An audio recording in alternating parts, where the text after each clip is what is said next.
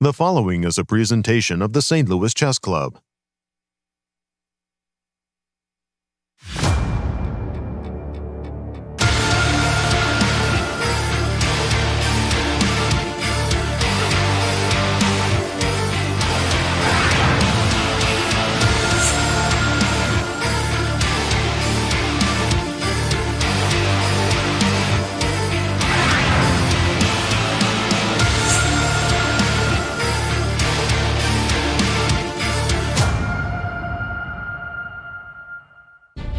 Welcome chess fans to day one of the 2024 US Chess Championship and US Women's Chess Championships held here at the beautiful St. Louis Chess Club. We have the best chess players in the United States battling for the ultimate title, the National US Chess Championship title.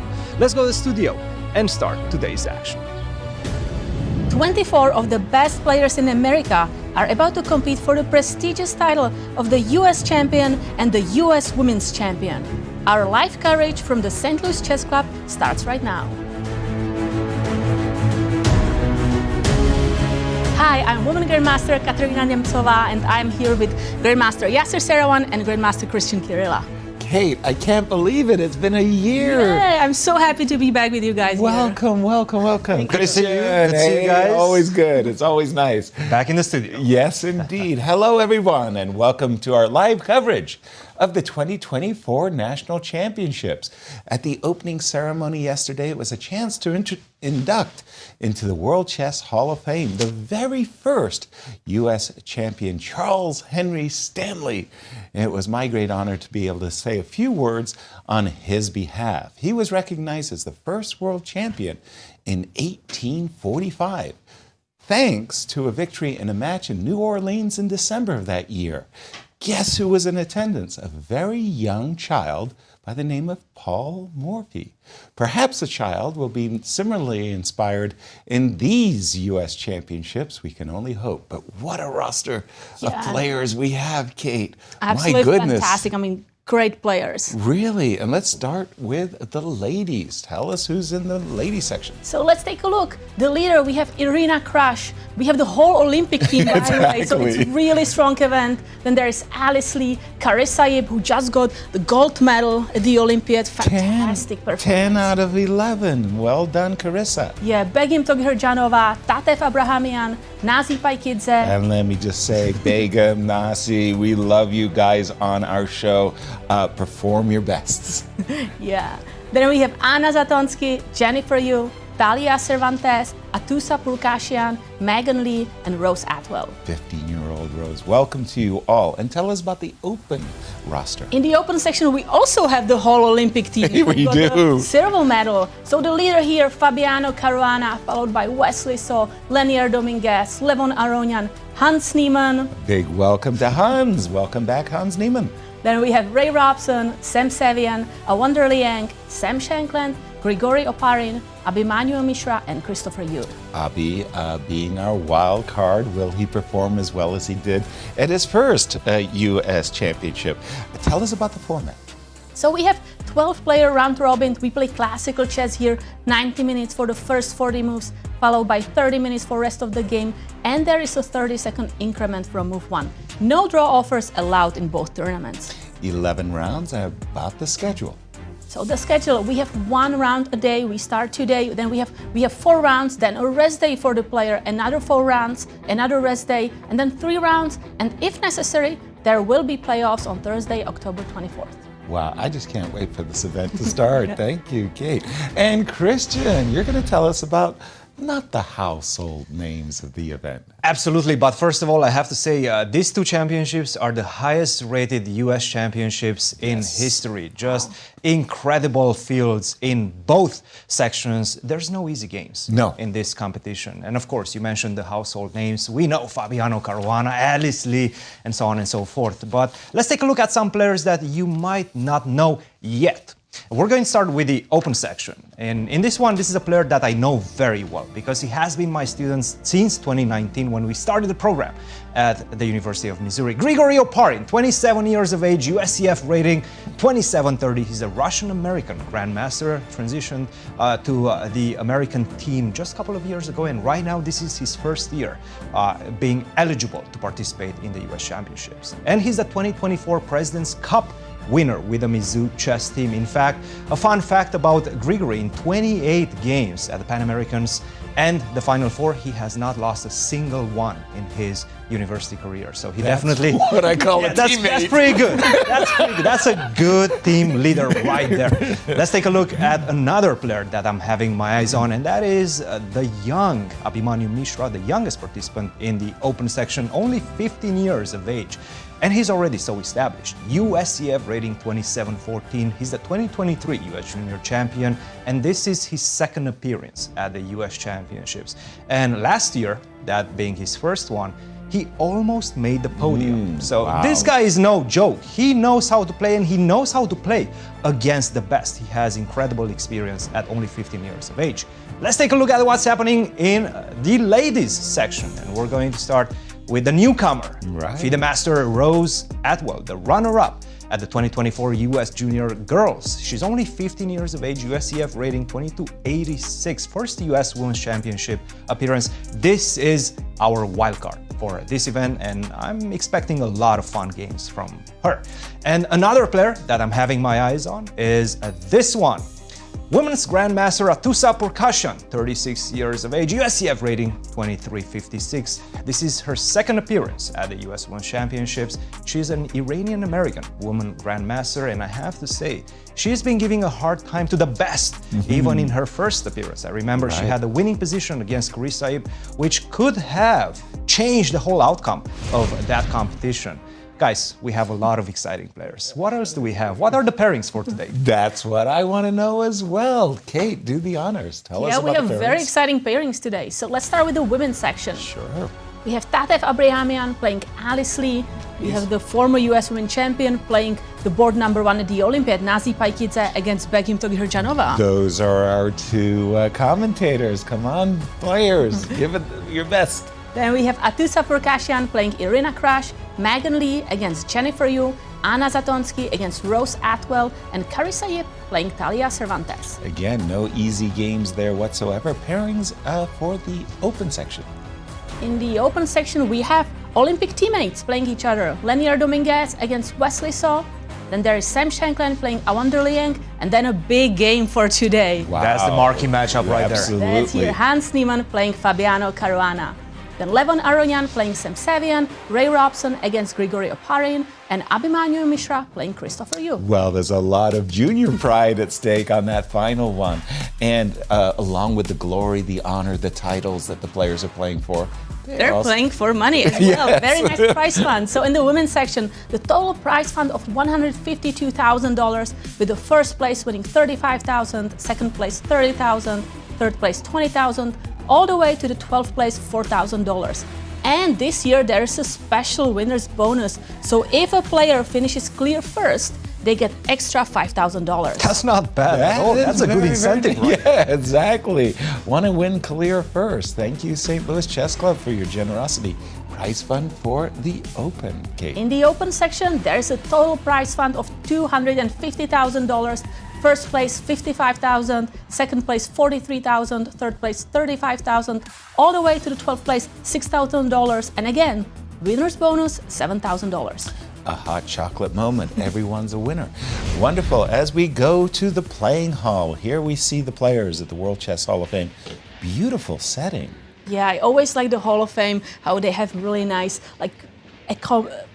organized the hall. Yes, with I just like these Very posters. comfortable as Yeah, And the blue is so soothing. You're Yeah. right. Just Nice relax, sea watch the waves, waves. Yes. Just carry you along the tides.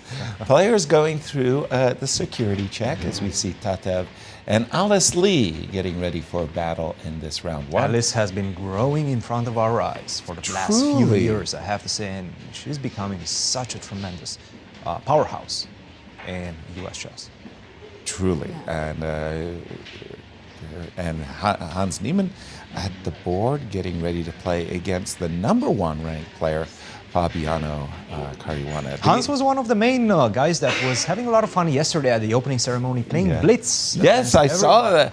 I mean, boy, they were getting rid of some jitters there as Grigory's up against Ray Robson. That's a difficult one, and they know each other quite well. I think the last time they met was one of the classics, and Ray bested in the final round, in fact, Grigoriy. Grigoriy needed a victory with the black pieces to win the tournament. He tried too much, and unfortunately for him, he lost. But I think they're both very solid players, right? Ray doesn't lose as much game. Grigoriy doesn't lose at all in your collegiate team. Look, the collegiate is one thing. This is the U.S. Championships. And these are the best of the best. So we'll see. And say Dr. Jeannie Sinkfield is going to be the bell ringer for the round, and she's all prepped and ready to go as the arbiters are just saying some final words. But just keep them on the opposite side from the cameras if your table has a camera on it.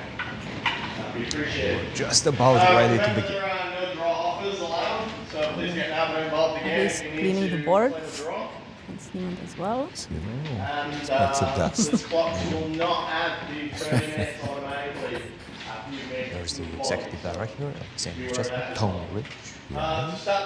He's now become the event coordinator for the Grand Chess Tour, as well as the many events. Please go ahead and start Wake's clock. Go ahead, team.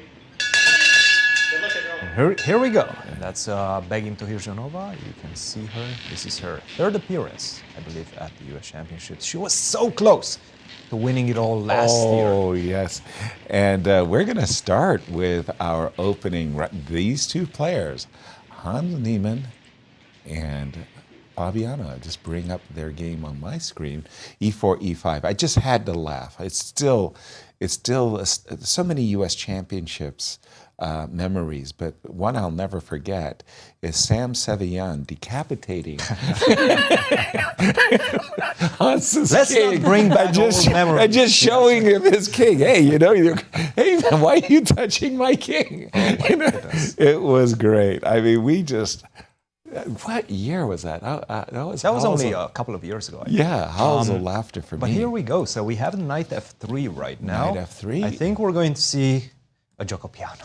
At one moment, Fabi was champion the Russian defense, or what we call also the Petrov defense, with knight f6. Since those early days, he's more or less been kind of glued to knight c6, and as Cristian just guessed, we might be seeing a gioco piano, bishop c4, bishop c5, but Fabi not at the board. All right, we're going to take that pause to take advantage, and not yet. We're not seeing all the other games, but have you seen any games that have attracted your attention? I thought about looking at the women's section. Okay. And let's see what is happening at the board of Carissa Yip. Okay, just a second. I'm just going. Now we're gonna have to do this shortly, but we're gonna pick our winners. We don't want to let the round get too far away from us. But you're mentioning English by Carissa, C4, E6. Okay, so I thought maybe they have already more moves. No, because Carissa used to play really fast in the opening. Exactly. But one player who does not play quickly in the opening, Anna Satansky, she's up against Rose Atwell. But I did see, by the way, just a second, this was the Nasi game with Begim, with a Slav. I think this is called the Churbalinsk variation with A7, A6. And the idea is as simple as it looks. If you don't do anything about it, my intention is to play B7, B5, and then force you to decide if you want to play C5 or if you want to capture on D5. And it basically asks a very salient question. How are you going to meet B7, B5? And now I think I'm going to turn it over to you. Well, finally we are seeing a move from Fabi. He's back at the board. He just played the move knight to C6 in this position, and this is the big moment because, of course, Hans could be playing bishop to C4, which has been his trademark so far. And to be honest, on analyzing his games, I think he's the best in the gioco piano out of his repertoire in general. This is his main weapon, and I think he's going to utilize it in this competition tremendously. To be honest, in recent years, gioco piano has been so predominantly played at the top level. It truly has. It truly has. Do you remember when Fabi switched or moved away from the Petrov as his? I would say it was sometimes after the World Championship match in 2018. So about 2019, 2020, he was already sort of transitioning into more knight to c6. Exactly. Sorry, I'm going to go back to back to the ladies, as I've got Tatev versus Alice Lee on my board. And what's very interesting for me is against knight c6, Tatev went for the Rosalimo with bishop b5,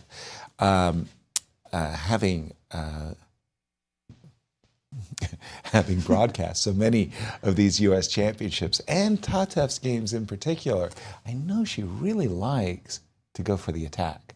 So the fact that she kind of ducked a good discussion with d2, d4, not playing the open Sicilian, but rather playing a slow Sicilian with bishop b5, d7, d6, castles, bishop d7, rook e1, knight f6. We're catching up to the players now. Somehow, I always think of these as moral victories when I'm black, when the players duck the mainline discussions. You know, I saw Tatev practicing a little bit for this tournament because I arrived a bit earlier. Training, and she was looking at this line. She was playing some games. So I don't, you know, when you get a player play their opening, they prepared, they can be also very comfortable and just playing very fast. And that's also an advantage because time is very important in these games as well. Absolutely. Even though you went through the time control, told us about the 90 minutes, the 30 minutes, and the 30 seconds, when you're sitting at the board, time moves very fast. Those minutes get eaten up. And as you say, if you can get your prep in, that's a big part about getting an advantage in the opening. What do you have for us? Well, let's go back to the open section for just a second, just to kind of give you a rundown of what's happening in some of the other games. Levon Aronian versus Sam Sevian. And Sam, I have to say, he's one of the players that I think is going to surprise a lot of people in this competition. He hasn't had the best of years, but we know he's capable of beating the best. Take a look at this one. He's playing the French against a player that has been playing a lot of French recently. That is Levon. Levon with the black pieces, he's analyzed it. So in general, do you want to play a position that he's analyzed? It seems like Sam Sevian is throwing the gauntlet, saying, yes, I want to play the French. And let's see what we have. Knight to d2, c5. And this was a very critical moment after bishop to c4. This is all theory. Knight to b3 after knight to c6. Obviously, you're going to pick up the pawn on d4 at the right moment. I don't think black can go e5 and try to defend for the simple fact that after knight takes e5, you take on e5, I go rook to e1. You try to continue defending that knight. First of all, I can just simply make use of this pin with the move f4. I'm going to recapture the pawn, the knight on e5, and unfortunately for you, you're not in time to hide the king. You're in trouble right now with the black pieces, so don't do that. a6. And now a very important move, a4. Of course, you could also take on d4, and that's going to make space after b5 to retreat the bishop if you want to keep it on this diagonal to b3. But what white wants with this move, a4, is to go queen to e2 and in fact take later on d4. You're going to delay that. You're going to go rook to d1 first. You want to set up this cannon, this rook, on the d file facing the queen on d7. This is the type of pressure that you're trying to create in the position. Also, by keeping the knight on b3, there's no more bishop to c5 as easily to hide the bishop on a7, for example, for black. So black needs to conjure a completely different plan right now. Thank you. Thank you, Cristian. I feel like we're playing a little tag team here. I'm going with the ladies, you're going with the open section. I'm going to return to the ladies, Atousa versus Arena Crush. And we have a very interesting position on the board, Kate. And I'm sitting here thinking to myself, okay, I grew up playing hedgehogs. So my bishop would be on e7 exactly in this moment if I had Arena Crush's position. And the reason I mentioned that having the bishop on b4 versus having the bishop on e7 is I really don't see this as something you want to do, like something that maybe you should avoid. Now, I don't know the theory, but my first question would be, is the move bishop g5 dangerous for Arena? Because you clearly don't want me just simply capturing Right, her, but you have to be careful about like knight e5. Okay, knight e5, you attack my queen, you force me to make a move with my queen, and now I want to capture, and you know what comes next. Yeah, I would like to now capture on c3 and capture on e4. But that's, in two moves, yeah, right. that's... The immediate bishop takes c3 doesn't address the threat. The bishop takes f6, now I've got checkmate threats. And so this was more or less my question, is are you going to now bring your bishop back? It feels like you've lost some time. So from the start, I understand that you might want to play, bishop takes c3. Right. Bishop takes c3. So I kind of flip those moves, right? Yeah, exactly. So now the desirable queen takes e4. Whoops, hangs my pawn on e4. Don't want to do that. If I take on f6, I don't know. Okay, am I threatening queen g3 or no, I'm not really, because I'm So then you guarding can take on b2. on the b2 and take, yes, because you've got c7 covered. So I'd have to take with the pawn. Now we go into your line with knight e5. You've given up the dark square bishop. How do you feel about that, though? This seems like a double-edged game. Right, so we need to see what white can do, because white cannot do queen g3, right? You cannot go back there. Right. So you can go queen e3 probably. For example, yeah. And now I'm dreaming about bishop takes f6 and f4. Something to keep our eye out on, because this is actually a very dangerous position after bishop g5, maybe for both players. That's true. Cristian, back over to you. Lots of fun developing games, I have to say. Ray Robson versus Grigoriy Oparin. Take a look at this one. We have the Nimzo, bishop to b4 with e3. We've seen Ray Robson defend the black side of the e3 Nimzo as well. So he definitely knows what he's doing. Bishop to d3, d5, and now this a3. Without the move knight to e2, immediate a3, so that, of course, after knight to e, for example, rook to e8 is one of the main lines, and then you can hide the bishop all the way to f8 in one move. That is the whole point of this move a3 first, because you want to provoke a reaction. You want to say, okay, if you put the bishop on e7, that's kind of going to be in the way of your rook coming to e8 on the e file. If you go to d6, then I have ideas with c5 and just simply attacking that bishop, closing and changing the structure of the position. Now, after a3, he took on c3, b takes c3, and now I would say a surprise came in this position, because if you look at the tree of this position, taking on c4 is the main line, 900-something games. The next one in line would be c5, and then you have b6, for example. But after b6, the main line is to just simply take on d5, and now you're more or less forced to take with the e-pawn. If you take with the knight, you're in danger after c4, so you cannot do that. You have to take with the e-pawn, which creates a completely different set of problems and dilemmas in terms of structure. Now, what black decided to do, what Grigoriy decided to do, was play the more rare move, c6, and that prepares the transition after c takes d5. And what he wants is to take back with the c-pawn. He wants to keep this pawn on a6. And you might be wondering, why am I keeping that pawn on e6? Because I want to get the bishop out, right? Right. No, what he wants to do is actually get it out the other way, via a6. So for example, right now, a lot of interesting games and interesting positions could arise after b6, f3. I'm going to be fast with my attack also. If I manage to get e4 in the position, and you're not going to create any sort of dangers against my pawn structure, then you're in trouble. As black, bishop a6, for example, take, and e4. These are the type of positions that we might be seeing. And I was going through the lines. And after h6, you can even try to do something like h4. A lot of exciting chess is coming along. What I'm seeing, though, is that Grigoriy has not spent any time. Knight to e2, by the way, is on the board. b6 on the board. I do not think we have f3 yet. This is right now Ray Robson thinking about the position, trying to figure things out, trying to understand the intricacies of this particular setup for black. I'm forcibly reminded of Botvinnik versus Capablanca, but not necessarily with c6. f3 is on the board. We might be seeing that, and I do expect bishop to a6 to come rapidly. Absolutely. By Grigoriy. That's a nice shirt by Grigoriy, by the way. Are those chess pieces, or is just like a pattern? We'll have to ask our cameraman to to give us more info. Do you see pieces? I don't think they're chess I'm not pieces, seeing right? pieces myself. He's trying to give Levon a run for his money. Levon's a fashion leader. Yes. Ali Reza and Levon are neck to neck. Before we get further into the play, it's that time where we predict our champions. And Kate, as you've been gone for so long, I know you're anxious to get your choices in first. Give it your best. So I was thinking a lot about my choice today because it's very important, right? Of course. We want to be correct.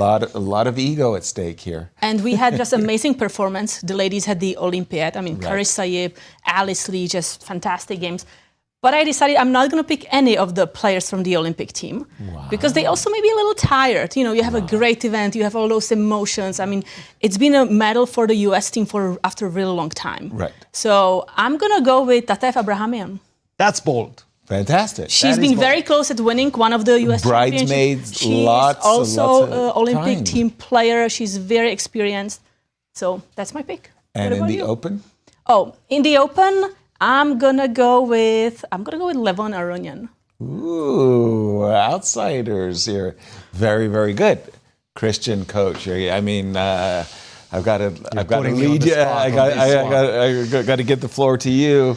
Unlike Kate, I did not think too much about this one before the round started. But all right, let's try to do this on the fly. On the fly. I'm going to take Begim. Okay. In the women's section, one of she's been knocking at the door. Look, she's been knocking at the door. Last year, I remember that was a heartbreak for her. Yes. In the last round, she lost that championship. So definitely, I'm picking Begim. I think she's going to take it this year.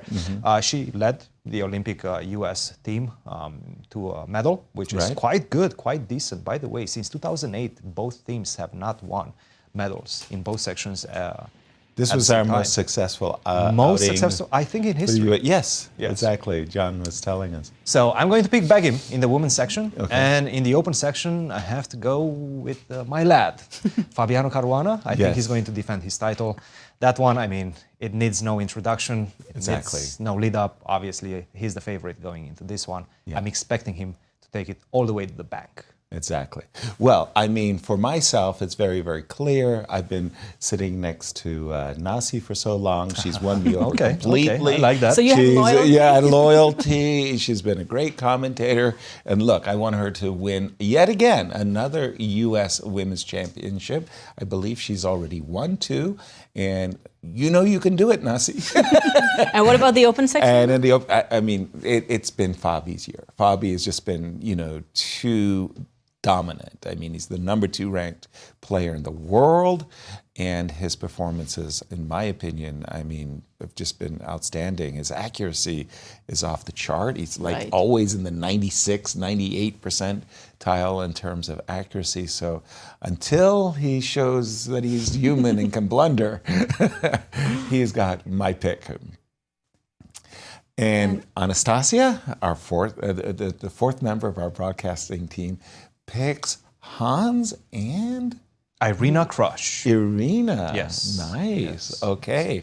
I like our choices so far. We'll get Darush. I like it's very diverse compared to last year. And Darush is going to tell me, Alice Lee, we're all over the and Leinier Dominguez. My goodness. So we're all over here on the map. As we've just told you our predictions, this leads up very nicely to the AI's prediction. Ben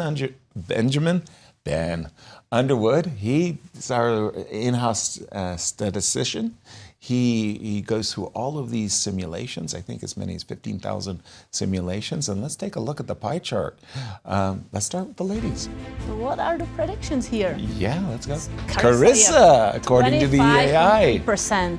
Yeah, I mean, she's the highest rated now, right? She's just having great events. Also, the predictions are based on head-to-head games. Right. So she won the championship previously. Right. So just followed by Irina Krush and Alice Lee. And as we go down the list, I notice Begim has a 14% chance. I'm the underdog. Look at that, 4% only for Nasi. Tatev, wait a minute. Wow, I don't. I'm glad you didn't see this chart before. Rose Atwell, our debutante, has the lowest chances of winning before the tournament begins. But I'm sure she doesn't believe that. Look at that, Jennifer Yu. She is the former U.S. Women's Champion. Exactly. And she has 1% chance to win. Wow. Wow, AI can be tough. And tell us about the open section. What are the chances to win there? The open section here, it's Fabiano Caruana. Wow, 39.2%. Guess that. That's high. Huge. That's really high. That's a huge percentage. I feel that's too high, to be honest. With Right. this field, Wow. with so many strong players and such difficult lineup, I don't think Caruana should be at 39.2. And Look, again, I picked him, but I don't think he has more than 25% chance. 15,000 tournament simulations. It's And incredible. Wow. Your choice, Levon. Levon Aronian, 10.5. But we know from the Olympiad, he can win even worse positions. That's great. And now he just doesn't get those worse positions. I was the first to congratulate him on his newfound strategy of getting a lost position out of the opening and fighting back. Hans Niemann, only a 5%. And looking at Ray Robson, Sevian, Shankland, that just seems too low. For Hans, to be honest, at 4.9%, that That's seems just- too low because of the trend. I mean, he's been He's having blasting great through the results. competition in the last few months. He's Yes, been he winning has. event after event. He had the set of matches that he organized, and he was doing very well in those. And we've seen him even in Paris, in Rapid and Blitz chess. He could hold his own against the best, against Magnus, against Incr, and so on. So, And Anish Abhimanyu as Mishra, well. he did great last year, and now only 1% chance. Seems a bit That's- low, yes. That's. But look, this is AI. Yeah, we were having issues with the AI. Don't fight it, embrace it. We got a bug. There's a bug in the AI. And let's get back into the tournament itself. Again, I'm following the game of Atousa and Arena Crush. Arena Crush, 8-time U.S. champion on the black side She in went this round. for the Bishop E7 that you Yes, suggested. Bishop G5, Bishop E7. She wasn't interested in any of these. Grabbing Bishop pawns, trying. No. Bishop takes C3. So a solid choice, Bishop E7. Now, in these positions, whenever I had the black side of the hedgehog, the one thing I really hated is when my opponents just came at me, like full blast and everything. And that means playing the move F2, F4. The immediate F4 actually has a problem. My king on G1 is suddenly exposed, so that after knight takes D4, queen takes D4, I face the terrible embarrassment of dropping my queen. Very nice skewer. So oftentimes you see in these positions the players taking out the move at the time to play a timeout move, king H1 with F2, F4. And again, the idea is just to go all in on an attack on the king side, and black still has to complete her development, keeping in mind that Atousa's rooks are nicely developed. But now's a good time to introduce our fourth member of our broadcasting team. Anastasiya Karlovich. Anastasiya, hello St. Louis, nice to see you. Hello everyone, hello Yasser, Kate and Cristian. I'm also so happy to see you. I've been to the playing venue right now at the beginning of the first round. So excited about it. After Grand Chess Tour, finally this place is full of people and it's really great to see all of them. 24 players. Most of them of course came very late and Chris Bird was running around trying to check everyone to be sure that everything is starting on time. So finally everything was really going smoothly, and co-founder of St. Louis Chess Club, Ginny Sinkfeld, rang the bell, and this is we go. I mean, everything was working pretty well, and the game started. It was really nice to see the players chatting before the round, chatting with Ginny, with organizers. We could see Joy, Rebecca, everybody was there, Tony. So it's nice to see the organizers, players getting together, talking before the start of the games. So Hans came with his smoothie, Fabiano came with his water. water. It's clear that everybody is prepared. Hans was wearing his US championship short, which he got yesterday as a present from the St. Louis Chess Club. Some players also were wearing some merch from the club, which is great, of course. Everybody should check Q Boutique for if they want to get the same ones. It's a small advertisement. And I'm here in the house, of course, waiting for the players at the end of the games, and I'm ready to ask them some questions and ask their opinions about the games and check some analysis with them. And of course, I will be following closely. And please, everyone, follow our social media accounts: Instagram, Facebook, and Twitter. St. Louis Chess Club is waiting for you with some interesting materials. I'm going to publish lots of videos, so please come and check it. How are you doing, Yasser, Kate, Cristian? Now back to you to the studio. Looking forward for the great day. Thank you, Anastasiya. We're doing wonderful, and we're just very excited about these U.S. championships. We believe that they are the strongest ever held in the United States. It certainly feels that way. My goodness, if Hikaru had accepted his invitation, this has been like, never mind U.S. championships, I'm going to just call it the World Championships of North America. But yes, Anastasiya, please continue with all your great social media. I saw you during the opening ceremony. It's great to have a fourth team player here, right? Getting all the action from the playing hall. Brilliant. And what has caught your attention? Ooh, this looks too even. Yes, let's take a look at this one. Abhimanyu versus Christopher, the battle of the youngsters. 15 years of age for Abhimanyu, 17 for Christopher, but also bringing a lot of experience to the table. Let's take a look at what's happening. And during the US juniors, I've noticed this. Christopher, you dominated that event. Yes, he did. won it, he qualified to the US championships. But I've noticed one weakness, and that is out of the opening, he was very much blitzing out his moves and sometimes bluffing, sometimes in fact misremembering the main ideas and getting himself in trouble. He was slowly getting out of trouble because he was just simply the better player in most of those encounters. But this was a weakness that I've noticed with him. And this seems to be the case right now in this position. Bishop to e3, this is still theory. And one of the main lines is bishop to e5. Now, Christopher played what is a novelty. Bishop to c5, and he played it very quickly. An hour and 33 minutes on his clock, if you notice that. But I'm trying to wrap my head around this position after bishop to d3. The main idea of this bishop to d3, not only to attack h7, but also to try to get castle. Long castle in the position. That is the most aggressive approach to this one, because not only that it covers the king, but it also brings the rook to one of the most proficient squares in the position, d1. For example, you take on e3, I take back with the queen. You try to go rook to e8, for example. This is already bad after castle. I have a big threat. Bishop takes h7. You have to defend against that. And if you get tempted to go into the endgame, you can do that with queen to g5. I'm not going to checkmate you anymore. But after queen takes g5, this in fact is quite a bad endgame for black, because you're not getting all of your pieces out. The bishop on c8 is still very much locked. I have everything set up perfectly for the attack. Rook to e1, now I have a big threat with f5. It's going to be extremely difficult to defend this one. You need to make space for the knight to go to c7 with the move c6 to defend the rook on e8. But unfortunately, this comes with consequences. Now I can transfer my knight to d6.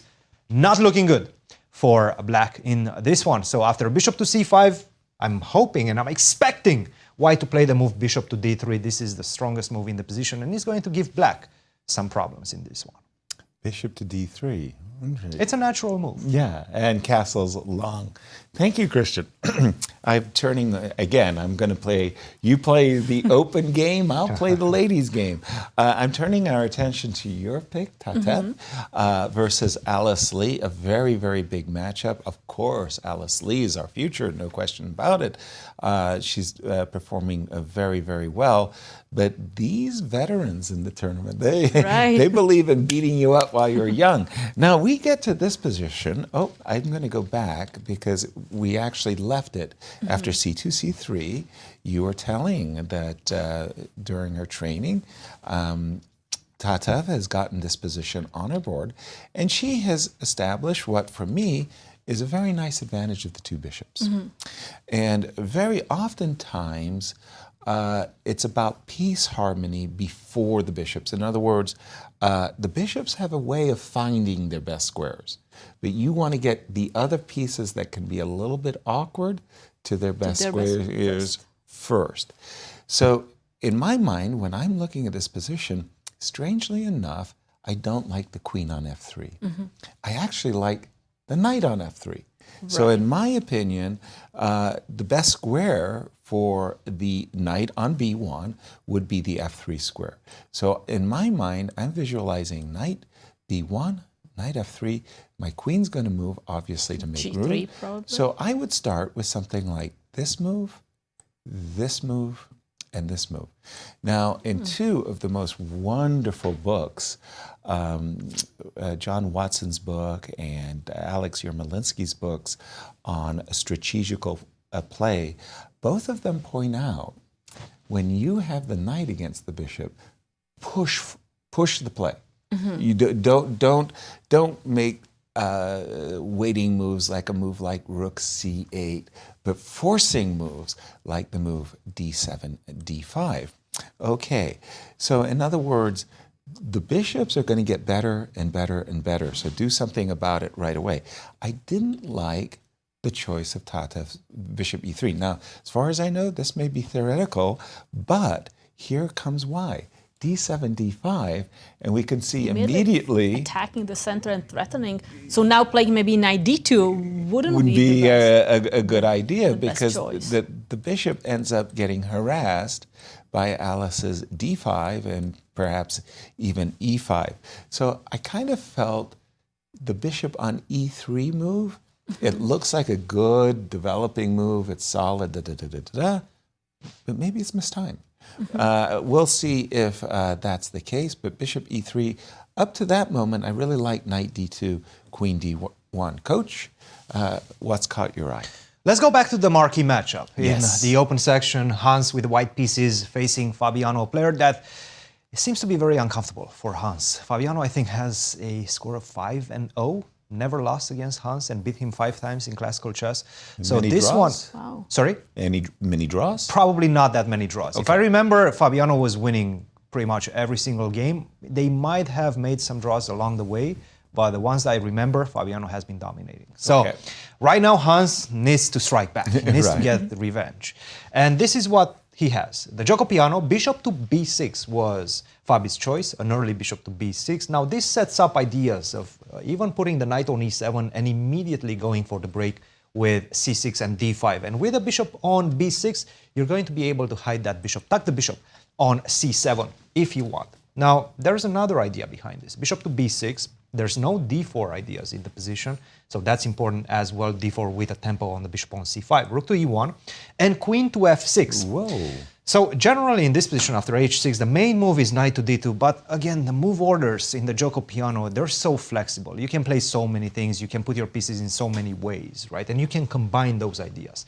Knight to d2, now the big drawback, and queen to f6 is the main line, is that you will not have, at least for the moment, the idea of bishop to e3 and getting rid of this very unpleasant bishop on b6, because in coordination with the queen on f6, there's some pressure on f2. You go rook to e1, I go g5, right? Whoa, whoa, and now whoa. you're already in trouble. g5, whoa. you don't have time to go knight f1 because of g4, and then you lose on f2. So this type of ideas are coming in the position. Rook to e1, queen to f6, and now we have b4. Bishop to e3 was also a move. B4 is obviously an idea. You don't have to react to b4 because a4, with the idea to trap the bishop on b6, it will be met with a5 as black. So you can just simply develop with knight e7. You have a couple of options. That's one of them. The other one is to just simply go for it. g5, why not? And this is generally how you want to approach the position whenever you already put the queen on f6. You want to go for g5, g4, put pressure on the pawn on f2. Now the difference is, without the knight on d2, white has enough time to go bishop to e3. And these are the type of situations that we're going to see in the position. I'm expecting a big fight in this one, an imbalanced one in the Gioco Piano, because I think Fabi is going to go for g5. Maybe not right now. Maybe he's going to go knight e7 first, but at a certain moment, he will have to go for it. He will have to continue with g5, and that's going to make the board explode. Ooh, thank you for that. Another board that's kind of exploding Right, is please. Levon's. Let's Look jump. at Levon's game against Sevian. Okay. We had some sacrifices there. When we left it, we have this classical Tarrasch French variation, A5, knight E2, knight F6, queen E2, pardon me, bishop to D6, rook to D1, E5. What am I saying? I'm taking the pawn. Why did I play E5? So that we could play queen E7. Okay, this is news for me. So rook takes D6, bishop F4. Oops. At first, I was almost quite certain that Levon's intention had been to play bishop F4, but check this out. Now, this is just a genuine exchange sacrifice, right? Just B2, B3. Bishop F4 winning some material back on the E5, but he's looking at bishop A3. Because look at the dark squares, right? Once I sacrifice the exchange, right? The dark squares are now in white's control. And bishop A3 is on Levon's agenda. So, E4. Boy, uncompromising play by both players. Check this out. Bishop A3, queen F4. So black is maybe going for some counterattack with bishop G4. Exactly. Because he also wants to make a pin and he has more pressure on that knight with the pawn on E4 already. Exactly. And because castle's kingside is forbidden, the bishop on A3 controlling F8, bishop G4 and castle's long. Black's king is going to get out of the center. But there's some bishop takes A6. I mean, okay. Oh boy. Okay, so after queen F4, queen E1. Okay, anticipating bishop to G4 and the knight is going to jump, queen E1. Coach, this one, I'm looking at queen B4, and I'm saying this is really dangerous for But do you see Sam. the time situation? No, I don't. 1 hour and 35 for Levon. An hour and 7 minutes for Sam Sevian. Boy, Sam's Wow. used almost a half an hour to no time whatsoever. Again, why would you play the French against a player that has been analyzing the French with the black pieces for the so. past year? And he's been playing it, Levon. Levon has to know this line, right? Of Because course. Obviously, you don't play this fast unless you really know your line. No, of course he does. Bishop to E6, the only move that keeps him in the game. So definitely a good find for Sam Sevian. And right now, I think we're going to see an instant move by Levon. Queen to A5. He must know that move. Queen to A5, yes. But what's the idea? I was thinking queen B4 with the idea of checkmate. I understand that. and queen B7. The big problem with queen to A5. B4, and it's Yes, kind of a please. funny problem to have, is that black is actually going to go long castle. Long castle, the king goes to safety on B8, and in fact right now you have huge problems because finally the pawn on E4 is threatening to take the knight on F3. Not yet, not but in the soon immediacy, to be. but I Yes. understand what you're saying, that the king is going to be safe on B8. Conversely, therefore, you were saying queen A5. Does not allow the king to castle, and we're about to see it. Wow. Instantly, by the way, instantly. He knows queen exactly what he's doing. This is all in his preparation. preparation. This is in his file right now. So Okay, if let's we say I take the knight. I don't Thank know what's you. happening. I'm Thank just you. taking a piece. As my trainer would say, I'm going to die with a full stomach. I'm a rook up. If you Queen. take on F3, Queen C5 will in fact finish the game. No castles. And that's a checkmate. Threatening checkmate. Defense of the E7 square is not easy. And if I go like knight G8? You probably have to go knight G8, which But is a very then sad we're going to move have to make. give up the rook. That was our pride and joy, the thing I that we think I'm going to like. start with rook to D1 check. I know. I want to checkmate you. I'm not Exactly. worried about your rook. Yeah, exactly. So the knight for the moment is not on pre. So queen c5, we understand, is a massive threat. We can defend the threat, can't we? Knight to e7. Pardon me. Let's try it again. Knight to d7. Knight to D7 is problematic after rook to E1. Rook. He played rook to D8. Rook to d8. Very good move, the best move, and the only move to maintain the balance in the position. Rook to D8. So the idea is that after queen c5, we're going to meet queen c5 With knight to D5. Knight to d5. Knight to D5, yes. Was that obvious to you, Kate? I mean, that's just It's letting not me at all. capture This that is all defender. tactics. Knight to d5, bishop takes d5, queen to f6, Intermediate attacks the rook move. on a1, and defends against checkmate. These are computer lines that if you don't know them, how are you going to find them over the board? Right? I remember. But he seems to have found it, or at least he's remembering what he needs to do. Perhaps he had this in his file as well, Sam Sevian. He was just trying to remember precisely. Again, he understands. He makes one slight mistake, it's over. That's over. it, game over. So Right. he spent those 20-something minutes trying to figure things out, and perhaps right now he's remembering because his last move, rook to d8, was played extremely fast. Can I have a question about Sure, this? So please. instead of rook d8, what if I capture the bishop on c4? Because I want to simplify the position, right? Sure. I want to defend and capture maybe the knight, so I take. You probably take back, Uh, right? I'm stalled for the moment because queen c5 was our threat, remember? Right. So Same if- idea. But Queen I have c5. knight d5 now. Okay, but now I'll take back, and I've induced your knight to jump to d5. If you take my knight, I've got a rook e1 check, and that might be problematic. Okay, so queen c5 is really a very It's a big strong- threat. That's It is a a big big threat. threat. Yes. That's a big threat. I remember a game that Levon Aronian played against Viswanathan Anand in Vaikonze some years ago, and it was the most hazardous, complicated, mind-boggling tactical game ever, and it was all in Vichy's file. Oh, wow. And Magnus Carlsen, the world champion, looked at the game and said, "Alien chess." I feel like I'm seeing a little alien chess here, Coach. I mean, these things are like, going how do you remember all this it- stuff? Look, this is modern chess right now. It's going to computer continue. There's engines. absolutely no way to shy away from it. Right. You analyze with the computer as a top-level player, as pretty much any level player, you're going to get some help from the engine.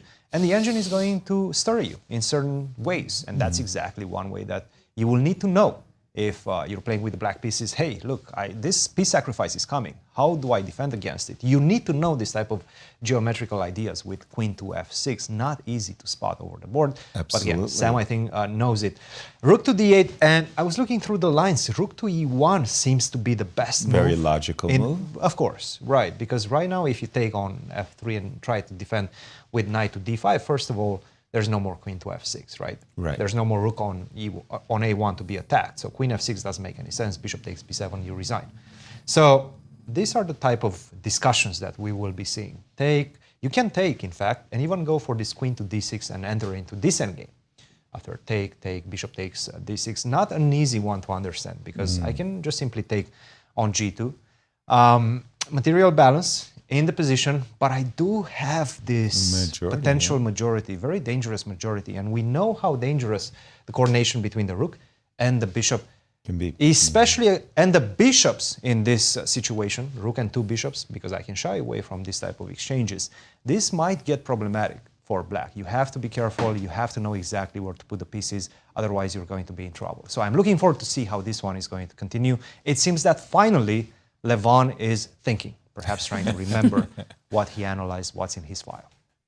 Thank you, Cristian. A game we haven't looked at, and two of our Olympic teammates are facing off. Leinier against Wesley. So they are playing in a Gioco piano. I was going to say an open piano, but Gioco piano, the open Italian, closed Italian game, pardon me, with these lines with b4. And I know these are like a Wesley So special, so it's kind of interesting to see Leinier playing this theoretical dispute. Wanted to also go to a former U.S. champion, Sam Shankland, up against Awonder Liang. Now, Awonder qualified for the event by virtue of winning the U.S. Open. He did it in a tiebreak. Our own Varuja Nakopian was tied, didn't get into that tiebreak, which was once again won by Awonder, up against Sam Shankland. And this one looks like a Catalan with these knight c3, these intriguing endings where white has, I want to say, this marvelous Catalan pressure of the long diagonal, as well as the control over the d5 square. Like, let me plant a knight on d5, and I'll be cooking with gas, but the split pawns. Right. You do have that weakness on c3. Right. You have those 3 pawn islands. Exactly. So let's see how the players develop, and we have the current position. I dare say we're still in the throes of theory. We'll leave that up to them. I'm going to go quickly through Ray Robson and Grigoriy. I think we have the position that Cristian suggested. Yeah, exactly. Showcased in front of us. That move c7, c6 to ensure that white didn't get the full measure of the center with e4. c7 takes c6, and the players have gone into, well, it's not a French yet. The moment we see the move e4, e5, it will really resemble a French. The feeling is we've traded off the light square bishop, so all in all, it shouldn't be terrible. Right. I mean, I do have still the possibility of e6, e5 myself. We'll come back to that. But you know, one thing that catches my attention here is Oparin has 1 hour, 28 minutes. He spent no time whatsoever on playing those moves, whereas Ray is already 30 minutes down. Okay, so a big indication that Grigoriy is still in his preparation. And then the all-junior matchup. Exactly. Seriously, when I was a junior player and I was playing in these U.S. championships as a junior player, I felt this almost territorial need to beat the youngest player in the tournament, whoever they may be. I usually was. We saw what, when we left it, bishop to d3, and Christopher, true to form, is saying, okay, I'm going to go for that ending that Cristian was mentioning, but I'm not going to be putting my rook on e8, and I will seek to develop my bishop as quickly as possible. For the moment, if Mishra can't, get some goods here. So if white captures the queen, okay, knight captures, yeah, right? Yeah. It looks kind of equalish, but white is a little bit ahead in the development. So Because bishop of the rook. e4. Yeah, because of the rook already on the open line, I totally agree that black is still the one trying to equalize. This is still pressure, if you will, for white. The problem is, how much is that pressure worth? Like, if I do get to play bishop e6 and rook d8 myself, I'll equalize. So you've got to really hit while the iron is hot. And I'm going to turn it back over to Cristian and ask him where's the action? Well, actually, let's kind of delve deeper into this endgame because we have time, right? Right. So queen to f4 is the last move, and perhaps he's still within his preparation. He's not spending a lot of time. He understands that he needs to exchange the queens. Nevertheless, he's facing a very dangerous endgame. Now, after queen to f4, you can exchange the queens in a couple of ways. You can take directly on f4, or you can, in fact, wait for black to take on e3 by playing the move rook to e1. If you take on f4 and then immediately try to pile up the pressure on b7, c6 has to be played because you need to get the bishop out to e6. It's pretty much the only place you can get it out. You don't want to go to g4. That's going to get attacked by my pawns with f3. So c6, for example, let's say rook to e1 in the position, bishop to e6, and a very crafty way in which you can play this position as white is, in fact, rook to d4. This creates an immediate threat. I want to take on c6, or maybe I want to take on h7. That's going to be a discovery attack. You need to spend a tempo. Play the move knight to g6, get off the 4th rank. But now I'm going to swing to b4 and start picking at your pawns. Rook to b4, the bishop is no longer on c8, so you have some difficulties, right? It's a beautiful setup and a very efficient setup for white. Of course, black is not losing by any stretch of the imagination. But if you try to stay passive with rook a b8, knight a4 comes, knight c5 is going to come next. It's a difficult defense in this one. At some point, you're going to need to sacrifice a pawn. So I'm liking white, but he needs to find this idea with rook to d4. If he doesn't, then slowly but surely black exchanges on d8, rook to d8. He's not going to have any issues equalizing. So big critical moments after queen to f4. How is white going to try to continue pressuring this position? The next couple of moves, the next 2 to 5 moves are going to be critical. If we start with rook on h1 to e1 and just say, okay, you got a knight stupidly posted on e6. Yes, yes. let's say rook to d8. Yeah. You cannot discovery check me with bishop takes h7 because the knight is in fact defending the rook on d8. So you can go f4. Okay. Trying to say, hey, Yeah. do you want to take? Do you want to take? Give a little bait? Probably not. Probably he's Okay. not going to take. Yes? I have a cool idea. So what if Yes. I go knight b5 here? No. Knight b5. Okay. I want you to go c6. Okay. Then knight okay. c7. Knight c7, Oh no, yes. but then I give probably too many pieces. No. Well, Continue. I think I'm going to take. And Two it just minor can- pieces. But the knight actually protects So the rook. bishop the to rook, e6. so I can just simply go bishop Yeah. to e6. Close. Really close. Yes, really close, and you do have to pay close attention to what you're doing. I do believe we have a move. Rook to e1 is on the board. So this is the type of position, this is the type of endgame that he wants to play. Keep the pressure on, keep the knight on e6. That doesn't allow black to go knight to f4, knight g5, because rook to e7 would probably be quite devastating in the position. So you have to keep the shop closed with rook to d8, keep the knight on e6. But by keeping the knight on e6, this bishop is going to be quite Stuck. difficult to get out. Yes, exactly, stuck. Right. Cool.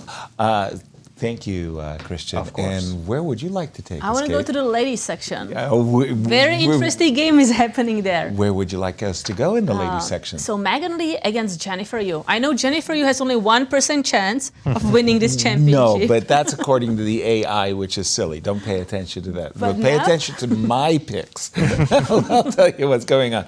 Holy smokes, this is a crazy game. This is a black Jennifer's playing a combination of what we would call the dragon and the Najdorf, and it became known as the Najdorf or Dragendorf. G2, G4, Bishop B7, and I think even Magnus Carlsen was having some fun on the black side of these positions. H4, Knight B6.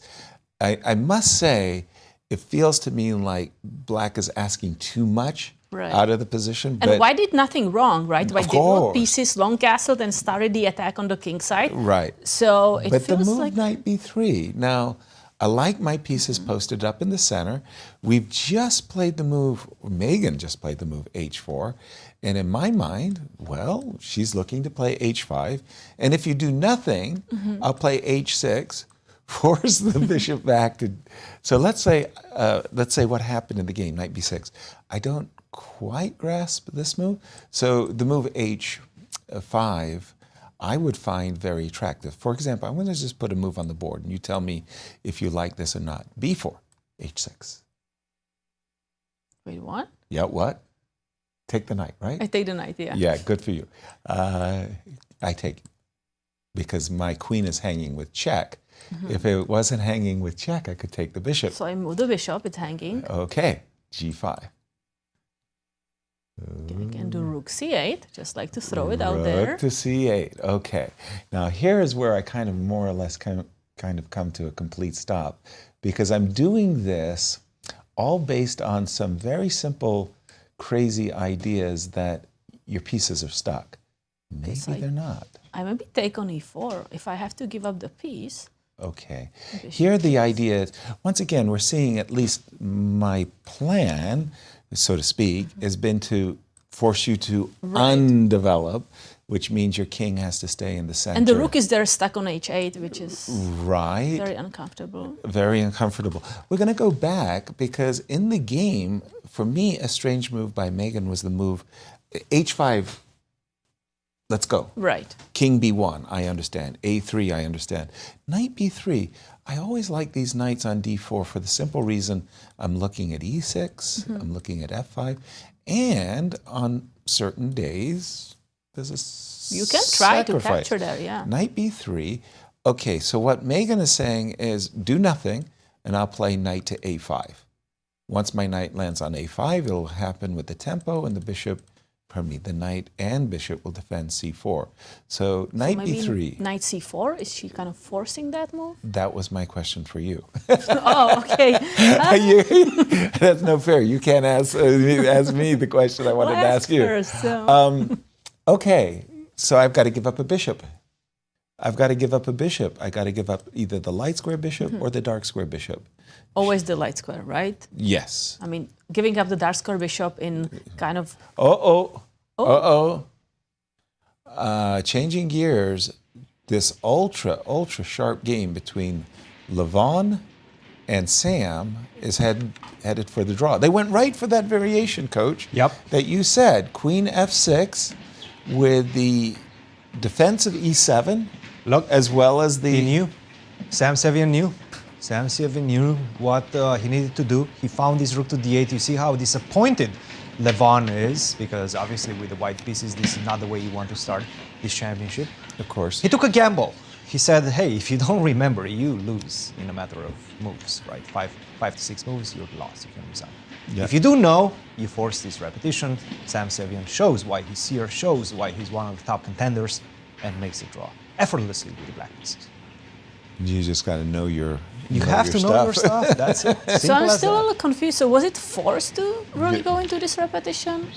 Like, It does seem like after knight to d5, yes, the computer at the beginning starts liking white, but after a while thinking, and I'm sure these players analyze with very strong engines, it seems to be zeros across the board. Okay. With bishop takes a6, with bishop takes d5, with rook to e1, and Levon chose bishop to d6, bishop to d5, queen f6, bishop c6, and this basically forces this one. You might be wondering, why not just simply continue playing this one, right, with the move rook to e1? E takes f3, and despite the fact that you're a rook down, a full rook down, you still have a lot that of compensation. perpetual. Look, this king is staying here for the remainder of the game, at least. Right. It looks like such. Bishop to d6, and I'm putting some pressure. For example, if you take on g2, then I can continue with b4, b5, and you might not be in time to catch my pawn. So you have to be careful with the black pieces as well. Nevertheless, if black knows, a5 seems to be giving an advantage for black. So very intriguing game, and I'm sure the players will perhaps analyze it in their minds with each other and discuss ideas and discuss their files, because this was a theoretical discussion between the two. Wow, a high-level theoretical dispute at that, but a draw nonetheless. So there you go into the record books as the first players to make a draw in these national championships. By the way, going back to the game of Megan and Jennifer, we did see the move knight c4. She did give up her light square bishop, and Megan seems to be perfectly happy with the idea that she's lost a tempo or two. But a very important thing has happened. For those of you who do play the Open Sicilian as black, one of the things that black treasures is the open C file, or rather the half open C file. And a lot of operations occur with the bishop right on the c3 square. Right, rook takes c3. So one of the things that Megan's loss of tempi has done is created a situation where everything is now shut down on the C file, and before the move h5 was played, Megan's now ready. She's really ready to launch her h4 pawn, and so we saw Jennifer play h5. It's funny, before the move h5 is played, when you have the pawn on c4 as black, it's nice to see the shift. The shift that happens is now that the C file is closed, it's the half open B file. And rook b8 and queen b6 suddenly magically shows on the agenda of white. And there was this wonderful game of Magnus Carlsen was black against Hikaru Nakamura. And in exactly this type of position, we saw the world champion Magnus Carlsen, and it was so funny. He went king b1, king a1, and rook to b1 to defend the b2. b2 is not going to be attacked that much. And in the bar, Magnus explained to me that he was overprotecting the pawn on b2. Get out of here. Nobody believes you.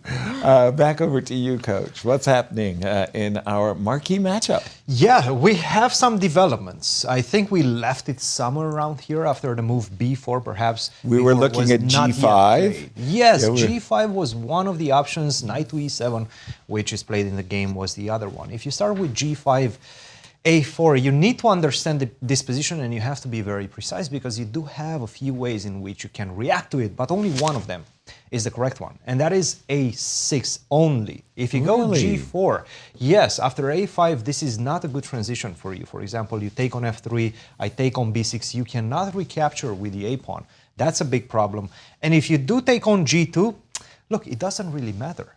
This pawn on g2 is going to defend my king. Right. It's not going to attack my king. It's going to defend my king. You have to find a way to get a knight on g5 to threaten ideas of knight to f3 or knight to h3 to try to force me to go to g2 and pick up that pawn. Otherwise, this is a shield for my king. And in the meantime, I have great play on the queen side. So this would not have been good for black. And perhaps this is why Fabiano rejected it and played the move knight to e7 first. a4, a5. He wanted to respond with a5, b5, and now knight to d8. Bishop to e3 is the position on the board. Fabiano is thinking. And Hans is gaining some speed right now on the clock. An hour and 15 minutes against 58 minutes for Fabiano. So definitely the trend is working in Hans's favor right now. Bishop to e3. It seems the position is still very much in balance. Nevertheless, how are you getting your attack going? I think you have to take on e3. Let's start with that one. You probably don't want to allow me to take on b6. This pawn on b6 is going to be a target. I'm going to find a way to get a knight to c4, maybe even a queen to e3. That's going to put some pressure, and that might actually be deadly. Too weak. Yes, it's too much. It's too much. So you probably want to start with bishop takes e3. Big question, how do you take back? With the f-pawn or with the rook? Let's say he takes with the rook, right? Okay. Taking with a rook, and then you're trying to play for d4. The most natural seems to be bishop to e6. Obviously, you can also go knight to e6, which seems to be the best move by the engine, but bishop to e6 looks very natural, right? Knight to d2. How do we assess this position? Let's say b6. Do you get your d4 in? I guess you have to get your d4 in. Right. To be honest, I'm looking at it. Forget about the assessment, 0.3, 0.4. That's not a lot. It does feel a bit uncomfortable to play with black. I mean, white is the one that's first. I have the space advantage. I have the pressure. I can dictate when the center is going to change with taking on e5. You don't want to take on d4. No. That's one of the things you don't want to do as black. Taking on d4 would actually just be a really bad mistake, relieving the tension. So I'm seeing this type of possibilities land in the position, and I think Hans has an edge out of the opening phase. Definitely showed why he's one of the most feared Gioco Piano players right now. He's really good in this type of structures. And then what you said also about the clock, a 20-minute time advantage favoring him. And this is what we've seen from Hans in recent months. He's been showing his practicality over the board. Very often he puts a lot of pressure on his opponents on the clock, gets them in time trouble situation, and then that's when they make the mistakes. So this is what Hans is trying to do in this game. That was especially the case in his recent match with Etienne Bacro. Etienne was finding himself in a time trouble, making some awkward mistakes at the Questionable end. decisions, right? Questionable decisions. I wanted to go back to the game between Megan and Jennifer just for a moment, because I've just seen this move h7, h5, and for me, this is a very teachable moment. I'll put it like that. In the opening, your goal should be very simple. You want to control the center, good pieces, good squares for your piece's safe king. Now, the problem is black does not have a safe king. That's just the way it is. She does not have a safe king. However, if you do play the move g5, Suddenly, knight d7, then suddenly the king side became a lot safer thanks to the pawn on h5. So I would not recommend the move g5. Rather, I would recommend capturing. Now, most likely, Jennifer will recapture with the knight, knight takes, and play this position. But if you notice, just that little capture means that the king side is that much more vulnerable. And after a move, for example, like rook g1, castles comes with some very considerable risk. Ideas of knight f5, ideas of bishop h6 are on tap for white. In short, I find it easier to play white than black in this position. Maybe the solution will be that, you know, you want to try always, as you said, control the center, develop pieces, and then king safety. Right. But maybe the king safety is not castle, it's just having the king in the center. Sometimes you're stuck and you can't get out of the center. So h7, h5 on the board. I just wanted to go around the horn a little. Tatev versus Alice. Remember when we were talking about the advantage of the two bishops? Well, this move d5 disturbed Tatev a lot. She ended up playing bishop g5, and that stutter step, I don't like it. It's a loss of tempo in my estimation. Alice castled, captures. With the two bishops now off the board, I would say Alice has equalized, and be very, very careful. This pawn on d3 could be the proverbial backward pawn that starts to become a target. So you prefer this position for black? Pardon me? You prefer this position for black? Like if I go rook d1, maybe g3, bishop g2? Preference is strong. I would say black is equalized. Okay. Yeah, just simply equalized. Kate, that was the fastest hour in chess television. It goes by so quickly on set. We're going to go on our first break, but before we go on our break, we like to check in to our good friends at Q Boutique and see what they have for us on special. Well, here it comes. Embrace the thrill of the changing seasons and prepare for the cold with the St. Louis Chess Club's puffy vest. This is actually very, very comfortable. I like this vest. Emblazoned with their iconic logo over the left breast pocket, made of 100% polyester, and available for both men and women at qboutiquestl.com for all your chess shopping needs. Our coverage of the US Chess Championship will resume after these words. We'll get you a puffy vest so that you can be sportive with the guys.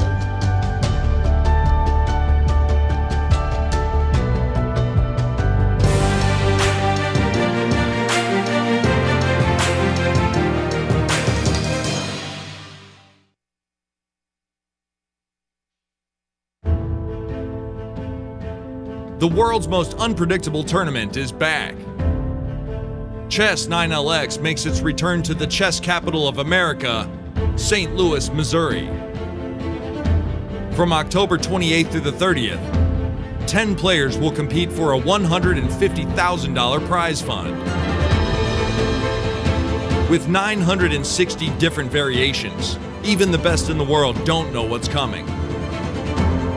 Featuring legendary world champion Garry Kasparov, Hikaru Nakamura, and returning champion Sam Sevian. This is an event you won't want to miss.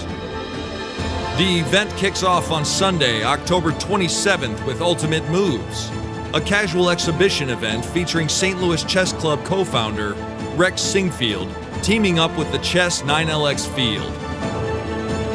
Catch all the action on the St. Louis Chess Club YouTube and Twitch channels. The St. Louis Chess Club is the premier chess facility in the United States. We bring the educational benefits of chess to thousands of students across the St. Louis area. We also promote chess at the highest levels, hosting all levels of the U.S. championships, as well as high-profile tournaments that attract the world's best players. Become a member and enjoy perks such as free classes and lectures, weekly tournaments, and so much more. Visit stlouischessclub.org to claim your membership today. The St. Louis Chess Club Scholastic Program brings the educational value of chess to kids and schools across the St. Louis area. Active in over 100 schools throughout the St. Louis City and County, the St. Louis Chess Club has been able to reach over 85,000 students in both in-school and after-school programs. We view chess as a valuable educational tool. Learn more about our scholastic programming by visiting stlouischessclub.org/education.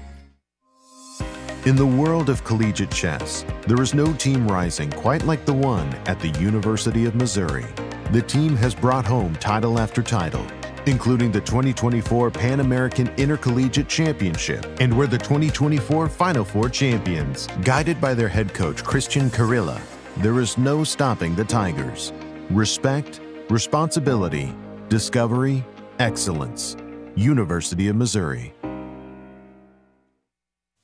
The World Chess Hall of Fame, located in the heart of St. Louis's historic Central West End. Want to know why chess has intrigued people around the world for nearly 1,500 years? Stop by and learn about the impact of chess from our 3 floors showcasing the art, culture, and history of the game. The World Chess Hall of Fame has something for everyone to enjoy. For more information on current exhibits, please visit worldchesshof.org.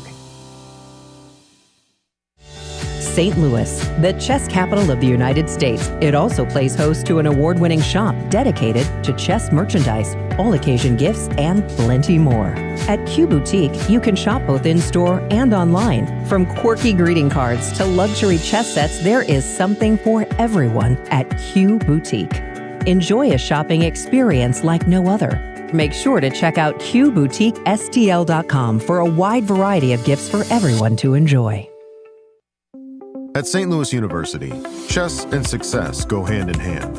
Founded in 2016, the St. Louis University chess team has risen to become recognized as one of the best in the nation, bringing home multiple titles, including the National Championship in 2022. With members from 9 countries and led by Grandmasters Varuzhin Akobian and Darius Virks, the future is bright for the SLU chess team. Higher purpose, greater good. St. Louis University. The St. Louis Chess Club is the premier chess facility in the United States and is among the best in the world.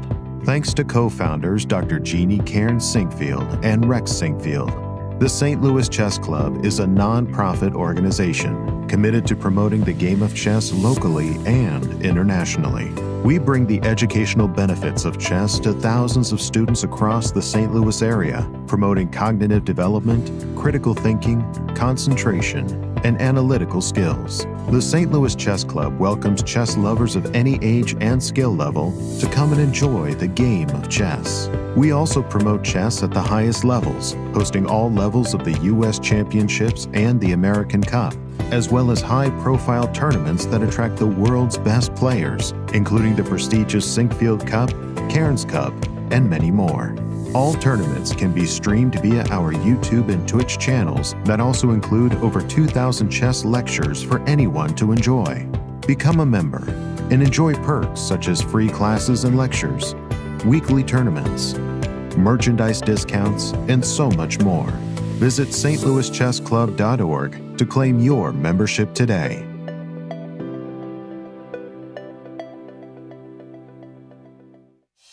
The World Chess Hall of Fame, located in the heart of St. Louis's historic Central West End. Want to know why chess has intrigued people around the world for nearly 1,500 years? Stop by and learn about the impact of chess from our 3 floors showcasing the art, culture, and history of the game. Landmarked by the world's largest chess piece sitting outside our front door, the World Chess Hall of Fame has something for everyone to enjoy, including various exhibitions, monthly concerts, and much more. Whether you are a beginner or a professional, there is something for everyone to learn here at the World Chess Hall of Fame. Enjoy free admission to our rotating exhibitions in our galleries and sign up for chess events, family-friendly programming, and art classes. And don't forget to stop by our award-winning gift shop, Q Boutique, and shop a wide selection of chess-related merchandise. For more information on current exhibits, please visit worldchesshof.org.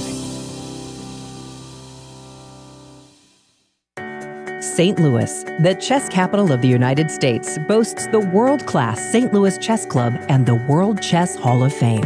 It also plays host to an award-winning shop dedicated to chess merchandise, all-occasion gifts, and plenty more. At Q Boutique, you can shop both in-store and online for chess merchandise, autograph collectibles, chess campus souvenirs, and much, much more. From quirky greeting cards to luxury chess sets, there is something for everyone at Q Boutique. And all purchases go right to benefiting new exhibitions and programs at the World Chess Hall of Fame, dedicated to exploring chess and its immense impact on art and culture. Located on the first floor of the World Chess Hall of Fame, enjoy a shopping experience like no other and become everyone's favorite gift giver. If you can shop in store, make sure to check out QBoutiqueSTL.com for a wide variety of gifts for everyone to enjoy.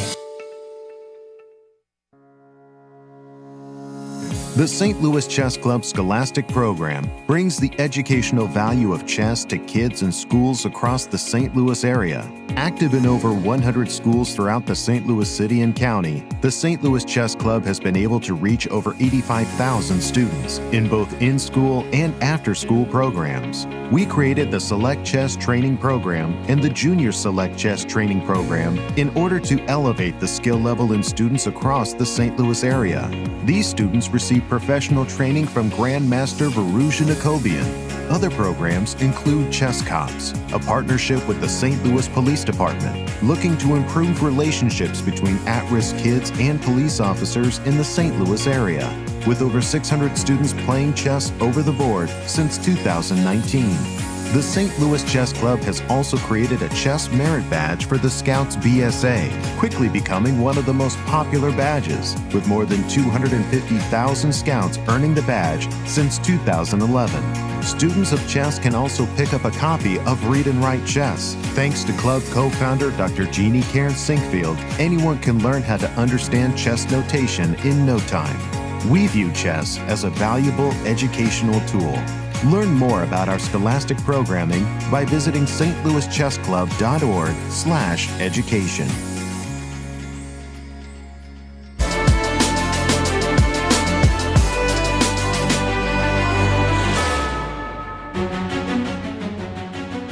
Welcome back, everyone. We have a result.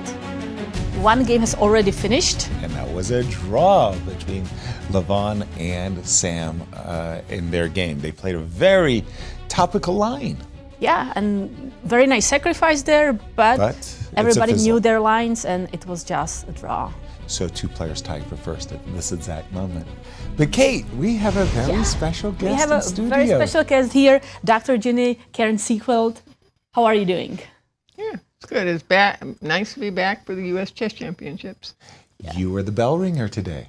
I'm always a belt ringer.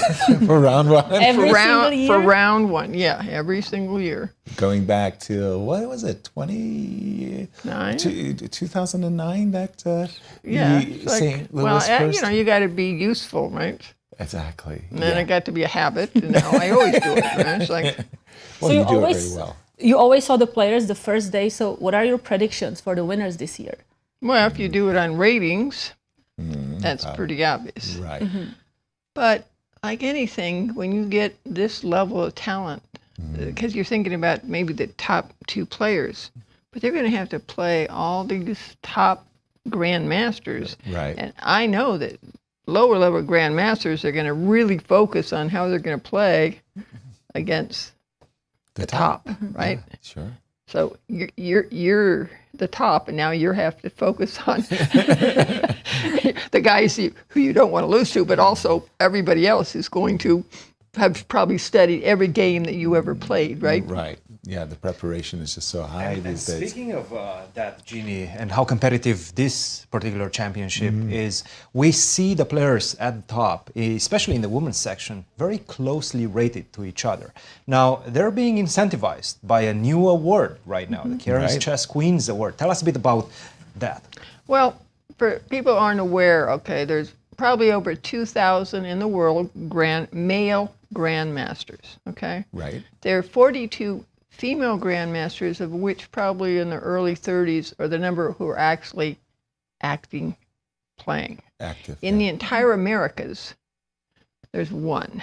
Arena Crush. Arena Crush, Right. yes. So we decided, since we're the chess capital of America, we should have more female grandmasters. So we're just saying that American females, okay, Right. females, Who get the Grandmaster master in the next title. 5 years will get $100,000. Okay. Well, that's- they're coming for you as we're going to take a look at some B-roll with Arena Crush, where this was announced. And Well, we cheated on her because she already had it. We could still say, hey, what her thoughts was that too bad she couldn't be there because she could make the money. Right. Well, that was what she was saying as she came up to take the award from And she you. was very surprised. She- had Yeah, she no did not idea. expect She was any saying, of that. how can I get my Grandmaster title for the second time? as you really did surprise her with the first award, the first Queen's Award. 5 to come. Now, I want to warn you, Jeannie, that there's a lady out there already gunning for that award, Carissa. She had a 2,600 result in the Olympiads. She's not going to get the norm because the opposition didn't have the titles that was necessary. But Carissa, you know, she's got a 2,600. She's coming. You got some of our players, women players, are still in high school. Exactly. Yeah. And you got moms who are going, that's cool. well, it's been nice you've been playing chess, but $100,000? Nice motivation. Go get it. Yeah, let's practice 3 times a week. And part of it is like to do those, people forget about it's not that you're a good player, but you have to play in norm tournaments. Yes, exactly. Okay, you have opportunities. And those are not that common. So you have to be more planful about how you play, and there's more norm tournaments in Europe than there is in the U.S., although we're trying to get more ones. Exactly. You know? So, you know, there's a process, and you really need other people to, your mom and dad doesn't know the process. Right. It's like applying to college for a first gen. Right. You know, but you got to get, you know, in other words, you might talk to Cristian and go, hey, Cristian, what would I need to do to get the norms? And you would say, well, you know, these are, you're going to have to study in a certain way, and then here are some of the ones that might be out there. These might be better than that. Do you know, it sounds a little strange, but it's not like you just are a great player and you have a great tournament. You have to do, like you were talking about, Do the work, yeah. Yeah, you Training. see, so it's a process. Yeah. Now, I know. Go ahead. Sorry, Go ahead. I know because this is very personal. 1960s, 70s, the Cub Scouts and getting recognition from the Cub Scouts, getting a badge for chess was an impossible undertaking. The USCF could never do it, and we talked about it for years and years. You came along, you went smack. Everything is pushing. And at this year's opening ceremony, you stunned us all with a number of Cub Scouts that now have the badge. Scouts. The Scouts. It used to be Boy Scouts, but now it's Scouts America. Right, Okay, because 'cause they we have combined. girl troops, but Right. but Scouts, it's been growing. It's like about 25,000 a year, so estimated about 350,000. But the important thing Got the badge. got the chess merit badge. Right, that's what I meant. Okay, and that meant part of the requirement for the chess merit badge is you have to teach someone else. Right. The rules. So yeah. now it could be that you're teaching Younger brother. another younger person sister. who then is going to get the chess merit badge. Right. But it could be that you're teaching others. Right. And the other difference is most of the best players in America are coming from larger urban areas where there's a lot of chess. Okay. But Scouts is everywhere. Rural as well. Loose Creek, Missouri. Okay? They have a troop, okay? Right. I mean, Loose there's little towns all over America that things, and you don't know who is going to be a chess player. You know, they're out there. They have the talent, but and then I have that little booklet that Right, to inspire as well.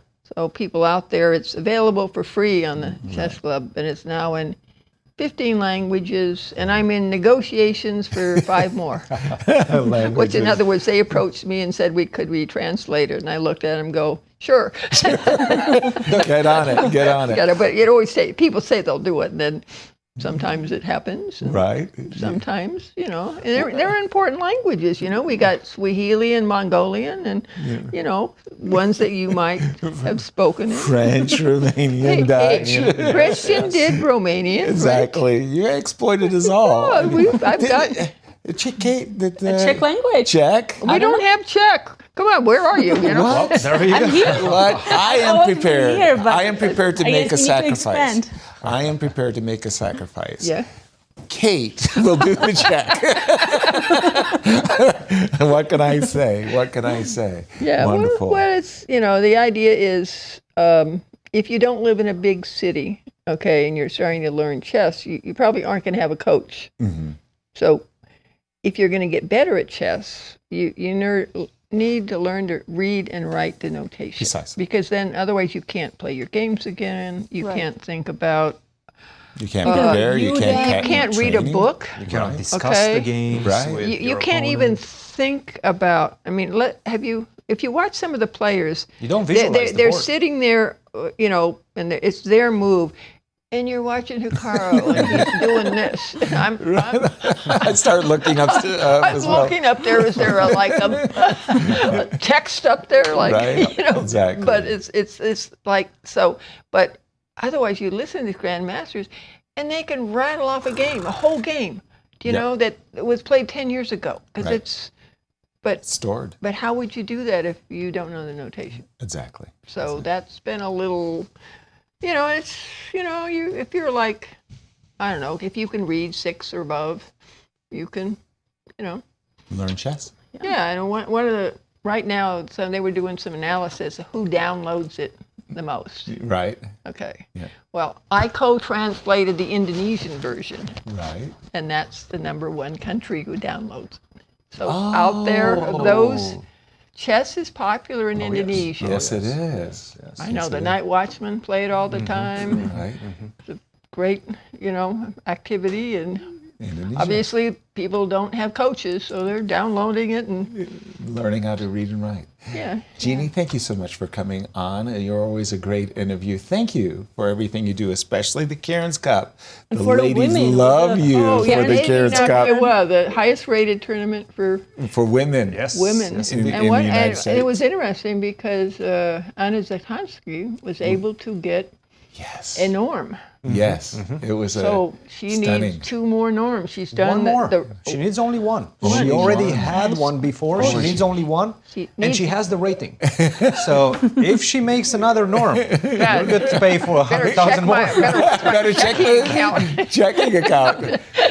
Yeah. Well, okay, so she's going to be focused on doing well. Yes, she will. Yes. And for those viewers who don't know, once again, the Read and Write Chess book is downloadable for free. Dr. Jeannie Karen Sinkfield It's on the having St. made Louis Chess Club. it. St. Louis Chess Club. We should put a QR code so people can snap it. Scan it right in. Yeah. And once again, Jeannie, thank you so much. Okay. And thank you for joining us. We are in round 1, and we have the pairings for this round 1. Let's start with the ladies. So in the women's section, Tatev Abrahamyan is playing Alice Lee, Nazi Paikidze against Begim Tokirjanova, Atousa Pourkashiyan against Irina Crash, the only GM, Right. America, Megan Lee against Jennifer Yu, Anna Zatonsky against Rose Atwell, and Carrie Said playing Talia Cervantes. And we do have a result in the open section, but the pairings. So the pairings for the open section. Just rattle them off without. Here we have Leinier Dominguez Without playing the Wesley. graphic. So, Shankland playing Awonder Liang, Hans Niemann against Fabiano, Caruana, giant game for today. Absolutely. Levon Aronian already drew against Sevian. And then we have Ray Robson against Grigoriy Oparin and Abhimanyu Mishra playing Christopher Yu. In a matchup of the junior champions. And let's go to our marquee matchup, and over to you, Cristian. Why not? Let's catch everybody up with the action Right. and what's happening in this one. We left it off after bishop to e3. We were saying, hey, look, you probably should take on e3, right? Take on e3 because after bishop takes e3, first of all, you're not going to have to deal with any sort of bishop takes b6 situations, right? Bishop takes b6. Bishop takes e3 would have been the right way to go about it. But Fabi had a different idea in mind. That is to invite the trade. Perhaps what he thinks on his terms, because what he envisions is taking, and then you can understand there's some really strong square on c5. The knight could potentially jump to c5. If you don't attack me with d4 in the right manner, you're going to have to contend with the pressure against your weak spots, especially this pawn on a4. And also, you could envision, sure, the king is most likely not going to go long castle, but you can see something along the lines of bishop to d7, followed by rook to c8, maybe short castle. I haven't committed to g5, so I haven't overextended on the king side yet. So this is the type of position that Fabi envisioned. Hans said, no, I'm not ready to take on b6, I'm still inviting you to take on e3. And right now, after bishop takes e3, it's an even better version for white, because after f takes e3, you already committed the knight on e6. Right. Knight is not going to f4. You don't have bishop to e6 to exchange the light square bishops, yet you still need to lose 10 pieces to do so. Knight c5, maybe knight g5, and then bishop to e6. That's just simply too slow. So bishop takes e3 is no longer an idea for black, but what Fabiano wanted was to play the move knight to f4. And now the position more or less explodes, because you understand, look, there's a queen g6 sighting, there's maybe even knight takes g2 ideas at the right moment in the position. Careful. You have to be careful with the white pieces. At the same time, you've sort of committed on this king side with knight e6, knight to f4. So I might as well try to strike in the center. Strike back with the move d4. I think this is what we're going to see, bishop to g4. This could turn into a very interesting fashion in the next few moves. I'm expecting something along the lines of h3, trying to kick you away. And after h3, first of all, this is a big decision. Bishop h5, and then g5, g4 is coming with an attack against the hook that you just created on h3. So a lot of things to consider, a lot of decisions, very difficult decisions to make for both players in the next few moves. Very complex battle right now in this one. Wow. I'm still a little bit stunned that Fabi has allowed this move, bishop takes b6. d4 is on the board, by the way. By the way, d4. It was just played, and again, this is one of the trademarks of Hans. He's really putting a lot of pressure on the clock. He's playing fast, d4 is on the board. We're expecting fireworks in the next few moves in the ensuing middle game in this position. Right. Okay, I'm just having a little trouble getting the position on my board, so I'm going to stay with the ladies for just a moment.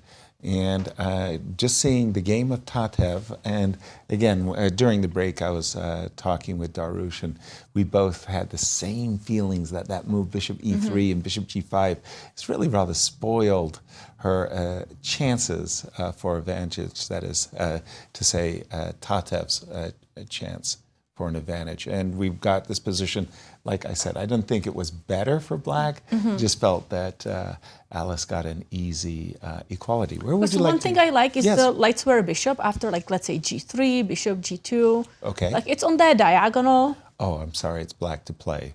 What should I do? Maybe I'm trying to d7? what would you recommend? Sorry. Rook d7. Okay, rook d7. Because that pawn on d3 is a little bit weak, so doubling up the rooks. So your idea is that after g3, rook to d8, your bishop's coming to g2, right? Yes. Okay, so this is like a really funny thing. You've got this really great bishop on this diagonal, but if let's imagine that my knights were shifted, you know, let's say b6 and I don't know, f6, right? Then the diagonal is open, but you don't grab, you don't get a chance to take so much. At the current position, funnily enough, as I was grasping for a move, I suddenly realized if I was black, I would love to play the illegal move, a6 to a3. That would be like, yes. I would I would be attacking the pawn on c3.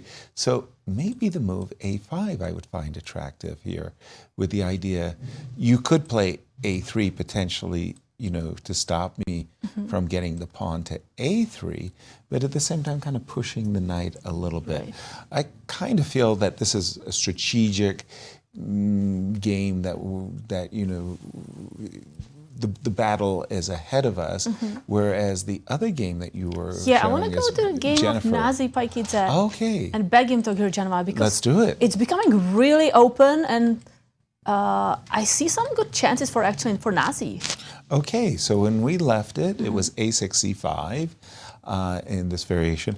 I want to say queen takes b6, nothing wrong with the move. Don't get me wrong. It's just a fine move. I've witnessed modern players playing knight d7, bishop b7. Delaying the capture. Forever, ever. That pawn. And then even playing c5 before they capture. So Begum immediately said, okay, I want my pawn back. And the players kind of race their way to this current position.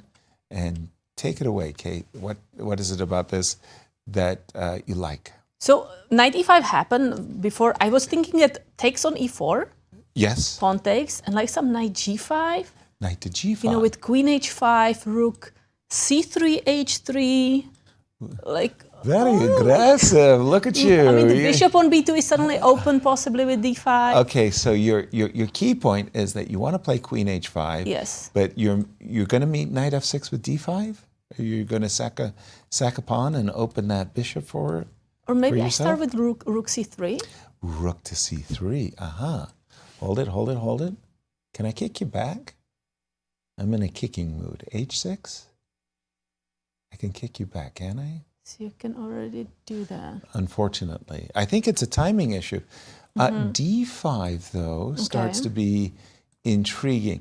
You know, you always see these in your mind's eye, you see these types of sacrifices when you've already got a rook on the third rank. Right. So that you get to go bishop takes g7, you know, you get to go bishop takes g7. Again, your rook is on the third rank already, and then you get to go nicely check and rook h3 checkmate. Those sacrifices, but you were saying you wanted to bring your rook to c3 immediately here, and I'm afraid I think h6. Yeah, I mean, you're right. h6 is just too strong. I can knocks you have the knight backwards there. for a moment. So maybe knight g5 is not that strong. Maybe knight e5 is better what happened in the game. I just start to feel like something. Was possible. Well, what's interesting for me is that Nasi quickly gave up her light square bishop. The move bishop takes e4 doesn't come naturally for me. The move knight e5, I might have found that move because I feel like I always can play bishop takes e4. Probably that's not true, by the way. But knight e5, the current position. Maybe you can keep the bishop that in the future you can kick the knight with f3. Right. And still have the light square bishop. Exactly. There. So a little bit surprised, but let's see what the follow-up might be after knight e5. So this is the current position. I mean, of course, she's eyeballing ideas of knight c6, maybe on a good day, queen g4. Maybe on another good day, rook to c6, right? Okay. What has Begum got to do? Coach, jump in on this one for us. What is Begum? How should Begum react to this aggression? Yeah, knight to e5 seems like a pretty decent move, right? Knight to f6, you need to shy away from any sort of trades on e5. Do not allow that because once the pawn lands on e5, it's much more difficult for black species to go to the defense of the king side. So you need to allow the knight to stay on e5, which is not easy, by the way, because you are seeing knight to c6 ideas in the position. Ooh, and this might be captured. quite problematic. No, she didn't. No. Oh, that was you. That was me, yes. Your Knight to magnetic personality, right? No. That would be really bad Right. in the position. So knight to f6 seems to be the best move. But again, to my eyes, this is not a very natural move. I understand you want to get the knight to d5. This is going to be a beautiful knight. You're also protecting the pawn on e4. But you're allowing so many things in the position. Rook to c6, for example, right now becomes a real consideration for white. What do you do next, right? If you go bishop to e7, for example, now I'm going rook to e1, pressuring, continuing to pressure on e4. At some point, something's going to give. And rook to e1, rook to e3, rook to g3 is a serious idea in the position. Try to attack your king. Bishop to b7 doesn't really threaten as much because imagine a knight landing on c6. You really have to be careful whenever you take that rook from c6. So these are the type of ideas that we're seeing in the position. And if you do bite the bullet and take on e5 with the knight, this is really bad. Taking on e5, bishop to e7 seems to not be the best move in the position, but the most natural, at least to my eyes. And if you do this after bishop to d4, huge problems. Domination on the dark Bishop squares. to c5, we're exchanging dark squares. I'm going to have the knight battling against your very, very bad bishop on c8. I'm seeing this one going only one way if she takes on e5. So this is a big decision. She should probably shy away from that trade with the move knight to f6. We'll see if she goes for it, but the pressure is on. Nazi is definitely looking to get a victory and start strong this U.S. Championships. Well, Begum, of course, is our Olympic team leader. She's really a great representative for the United States, and she's ranked the number 4 amongst the ladies. She's international master. Yeah, so she's often helping us on our social media, and she's does work for the club on the social account. So she's great to have around, and nice. And she's been training a lot of chess. She's been training, she's been traveling to Europe to play tournaments. As Jeannie was just mentioning, you can find a lot of very strong tournaments in Europe as well. Right. She's been trying to focus on those. And definitely she's been improving her rating as well. I think she started the year somewhere around in low 2300s. Right now she's close to 2400 FIDE, and definitely improving. The trend is in her favor in this one. And a shout out to Papa, her dad. I met. He was there last night. Last at the opening, night, the first time I'm meeting him as well. Exactly. Yeah. All the He way must from have been proud Uzbekistan. of his Yeah. daughter. He seemed to be puffing out his chest. He was kind of happy to be there at the opening ceremonies. We're going to keep an eye on this one. I wanted to turn our attention to Arena Crush's game, because that was the game which was the kind of hedgehog. Remember when Atousa went bishop to g5, and then Arena retreated. yes, bishop to e7. pulled the bishop back. Now this was an interesting decision from Atousa.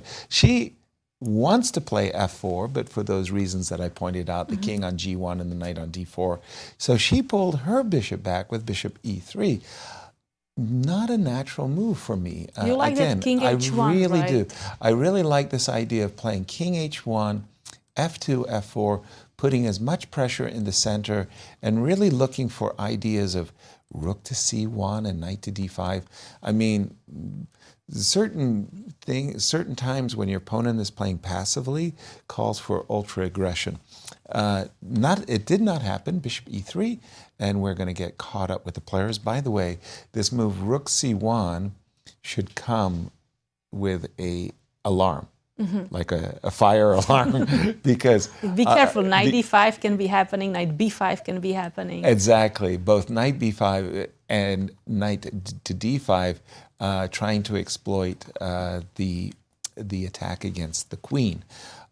Bishop to d7, kind of saying, I'm not intimidated. I don't know why f2, f3, and not knight d5. What am I missing? What could I be missing? Knight to d5? I don't know. That's a Well, I'm worried very maybe if I natural. take the pawn, the knight with the pawn, and now knight b5, no, knight, well, somewhere like b4 or e5, doesn't or matter. e5 doesn't But matter. I just won a pawn, right? Whoop, I got my piece back. 1, 2, 3, and I've got an extra pawn. Yay. Yeah, I'm so okay. proud. Good job, Yasser. But if you move your queen, I don't care, queen to d8. I'm very eager. I like the capture two the bishops. So knight d5, well, that's something we're going to have to ask the players after the game. f2, f3 was Atousa's move, b2, b3. So stout, like, very solid It's what very, is, very right? solid what White has done. And this move is a little bit, shows that she's intimidated. She does not want to see a knight takes d4 followed by b5 on the board. So she played a2, a4, and look at this. d5. I mean, a4 also leaves a hole on b4. It does. Right? That's something that also White has to be careful, because now Black is very happy to have that square forever. Right, exactly. So d5, counter strike in the center. What do you think So a about lot of these captures apples? available. So let's say I take with the c-pawn. Take with the c-pawn. Okay. Pause, pause, pause, pause. I'll take... Well, I'm thinking about knight b4. I'm thinking about knight e5. And the most obvious... Let's start with the most obvious. I'll recapture. Takes. Takes. So you can go for an imbalance. Right. Knight takes e6, bishop takes e6, pardon me, e5. E5. And it's one of those things, I give you a pass pawn, I get a majority, maybe your bishop, I don't know. It depends on how you like or dislike these types of positions. And what else? It feels like this is a position where Atousa should be able to have some advantage somewhere. Like, she's gone e4 takes d5. Interesting. Is that based on some idea of c5? Let me just see what's going on here. Oh, that's... Takes. And again, I have to I have to consider that knight b4 could also be played. So let's just look if white captures back, just to kind of get this. On this one. Yes. I will take. Now again, I keep pausing because I keep looking at this move. The move a2, a4, as you said, it weakened b4. And I would much rather capture with my knight. And then maybe black can actually have a better position, right? Because the f3 is blocking the light square bishop. b4 is a good square for black. Coach, weigh in on this one, because we just think that the moves b2, b3, f2, f3, while solid by Atousa, may have allowed the move d5 and Arena's out of any troubles. Yes, it does seem like that is exactly the case. You guys pinpoint accuracy. d5 seems to be equalizing for black. And in fact, perhaps the pressure is right now on white to try to keep the balance in the position. We know that in this type of Sicilians, whenever black manages to play d5 and there's no big repercussions, then black is probably going to be doing just fine. Like, for example, if you cannot go e5, right? And in this position, you cannot really go e5 and keep the center closed, keep white ahead. So she took on a d5. We're expecting e takes d5, of course, in this position. Knight to b4, by the way, is a move as well. It seems like Arena has it. Yasser I kept stopping myself. She equalized. Yeah. She equalized, and perhaps she's the one that's putting the pressure. Let's move on to the open section. If you don't mind, apologies. Yes, just of course. one moment. Go back. Yes. Could you look at the position where Atousa could have played knight d5? Go back a little bit earlier. Before rook to the position perhaps after bishop at g5. This point, bishop to d7, f3. Yeah. Rook to c8. Is this where you want to go? No, it was without the move f2, f3. So before f3, Yeah, you're knight to expecting d5. knight to d5. Right. Yeah, it's an option. It's an option. You have to take, obviously, take with the c pawn so that you create the spin. Exactly. I go rook to c8, rook a c8. Let's say. Rook a, I take the knight back. You're probably going to take the knight, and I take back with the b pawn, and what not? What now? I don't know. A6 is weak, but e4 is weak. But e4 is that's not a trade you want to see on the board for white. So you have to defend this pawn, and that's probably why she played f3 first. She was getting ready for this type of knight d5 ideas. It's not that decisive. So if I just develop rook fd1 with the idea to maybe go knight f5, you know? White has an edge in the position, undoubtedly. But I can go d5, and I can continue trying to, solve matters aggressively, right, in the center. I need to go d5, c5 if you go e5, so it's going to become an imbalanced middle game in this one. But nothing huge, nothing huge. She did not miss any huge decisive opportunities. No. Take us to where you'd like to go. Ray Robson. Let's give you a rundown of what's happening in the open section. I think we left it off in this one, Ray versus Grigoriy after queen takes c4, and we were saying rook fc8 was the most precise move. You will understand why in just a second. He played rook a c8, but this is not as precise, because after bishop to g5, what he had in mind is what he played in the game, but the best move right now would have been to play the move knight to e8. Now you sort of understand. With a rook not on f8, not closed like this, with this rook on c8, this would have been a much better position. For example, after d5, take, you don't have this transition as black, because right now you cannot move this knight. Bishop to e7 is going to come in the position, and you're going to lose the rook on f8. So without having those type of issues, this would be a good endgame for black. Now you have to calculate f6, and it might work. In fact, it is working for black, but it's so difficult to allow this pawn to stay alive on c6 with this knight defending it. I'm not liking this one from a practical perspective. So this is exactly what Grigory's assessment was as well. So he played e5, but this allows this transition into this endgame, further down the middle game path. Knight to e8, bishop to d2. This knight's exchanged. So right now it's a clear battle between the bishop against the knight, which will land on d6. And generally we see this type of ideas for black with f5. The problem is, I understand what white wants to do. You're going to try to break with a4, a5, create a weakness, and then attack it, viciously attack it in the position. I'm not so sure what black is going to do, because whenever you go f5, let's say bishop b4, rook, bishop to, that's the problem. That actually is the problem, because right now f5 is not going to come with any big threats against my center. And this pawn, I mean, look, it's going to be such a tremendous pawn, such a tremendous weapon in any sort of endgame. Even if we exchange the bishop for the knight, I will always have ideas of rook to c6 if you allow me to. So I'm seeing the position and I'm liking white. From a practical perspective, from an objective perspective as well, it seems like Ray has a slight edge. Let's see what's happening in the other games. We're going to check with Hans versus Fabi. It does seem like the best move was played by Fabiano, bishop to g4.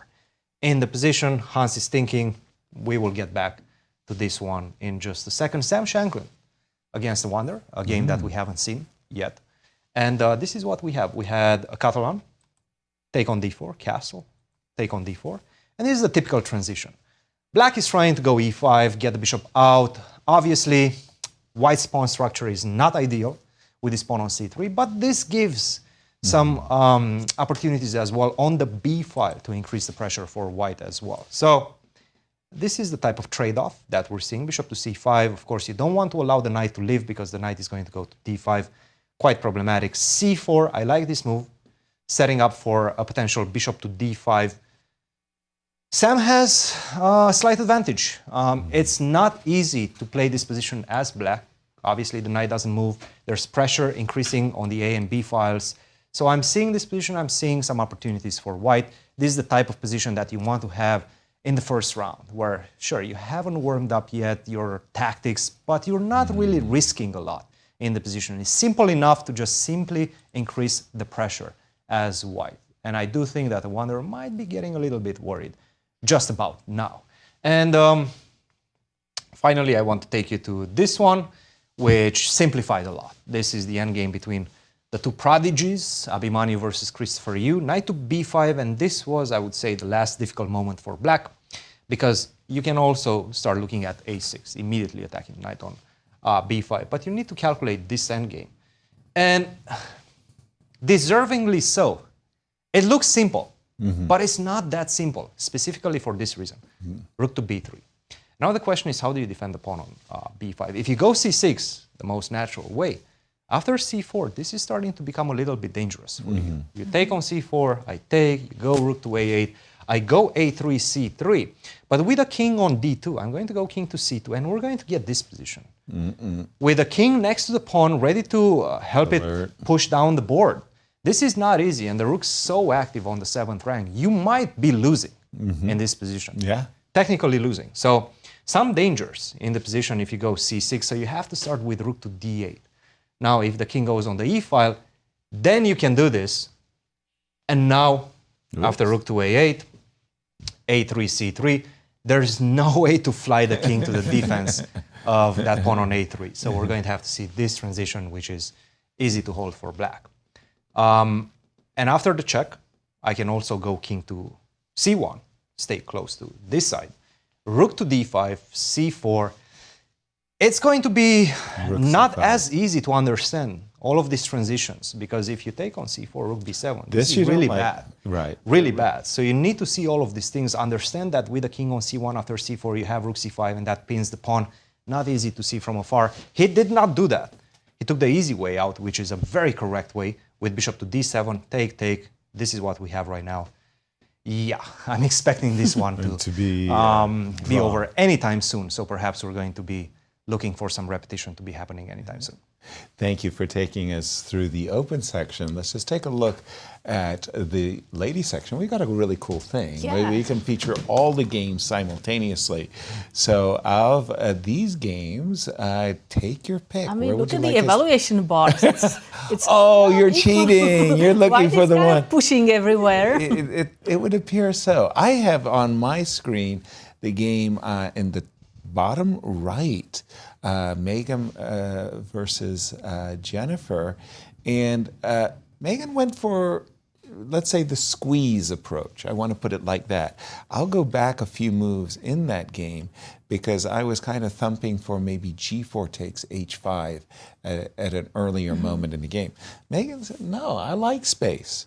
You may have a safe king on the king side, but check this out. I will press you in the center, and I'll take away by putting my dark square bishop on d4, I'll take away your best piece. Your best piece is the bishop on g7. So pushing for f4, Exactly. potentially even f5.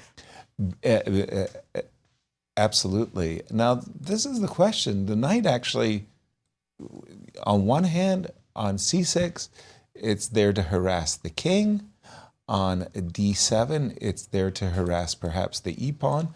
And on g4, it's there just to kind of protect black's king in case of what you just said, which is like, what will happen, bishop takes g7, if I go for f5? I'm a pawn grabber. I can't do it right away because of... There's going to be fork. But I'm looking for those moments. And we do have the expected repetition, as Cristian just mentioned. No, it's not. It's not a repetition. Yeah, I do think we're going to see a repetition. I think king e7 is going to come right now. Oh, king e7 King is where e7, they came from. rook e3. I see. Yes, I think this is what we're seeing. I see. Because neither side wants to capture the rook. Yes. Did you see Christopher? He lifted the king Leaping high. with the king. Now they're looking, they're checking the score sheets, trying to figure things out, trying to understand There is whether it's no- a threefold repetition. He stops the clock, calls Chris Bird, and says, that's AJ Huerta, actually, not Chris Enrique. Bird. Enrique, deputy arbiter. You know, it's not just the players who are trying to earn their international titles, but the arbiters too. So when you become a deputy arbiter at a top event, you can get your international arbiters' credentials. I believe, like the players, they have to do a certain number of tournaments to get I the wonder if there are any arbiter. arbiters' awards, like the Karen's Queen award. And we have some breaking news in Fabi's game. Yes, you might call them breaking news. I'm not 100% sure if they're necessarily breaking news, but it does seem like the move that he just played after bishop to g4, they started blitzing out their moves, in fact. h3, bishop h5, bishop to f1, a very good move.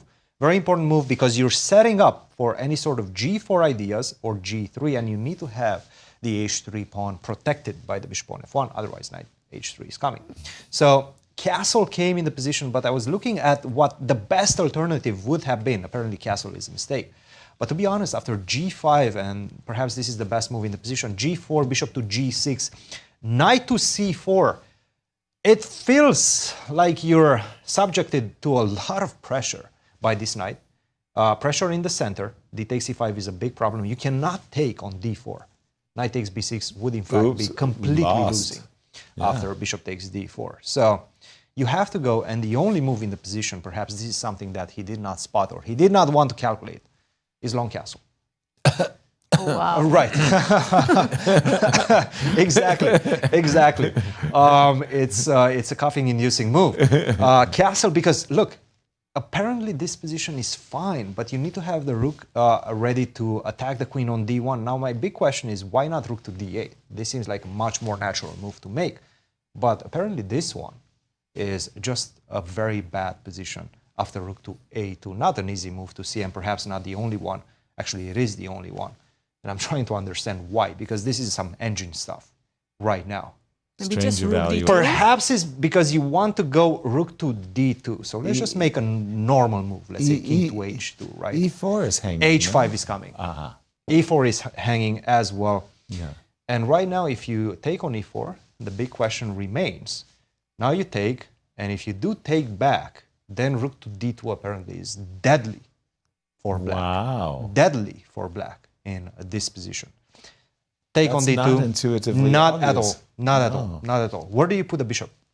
I guess bishop to h7, but then knight to c4. Now we're starting to understand, right? There's e5, which is hanging despite the fact that you're a pawn up. You're not getting any sort of an attack on this side. At some point, you will need to hide the king with short castle, and then I'm going to start collecting the pawns on the queen side, a5 and b6. Definitely a difficult position. He decided to go castle. By the way, I'm not going to say that Hans missed an opportunity. He did play rook c1, which feels soft. Sure, but the pressure, to be honest, is still on, and I'm not spotting the plan for black. That is the problem that I'm seeing for Fabiano in this position. Apparently g3 was better, to just simply force black to retreat with the knight to e6, and then g4, force the bishop to g6, and then continue with h4. h4. I'm the one attacking you now. And, you know, it kind of starts looking quite dangerous for the queen. Are we might be getting the queen, or? You're not getting trapped yet, but I have ideas. Take a look at this. E5 is hanging. Wow. Wow. And the queen is, in fact, getting trapped. So these are the type of ideas that you need to see as Hans to be able to play this g3 and g4 idea. You have to follow it up swiftly with h4 and an attack against the queen. He decides for the much more peaceful and, to be honest, much more practical move, rook to c1. Hey, what's your next move, Fabi, right now? And the rook on c1 is a very good rook, because whenever you try to take on d4, I recapture, I will have tremendous pressure over the c file. What's your take on this, guys? I mean, we also have to notice the time. I mean, Fabi has only 27 minutes left. Precisely. Hans has very 52. Good point. A very good point. That is something that Hans is doing very well, putting pressure on the clock. And soon, very, very soon, Fabiano is going to start to feel the danger. Because it's move 16, yeah. This is only move, exactly, only move 16. There's a lot of moves to play before the time control. So not an easy position, not an easy situation on the clock as well for Fabiano. I have to easily confess, I don't understand the position. I don't have the zen of the position. Rook c1 for me is a strange move. So rook d8. Yes. I don't understand rook c1. Which rook? Rook a to d8. Rook a to d8, okay. And I just say, okay, I'm At some point I will still have to go for this g3. Right. Yes. But at some point I start to imagine myself capturing on d4 and playing d5. I don't know. And so what if I started with g3? I go knight e6. What else can I do? Let's say I go g4, and I'm trying to find a path forward if I don't go for this h4 idea. Understood. Because obviously we understand h4 is very powerful. Right. But what if I just play bishop g2? Bishop g2. Sure. Okay. Why not? Okay. Apparently this is no longer easy. But now I'll jump back to f4. You can do this with the other knight as well. Help the knight on e6, with the knight coming to g6. Very cagey looking position, right? Bishop to h7, and right now it completely switches the assessment. Just black one who is move. better. Just Black who is one better. move. You miss a tempo, you miss a beat, and black is better. So a dangerous strategical position for both players. Right. But if Hans finds this type of tactics, and he will be starting to look for them, Fabiano might be in trouble. Well, it goes to show how a single move can sway the advantage from one side to the other. We're going to keep an eye on this. As we came on show, Cristian was introducing players that we didn't know very well. Rose Atwell, all of 15 years young. We were looking at her rating, and I was looking at Rose's rating. 15 years. At 15 years, I was an expert player. Right? And she has this near 2,300 Masters rating. I was like, oh my gosh, she's so good. Now I'm trying to find her game and I can't find it. There she is. She's up against Anna Zatonsky. a Very four-time player. U.S. champion, Anna Zatonsky. And let's see what we have. Okay, this almost looks like another one of those soft Sicilians where you go c3 and d3 and fianchetto your bishop. Okay, so... Black has more space here. But right? the move c4, very committal move. c4, captures. Okay, stop. So if I capture on c4... With the queen? Yes, if I capture on c4 with the knight, I feel I'm running into deep trouble, right? I kind of stop. I hate being pinned. I just hate it. Queen takes c4 though. If you capture my queen and capture my pawn, I'm going to take on e5. In other words, queen c4, knight c4, knight e4, knight e5. And I think I'm better with white. Okay, so do you play rook to c8? So I'm wondering between rook to c8 and queen a5. Just Queen like a5. preparing the other rook to bring to c8. I understand. I'm just saying, at the moment I see myself as a pawn up. The reason I ask is because Anna went in a different direction altogether. She said, I'm not interested in your pawn. What I'd really like to do is Jump on that jump square. on your square. And we have this current position, but wait a minute. I could be jumping to f5, but black could be jumping to d3, and I'm not sure. I'm not sure what's worse or what's better. Your take on the position, Kate? What do you think? I feel like white is not finished with development. I mean, the bishop on c1, right? The rook on rooks a1. aren't connected. It looks a little bit suspicious for me, the white's position. Okay, fair. So I do prefer black. Okay. But now it's about like specific moves. If I can go, as you said, knight c5, or if we just prepare it like rook f, maybe d8, okay, just to make sure we can hide the bishop after your jump. Okay, so something like knight f5, bishop f8, and you start to say, okay, I'm a little bit more comfortable, and you are ready at last to go knight to c5, and you can invite yourself into white's camp on d3. Once again, I find myself drawn to queen takes c4, but I feel what you're saying, that I'm not feeling so comfortable here. When I'm a pawn up and I'm not feeling comfortable, that's a bad sign. Something very, very, very wrong. But can Rose Atwell, in her debut, pull an upset in this round one, as she is up against Anna Zatonski, a Cairns Cup champion, as well as a four-time U.S. champion. But we're getting ready for our second break of the day, these round one, and here we go. We've got something to share. Visit the World Chess Hall of Fame's newest exhibition, Crown Jewels Donation Highlights. Complimentary admission. Visit the World Chess Hall of Fame.org for more information. And by the way, I went to the opening, and it is a really beautiful, beautiful exhibition.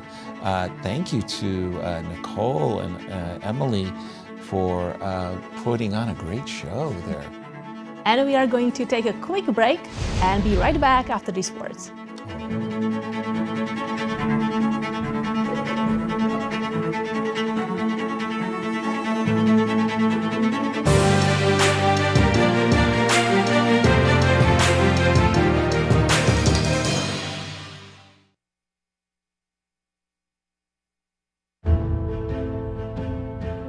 The world's most unpredictable tournament is back. Chess 9LX makes its return to the chess capital of America, St. Louis, Missouri. From October 28th through the 30th, 10 players will compete for a $150,000 prize fund. With 960 different variations, even the best in the world don't know what's coming. Featuring legendary world champion Garry Kasparov, Hikaru Nakamura, and returning champion Sam Sevian, this is an event you won't want to miss. The event kicks off on Sunday, October 27th with Ultimate Moves, a casual exhibition event featuring St. Louis Chess Club co-founder Rex Singfield teaming up with the Chess 9LX field. Catch all the action on the St. Louis Chess Club YouTube and Twitch channels. The St. Louis Chess Club is the premier chess facility in the United States. We bring the educational benefits of chess to thousands of students across the St. Louis area. We also promote chess at the highest levels, hosting all levels of the U.S. championships, as well as high-profile tournaments that attract the world's best players. Become a member and enjoy perks such as free classes and lectures, weekly tournaments, and so much more. Visit stlouischessclub.org to claim your membership today. The St. Louis Chess Club Scholastic Program brings the educational value of chess to kids and schools across the St. Louis area. Active in over 100 schools throughout the St. Louis City and County, the St. Louis Chess Club has been able to reach over 85,000 students in both in-school and after-school programs. We view chess as a valuable educational tool. Learn more about our scholastic programming by visiting stlouischessclub.org/education.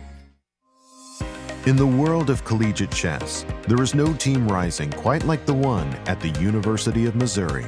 The team has brought home title after title, including the 2024 Pan American Intercollegiate Championship, and were the 2024 Final Four champions. Guided by their head coach, Cristian Chirila, there is no stopping the Tigers.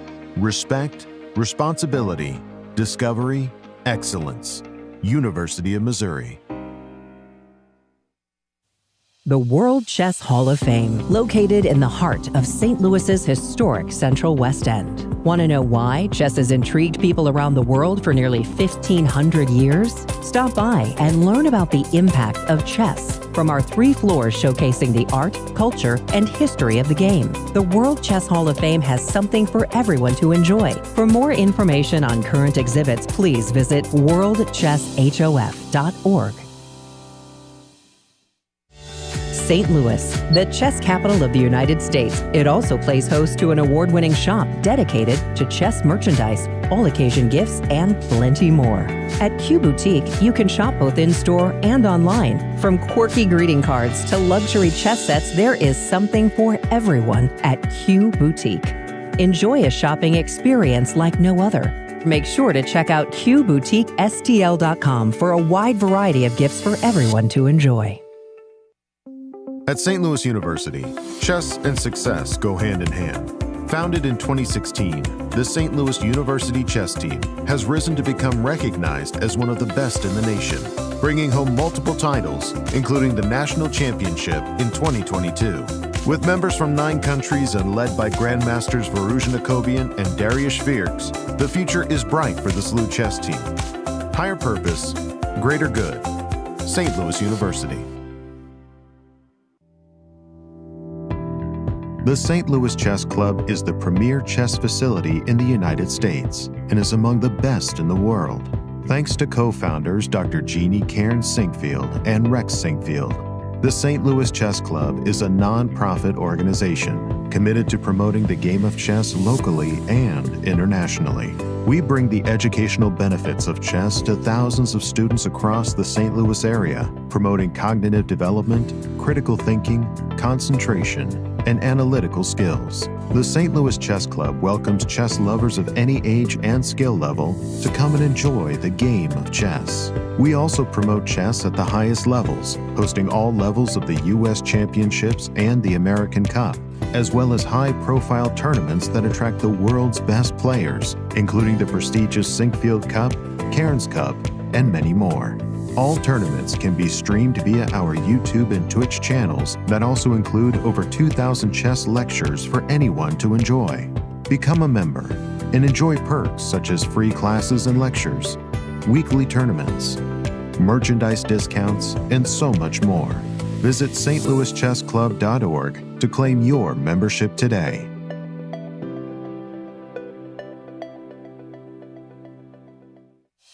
The World Chess Hall of Fame, located in the heart of St. Louis's historic Central West End. Want to know why chess has intrigued people around the world for nearly 1,500 years? Stop by and learn about the impact of chess from our 3 floors showcasing the art, culture, and history of the game. Landmarked by the world's largest chess piece sitting outside our front door, the World Chess Hall of Fame has something for everyone to enjoy, including various exhibitions, monthly concerts, and much more. Whether you are a beginner or a professional, there is something for everyone to learn here at the World Chess Hall of Fame. Enjoy free admission to our rotating exhibitions in our galleries and sign up for chess events, family-friendly programming, and art classes. And don't forget to stop by our award-winning gift shop, Q Boutique, and shop a wide selection of chess-related merchandise. For more information on current exhibits, please visit worldchesshof.org.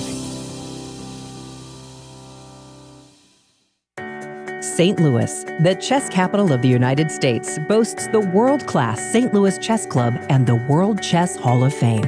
It also plays host to an award-winning shop dedicated to chess merchandise, all-occasion gifts, and plenty more. At Q Boutique, you can shop both in-store and online for chess merchandise, autograph collectibles, chess campus souvenirs, and much, much more. From quirky greeting cards to luxury chess sets, there is something for everyone at Q Boutique. And all purchases go right to benefiting new exhibitions and programs at the World Chess Hall of Fame, dedicated to exploring chess and its immense impact on art and culture.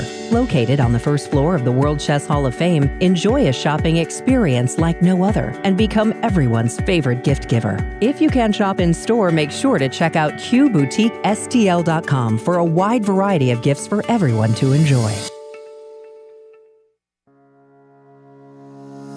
The St. Louis Chess Club Scholastic Program brings the educational value of chess to kids in schools across the St. Louis area. Active in over 100 schools throughout the St. Louis city and county, the St. Louis Chess Club has been able to reach over 85,000 students in both in-school and after-school programs. We created the Select Chess Training Program and the Junior Select Chess Training Program in order to elevate the skill level in students across the St. Louis area. These students receive professional training from Grandmaster Varuja Nakobian. Other programs include Chess Cops, a partnership with the St. Louis Police Department, looking to improve relationships between at-risk kids and police officers in the St. Louis area, with over 600 students playing chess over the board since 2019. The St. Louis Chess Club has also created a chess merit badge for the Scouts BSA, quickly becoming one of the most popular badges, with more than 250,000 Scouts earning the badge since 2011. Students of chess can also pick up a copy of Read and Write Chess. Thanks to club co-founder Dr. Jeannie Cairns Sinkfield, anyone can learn how to understand chess notation in no time. We view chess as a valuable educational tool. Learn more about our scholastic programming by visiting stlouischessclub.org/education.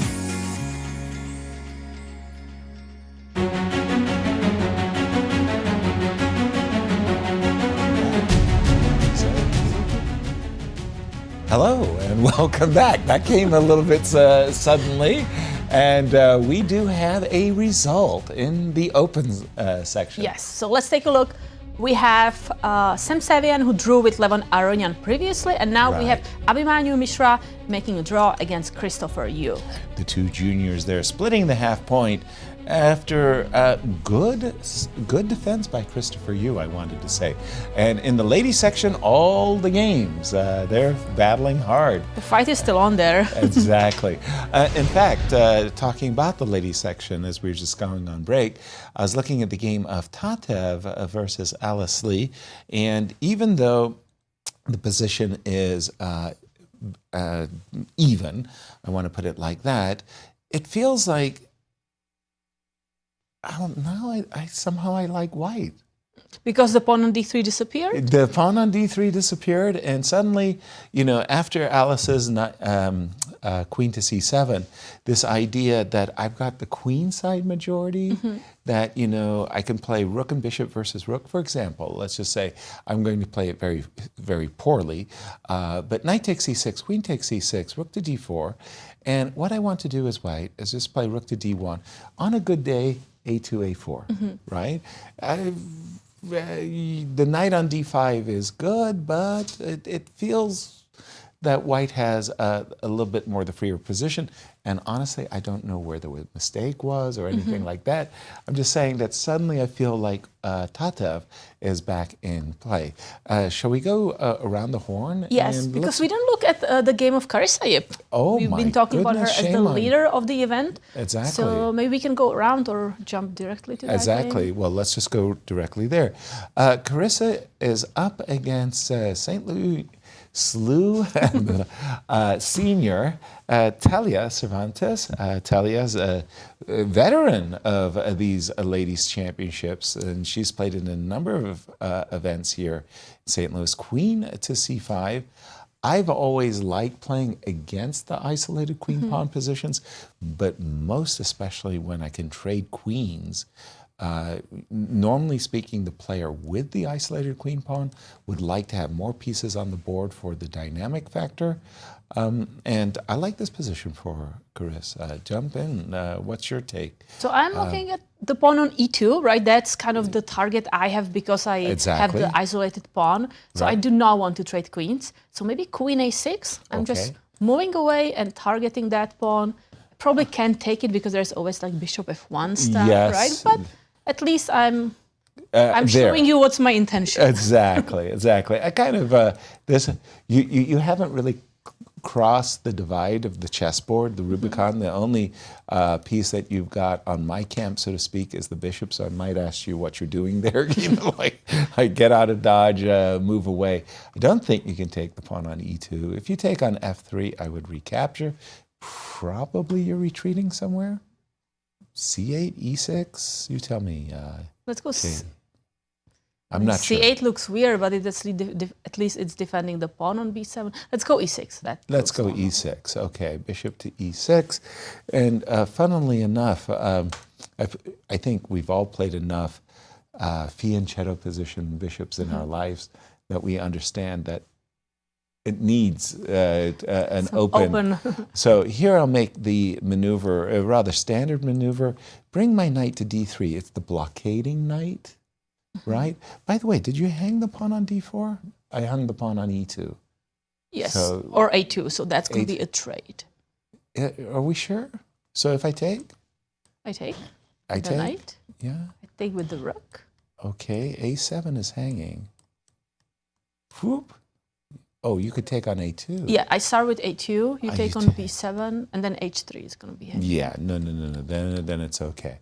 So then I do my knight maneuver, and we'll see. The knight could come to d3, and okay. But wait, if I go, let's say, knight e7, oh, I'm not in time with my rook c8 idea. Aha, you forgot I was already defending, yeah? It's one of those positions that, like I say, the Catalan bishop, or the King's Indian bishop, you know. We'll keep an eye on this, but Carissa, and let's just look at this young lady, our defending 2023 U.S. champion. International master Carissa, only 21 years old.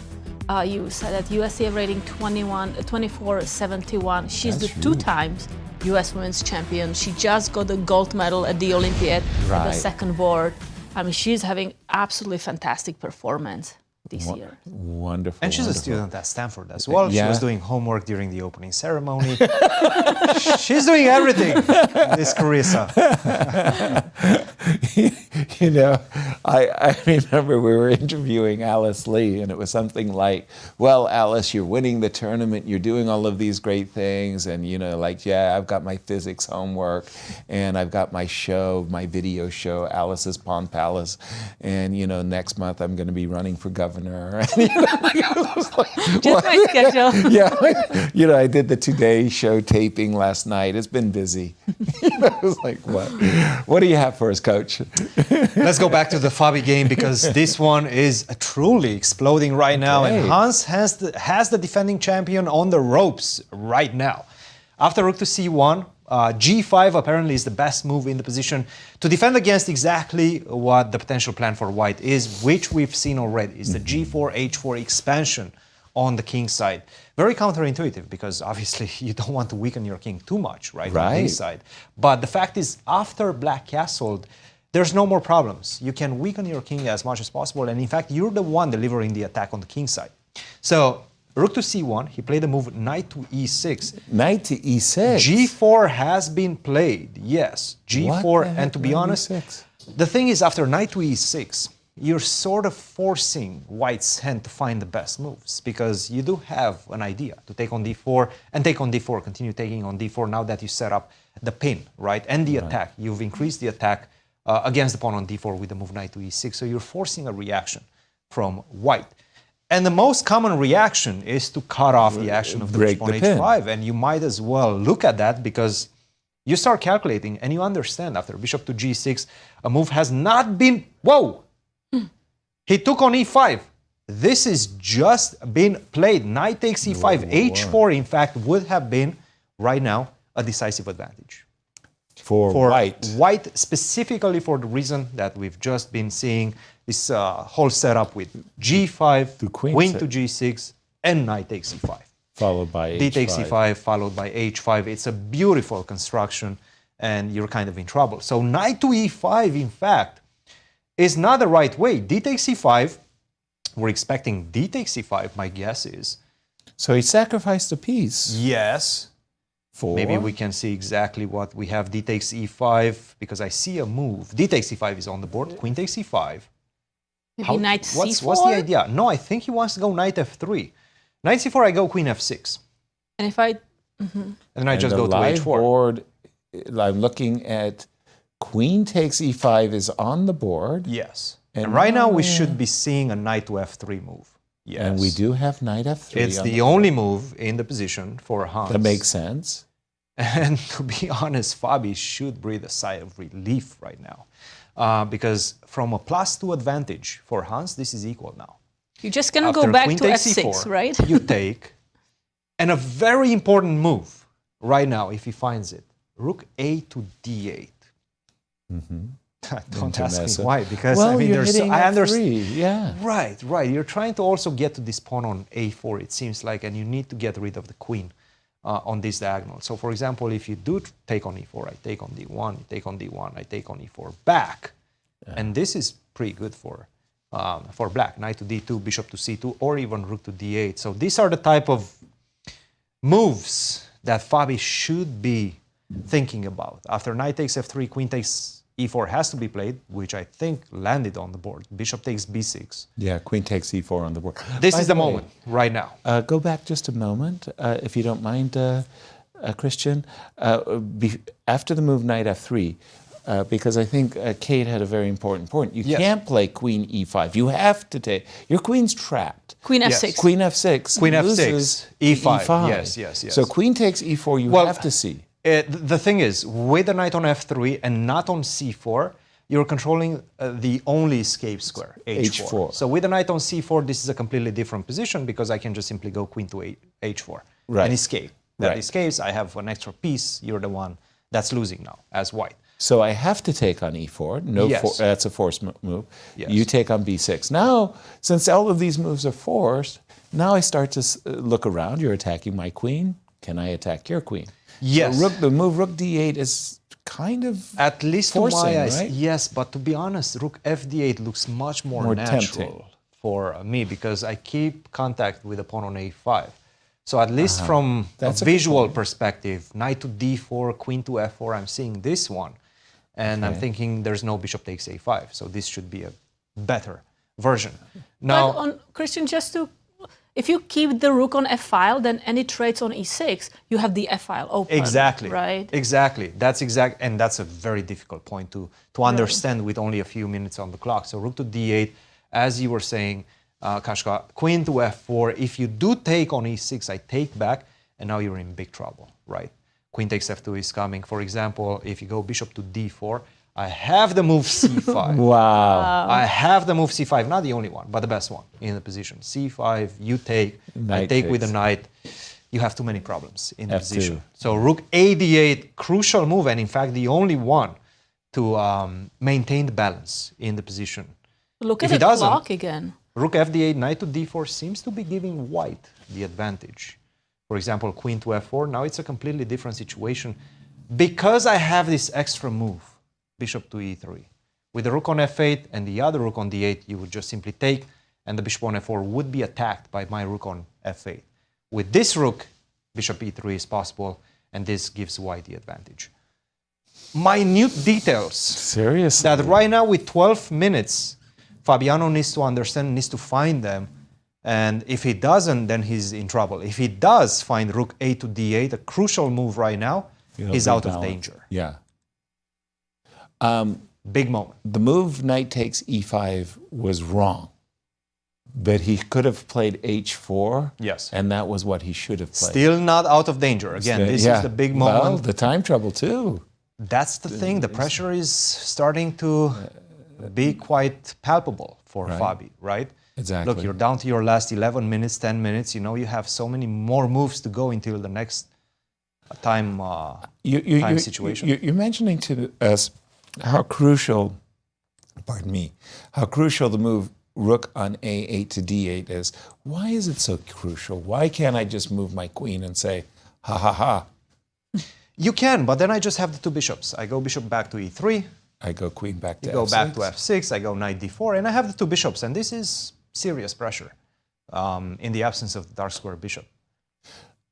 So something, sorry, I don't mean to play the devil's advocate in this one because I hear you loud and clear, but something like knight to d5 with my rook still on f8, I'm thinking knight takes e6. Knight takes e6, yes. Yeah, if I recapture, you go bishop to d4. Bishop d4, yes. But don't I have nice play? Yeah, and again, you can definitely get tempted by this But apparently it's not much, no. Apparently it's not much. It's just Bishop one of on those D4 is visually extremely powerful. Yeah, one of those visual. It looks okay. The thing is, your knight on f4 is going to be beautiful, but bishop on f4 kind of neutralizes the action of the knight. So I can just work around my beautiful bishop on d4. I think this is the key piece in the position. Okay. Cool. Well, again, difficult things to understand. It's easy for us to sit here with the engine and give the assessment of the position. Right now, in the heat of the battle, Fabiano needs to solve a very difficult puzzle in front of him. With less time. And Kate, when do you feel like, oh my gosh, the clock is really a factor? When you're down under 5, or where does it have to be where you start getting really nervous? I think it starts when I start seeing like the seconds. So it's after like 30 minutes, because last time I played US Championships, I used to be so down on clock very early on. Okay. Because I just like fell asleep. I was calculating a line, I look at the clock and 20 minutes just disappeared. He's about to make a move. So are we going to see rook AD8, or are we going to see a nodding the queen head? move? Nodding the head, trying to reassure himself, and he plays it. Rook AD8. The best move in the position. You give them a chance, and they find it. I know, it is remarkable. They're so good, these top-level players, these 2,800 level players. Well, I don't think you have it up on your board, but I remember seeing this accuracy thing on the chess.com, and, Fabi... It's looking pretty good. I mean 93% for both of them. 93.8 for Hans, 93.3. Just one slight mistake. Look, Hans played a really good game. He did. This one. Not only in the position, which he played tremendously well, but also on the clock. Yeah. One slight mistake, perhaps forgot or did not understand how powerful this rook AD8 move is. Mm-hmm. And right now everything turns. Or rather, stays in balance. Right. As opposed turns to from a winning position, objectively winning position, in fact, right, to a position in which he has to do quite a lot of work to try to get the advantage back. Well, talk about an explosive start to the U.S. Championships. Had Hans won, and he may still, I mean, after all, the advantage on the clock is tremendous, an extra half hour. But winning against the #1 seed in the tournament would really put wind in anybody's sails. And Hans is one of those players who doesn't need the wind blowing too strongly for him to feel good. I just want to go around the horn a little bit more. Leinier Dominguez, Wesley So, a game that is easy to overlook, but these are two of the very, very best players in the United States. They have played on a number of Olympic teams together, most recently in Budapest. And, well, first takes are White's enjoying I like the two things. knights. One knight on e5 in the center, the second one kind of attacking the pawn. Also the bishop on a3, like I understand Black's last move, just get out of the diagonal. Get off the pin, yeah, exactly. So here, I'm, okay, I can give up the bishop, which I kind of don't want to do, but I can put pressure on this pawn by the side, like, rook over. Maybe on a good day, maybe I have to do something about b4. But can you do that without capturing the knight? Yeah, that was the next question. Mm-hmm. Do I have to capture the knight? But I'm just looking at, these types of positions where I get to play queen b3, move my rook, pressure on the b7 pawn, pressure on the d5 pawn. In other words, I think it's easier to play white, but you were saying, why take the knight? What would you like to play instead? Would you like to start with rook b5? Yeah, let's start with rook b5. Okay. The difference that I was thinking to myself is, can this knight move away? For example, can I go counterattacking? Mm-hmm. So I take the pawn. Knight takes d5. Knight takes d5. Pause. Queen d3, by the way, we have on the board.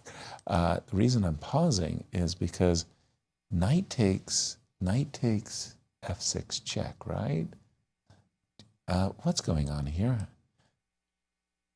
I attack here, you're attacking me here. We managed to make it very complicated. But you're right. If I capture the knight, you recapture with the pawn, and a lot of things are hanging, right? It feels like white should have something there, but maybe it is Just so I understand, you are feeling that when the knight moves to c6, the dark square bishop is kind of useless. A little bit. So you want to... He did play queen to d3, did Leinier. And by the way, there's something very nice about this move.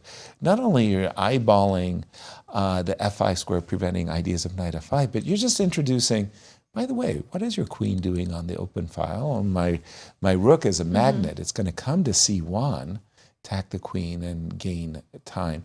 It feels like it's easier to play white. I agree. I don't know how much better it is, but it's easier. Coach, over to you. What do Just you to have stay for with this? the open section, Sure, let's please. take a look at Sam Shankland versus Awonder, because Sam was building up a nice advantage, which no longer exists on No the board. longer exists. We will understand in just a second why. c5, take on c5, take with the bishop, and now the bishops are looking tremendous. They do. They look good. The center has opened up. I have a new target on a7. You really need to be careful about not losing this one. Also, just bishop takes c6, queen takes c6, and bishop takes a7. That's a simple pawn up advantage, and you're going to suffer, even though we see the opposite color bishops on the board. He played rook to d8, and now g4, a very Whoa. committal move with a great idea behind it. If you go bishop to g6, then I continue. You go bishop to h7. This is already really bad because of queen takes c6, take, bishop takes c6. And with the bishop on h7, No back you rank no checkmate. longer have rook takes c6. You're simply a piece down because now you get checkmated rook to d8. So g4, the only move spotted by Awonder is knight to d4, and he played it. You need to see everything connected to this one because, and I do think that this is what Sam Shankland perhaps missed. Take on d4, you take on d5. I go bishop to b6, and it seems like I'm winning the exchange. But what happens, in fact, is that I'm getting access to the c2 square right now. Wow. I'm attacking the queen, I'm attacking the rook, I get my exchange back, and you no longer have an advantage. In fact, you're the one as white that needs to be careful because now you overextended in front of your king. So knight to d4, tremendous find by Awonder. Right now it seems like the balance has been restored once again. And Sam Shankland perhaps missing an opportunity to continue having the edge in the position. For example, right now, if you just simply go bishop to g2, the much more simple approach to exchange some pieces, keep the two bishops on the board, keep the tension, keep the pressure in the position. This would have been the difficult way, the difficult task ahead for Awonder. For Awonder. Fortunately for him, after g4, he found the best move, which forces matters in the position. We're going to see a lot of exchanges. I don't think this one is going any other way but a draw. Wow, it's one of those, thank you, Cristian. It's one of those moments, by the way, you play the move g4, and you know that it has its drawbacks, right? Because, you know, It's a little bit opening up the king, and, you know, something could go wrong. But then you see this beautiful idea of bishop forcing the bishop to h7, and you got the back rank mate, and you go, whoo-hoo. And you don't see knight to d4. After all, you're attacking the bishop on f5, and suddenly the move knight d4 unmasks an attack against the bishop on d5, and that line with bishop c2. I mean, that, that's so cruel. Maybe Awonder dodges a bullet. Kate.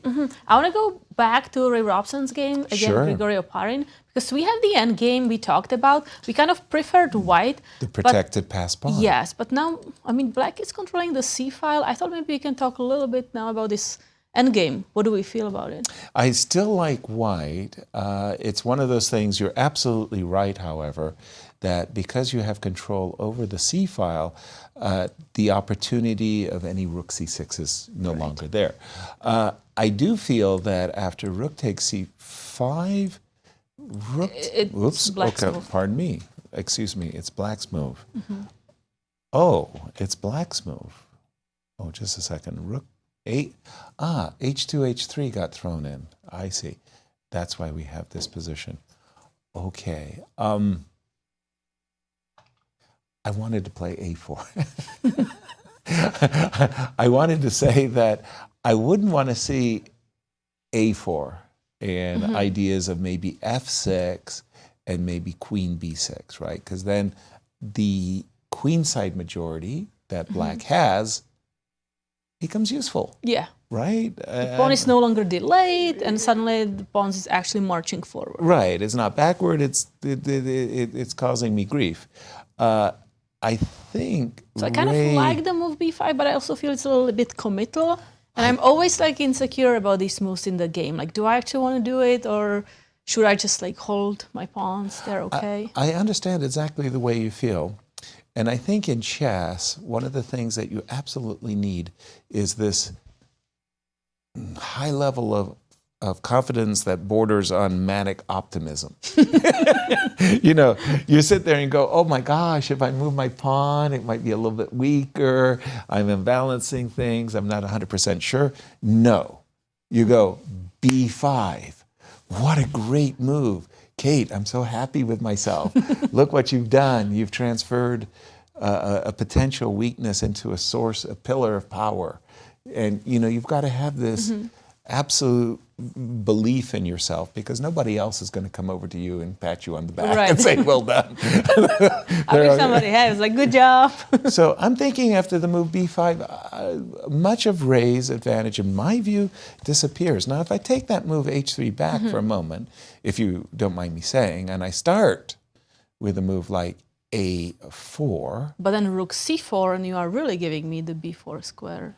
Okay, I don't mind giving the b4 square so much as I mind giving up the c file. So give me the pawn. If you go rook b4, I'm not saying it's a good move. I'm not saying a bad move.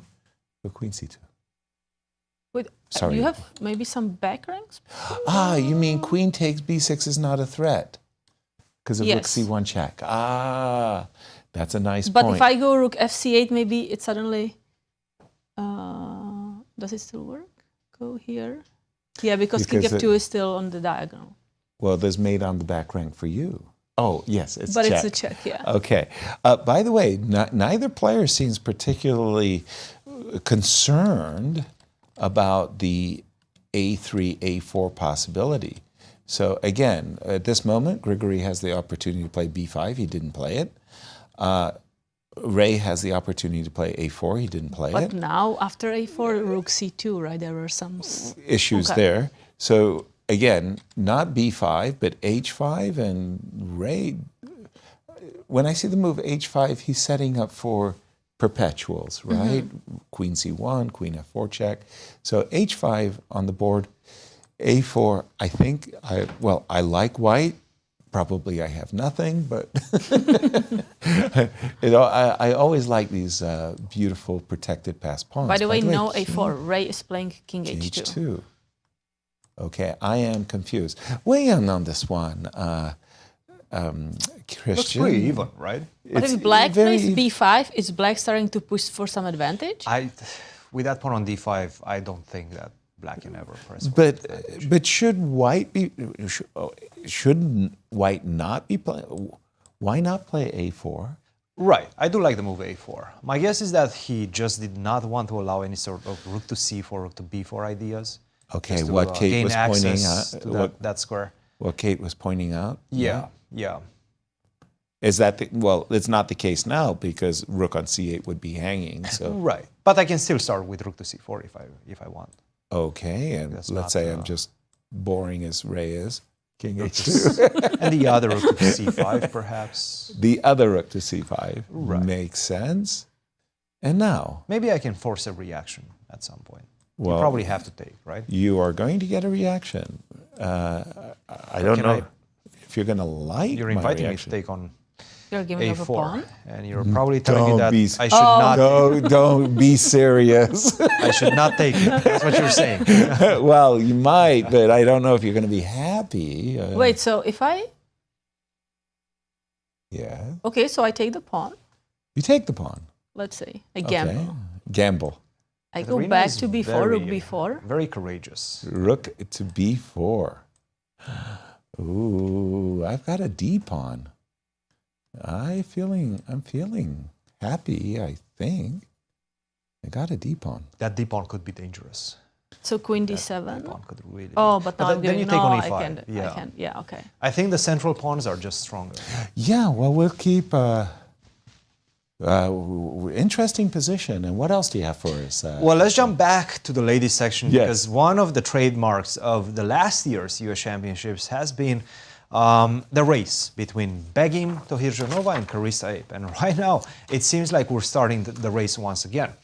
Take a look at what's happening in this one. Carissa versus Talia Cervantes, who in my estimation would have been a contender before this championship started, because she's trending upwards. She started the year with a slump. She was around 2240. Right now, she's back to 2300 FIDE rating, and definitely piling up great result after great result. That is Talia. But also Carissa Ape is exactly in the same situation. She's riding the wave of her life right now. Rook to c5, Rook to e7, h3, bishop to e6, and knight to e1, a very powerful move, redirecting the knight to either c2 or d3, attacking the pawn on d4, but more importantly, opening up the light square bishops. Now already black is in some danger. Rook to d7, a mistake, h4, not allowing bishop takes h3. All I want to do is not immediately pick up the pawns either on c6 or d4, but in fact, I want to increase the pressure slowly but surely. This is the position, knight to d3.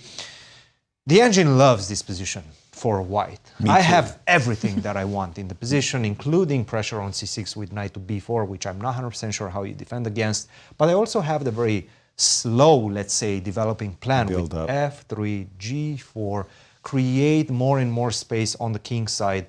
At some point, something's going to have to give. And the problem for black is you don't have any compensation.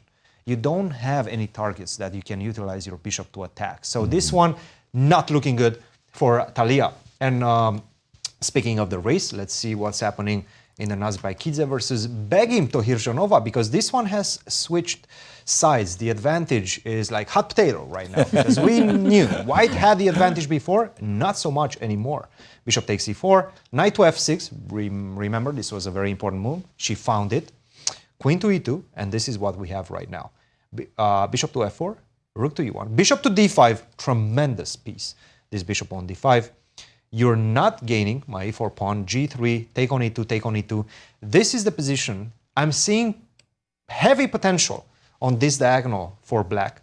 Perhaps even a sacrifice at the right moment. Not yet, but at the right moment, e3 could become a very unpleasant sacrifice.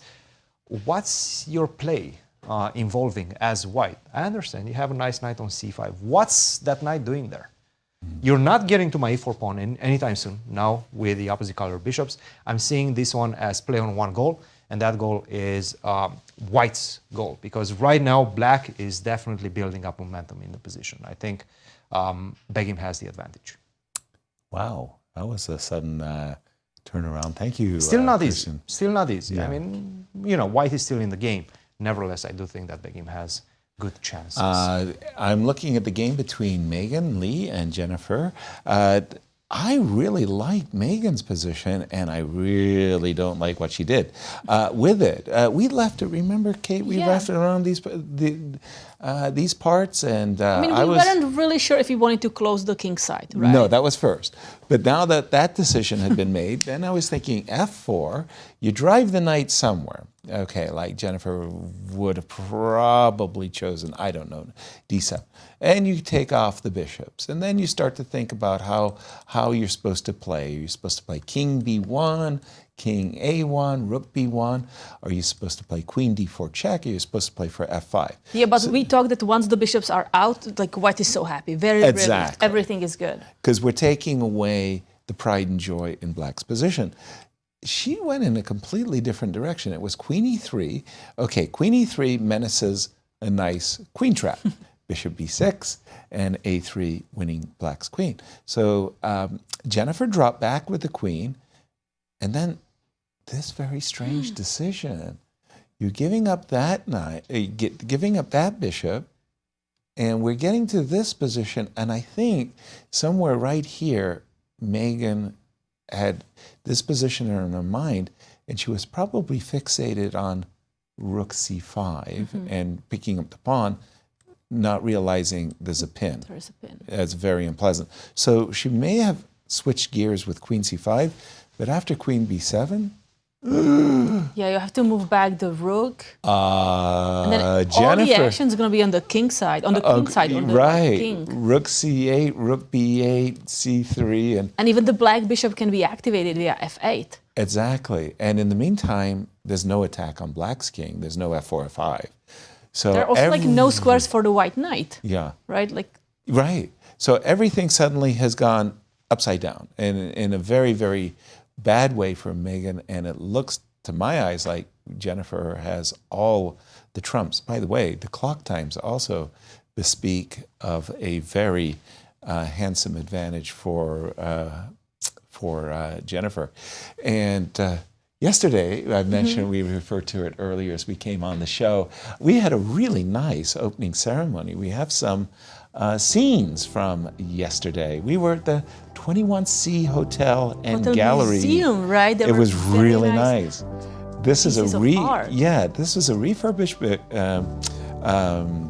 building in downtown St. Louis that has been converted to both a hotel and an art studio museum center. And you see players actually also already playing chess games at the opening ceremony. Right.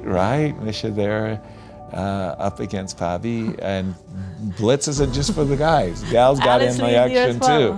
Right? Game analysis after the blitz, of course. Of course. With Darush of the St. Louis University, Allison Rose, and the drawing of the lots. Yes, beautiful blankets. Right? That on the other side there was a number that the players were assigned for their Irina tournament. Krush came to me after the drawing of the lots. She says, you know, I was on the flight and they didn't have a blanket. This is just great that I get a blanket. As Jennifer got her number. So a very, very nice opening ceremony. Like I said, it was an induction to the U.S. Chess Hall of Fame. We And I recognized the really first like U.S. your champion. story. Well, thank you. It was amazing about Paul Morphy just being inspired by his uncle. I know, that is so cool. And I mean, I really had to give a shout out to some of the chess historians who really bring the history of chess to life. And I freely confess, I did not know that much about Stanley, and what I discovered about his life was pretty fascinating. And so to the historians out there, thank you. And what's happening in our marquee matchup? Lots of things are happening in our marquee matchup, guys. Sure. And maybe we can see right now the board as well while I take you through the last few moves. Knight to d4 was played, the best move in the position. And this transition after bishop takes a5 and we exchange that pawn for this pawn on c3, queen to e2. This is what we have.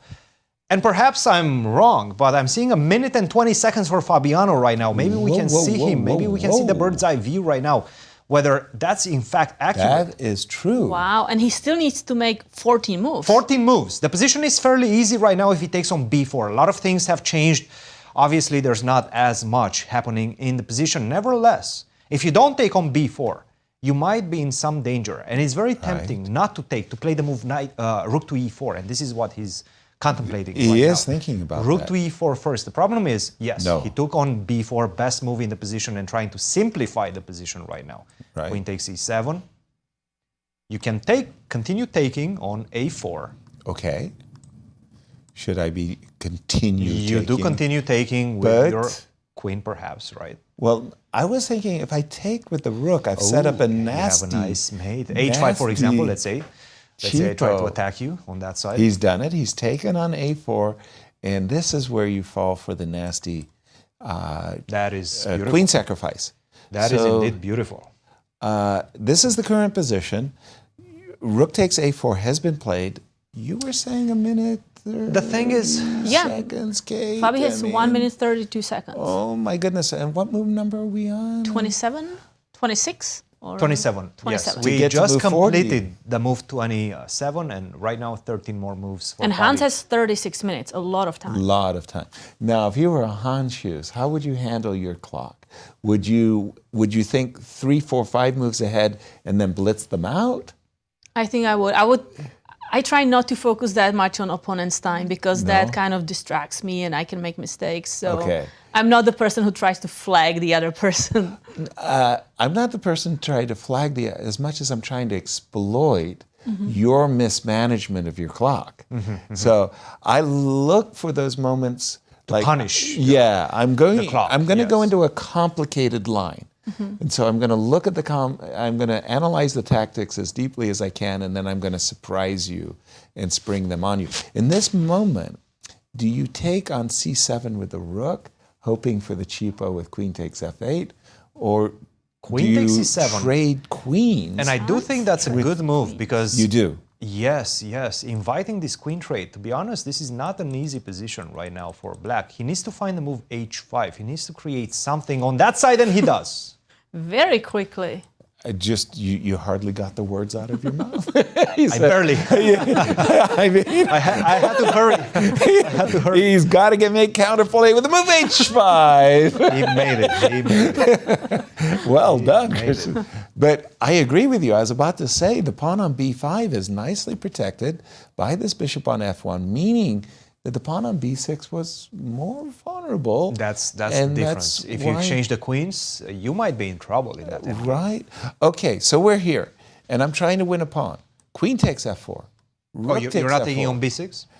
No. No, I'm going to take on g4. G4 takes h5, I beg your pardon. Rook c6. There you go. So this is my attempt. Okay, let's say I go Rook to b8. f6 or? Let's say passive. Let's say I stay passive with rook to b8. I can go rook to d8 also, but let's say I defend that pawn. Yeah, do I have anything better than rook to e7? I can't imagine that I have anything better than e. Doesn't feel like there's enough here. It's a much more different position, right? It doesn't feel like I have enough. h6 no longer there. You have your weaknesses in the pawn structure as white. Yeah, it's a much improved position. h5 was a key move that Fabiano finding simplifies the position a bit. Yes. Yeah. He was in danger, I have to say. There was a lot of pressure, especially with his not great time management, I have to say. It was a difficult position. Right. Nothing to be said about that. Right. But leaving yourself only 1 minute against 30 minutes with so many moves still left in the position, dangerous. Dangerous. Okay, this might be an attempt at suicide, but may I capture the pawn? Now Okay. you, of course, are going to take. Capture. I need to trade off a lot of majors so that my b pawn. You want to trick me into checkmate. I do. I'm back to my rough ways with rook. Queen takes f8. I was thinking, if you played rook b8, just bear with me for a moment, that I was going to play rook c4. Sam Shankland is one of those players who always wears his emotions openly. I mean, look at his... it's going to be a perpetual check. He missed something in the game that he was better. He did. No, he had a better position. After g4, he missed that knight d4 move. And Awonder there was almost left hanging. He wanted to shake hands, like handshake, but he wants Ernesto, the arbiter, to confirm a draw before shaking hands. Sam is shaking not only hands, but also his head. His head. Going back to Hans and Fabi for just a moment, just to complete the thought of where we are. Again, he hasn't captured on f4 and he hasn't captured on b6.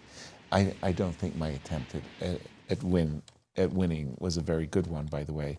I think rook b8 and rook c4, we can just trade everything. This is not, how do you say, my b6, b5 pawn is not the force I imagined it would be. I mean, my king has to be on c5. And you also need to kind of recapture that pawn on h3. Definitely. So no, not a winning attempt. And this is the current position. We've just seen the move h5. And I notice Hans kind of looking around a little bit there as well. Not to say, boy, I blew a win or anything like that. How do we keep the pressure, though? Yes, that was my question. It's a big question. Like, how do you get those end games in which your bishop as white is better than my bishop and I managed pressure on b6 is the question. That's right. But perhaps there's no clear answer to that. So can I try queen e7? Okay. Queen e7. Okay, you're trying to get this queen to f.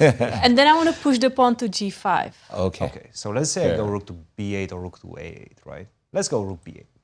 Looks protected, right? Okay. Okay, I go g5. I don't know. I know I'm giving up the f5 square, but if you go bishop f5, I put my other rook to c7. Now, what if I go rook to e4? In that case, if you're going to do it like this, Cristian, let's just start with rook a8. Okay. If you're going to go g5... No, but now I'm going to go like bishop g2. After rook a8 was my problem. But bishop g2. yeah, for whatever reason, I didn't really like this. You still have rook a2, by the way, which might be interesting. But, I don't know, queen e3 perhaps. Well, a moment ago, you had your queen on But now c7. I'm gaining some tempes, I feel. Gotcha. I feel like I'm gaining some tempes, and without the rook on a4, there's no pressure on g4. So something of this nature. And then I'm ending up like here anyway. So basically from the current position, the idea is we're trying to get a rook and a bishop versus rook bishop, where somehow the black pieces get tied to the b6 pawn and you're passive. Now the question is how we want to get that all nicely set up. And you think queen e7 might be the start, and you wanted Kate to g5. g5. Okay, I don't know if my king is... I know it's very risky, but... Yeah, I don't know if my king is great on g8 or wherever. So whatever it is you're trying to achieve, the tables is yours. Rook c7. Rook to c7. Okay. Rook to c7. And where? I've got everything protected, right? Right, but if you want to play like rook e4, then that's not really possible right now. Okay, so let's make ideas. Rook to a8. We did see the trade on f4 after all. It's not easy to make progress. It's just not easy to make progress. Yeah, Let's agree. see the current position. We have queen takes f4, rook takes f4. By the way, maybe a line that we had previously analyzed, gh5, bishop h5. I was trying to get my rook to c6. We might see that on the board. It's on the board. Rook to c6 is on the board. Indeed, and rook to b8. And this is really good news for Fabi, not because necessarily of the transition, but because of the clock. His time. He played like 2 minutes in the last four moves, and he played them fast, a la tempo. Yeah, because they were captures Yes. or recaptures. Yeah, sometimes when your opponent simplifies the position, he must be happy, right? Yeah. Right, exactly. Yes. Because look, he knows this was not an easy game. He knows this was not an easy position, and perhaps he feels that at some point he might have been lost, right? And There he was pressure. And he was. No, Yeah, he was objectively lost. Yeah. If Hans would have found that beautiful h4 to follow it up. Right. Rook b8. This is where I kind of came to a stop myself. It's like I got the position, and then I realized, I can put my rook on e7, and then what? Now what? Right, how to like improve the position. Right. I mean, I got my rook to e7, and then king h7, just throwing out a move that may not even be any good. But f7 is well defended. b6 is very well defended. It's not so easy for me to double my rooks against that Right, pawn. you can't really get the other rook to d6. Exactly. Rook to d1 is not permitted. Not that it's illegal, it's just not a good idea. And even if you try, let's say, rook e7, Yes. rook d7 and rook d6, kind of, this way, I'm not going to allow that because I can always like kick your rook with bishop f3. Exactly. I wanted to say the same thing. Maybe even rook f5, so you get some position like this, and then you start to ask yourself, who's playing? Like it could easily be that when this rook lands on h1, it will be very upsetting. Yeah. To say the least. Yeah, you're going to have to quote Maurice Ashley, you're going to have your feelings hurt. So we do think that Fabi has dodged a bit of a bullet. Sam Shankland is the third draw in the open section. Ray Robson versus your team player. How's it going for Grigoriy and Ray? Look, there's still some pressure on Grigoriy right now. I've been looking through the position. I think this is where we left it. F5, by the way, was his move. Dang. A bit counterintuitive, right? Because, sure, you're attacking my pawn on e4, but it's protected I've already. defended it with everything. It feels like more you're weakening your own king, right? It's a bit of a dangerous decision to be making as we approach the time control situation. Rook takes e5, rook takes e5, rook to b1. I don't think we have b5. This is the position we currently have on the board after rook to b1. Right. b5 is the most natural move, but already after queen to e2, it seems to be a bit unpleasant. You take on e4, I take back. Now you have to worry about your h5 pawn as well as the pawn on b5. Not looking good, guys. Really not looking good. Looking like pressure in this position. So b5 perhaps not the best move in the position. Maybe you need to go for this. And perhaps this is what he has in his mind, right? Because this is a very committal decision to go f5, but maybe what he wants to do is go rook to c4 and immediately gun for this pawn on e4. If you take on b6, then take on e4. This seems to be very close to equality. Rook to b5, I can defend that with the move a4. Get behind the pawn, that should be easy draw. So, big moment right now. If he continues with what seems to be his plan, which is to soften up the center with f takes e4 and rook to c4, perhaps he's going to have good chances to defend. Nevertheless, even after queen to e2, not that easy. You have to go rook to d4, rook to c1. You're starting to see some ghosts with rook to c6. At least you have the rook behind the pawn. Nevertheless, with the king on g8 so airy, so opened up, this can get dangerous, and especially from a visual perspective, this is not an easy defense for a black. Sure, with the engine it's easy to say that this is equal, this is slightly better for white, but from a practical perspective, human's perspective, this is not an easy position. I think f5 was a bad decision. Thank you, Cristian. With so many games in the open section making draws, let's just see what's happening in the ladies. What about the game Anna Zatonsky against Rose Atwell? All right, let's I go really like there. what Rose did there. What has she done? So if we go to move like... When we left it, we thought that Rose had sacrificed her pawn and was bringing her knight to the very tempting d3 square. And she didn't play the move rook d8. She played knight a4. Yeah, I think we had it a few moves before it, because you played this move after knight h4. This move g6. Just we're stopping looking at knight rook f5. e8 or something to hide the bishop. But I really like this g6. Just okay, there's going to be no business on f5. Okay.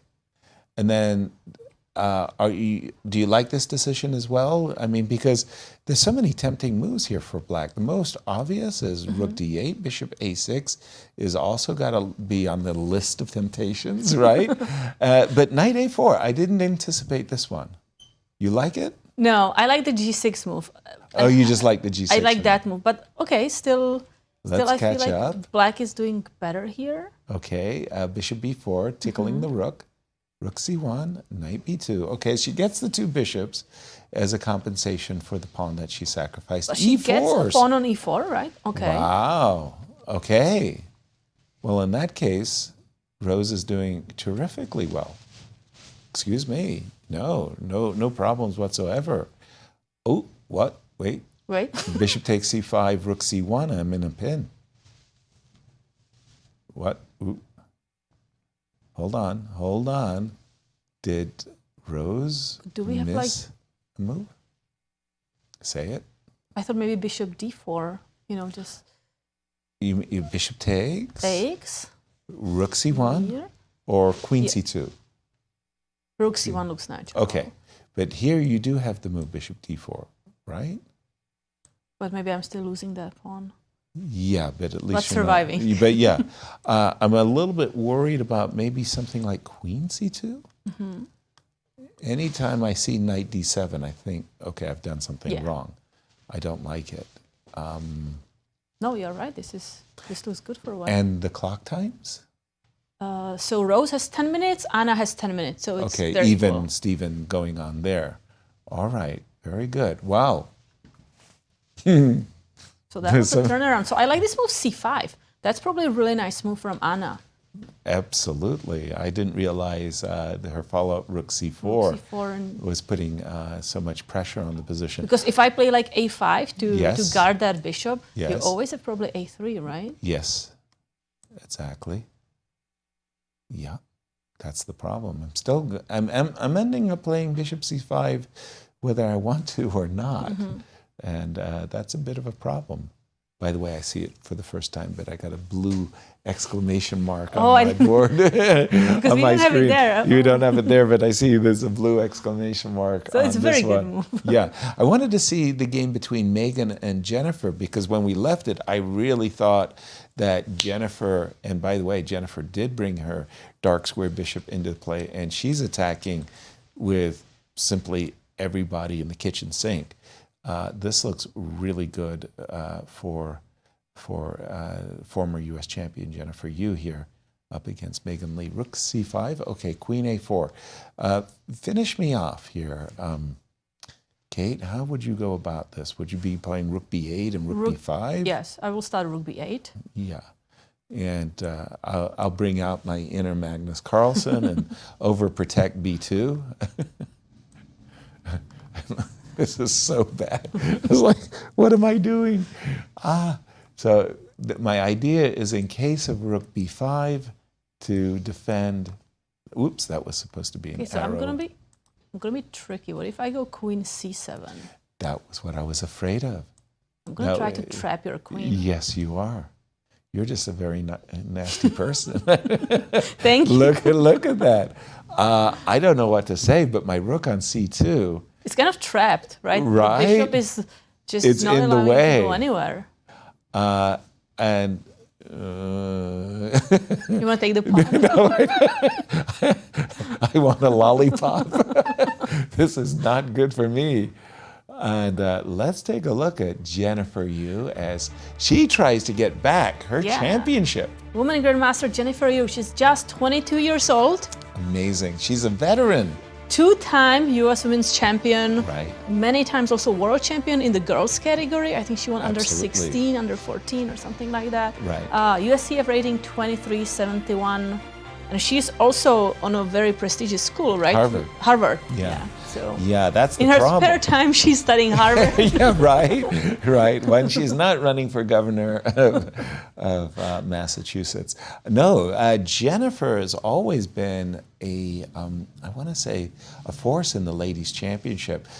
Even those championships that she's not been winning, you know, she's played the role of spoiler and could upset anyone. Remember the Armageddon game where she won with a piece down against Irina Krush? That was some magic there. That was dark magic there.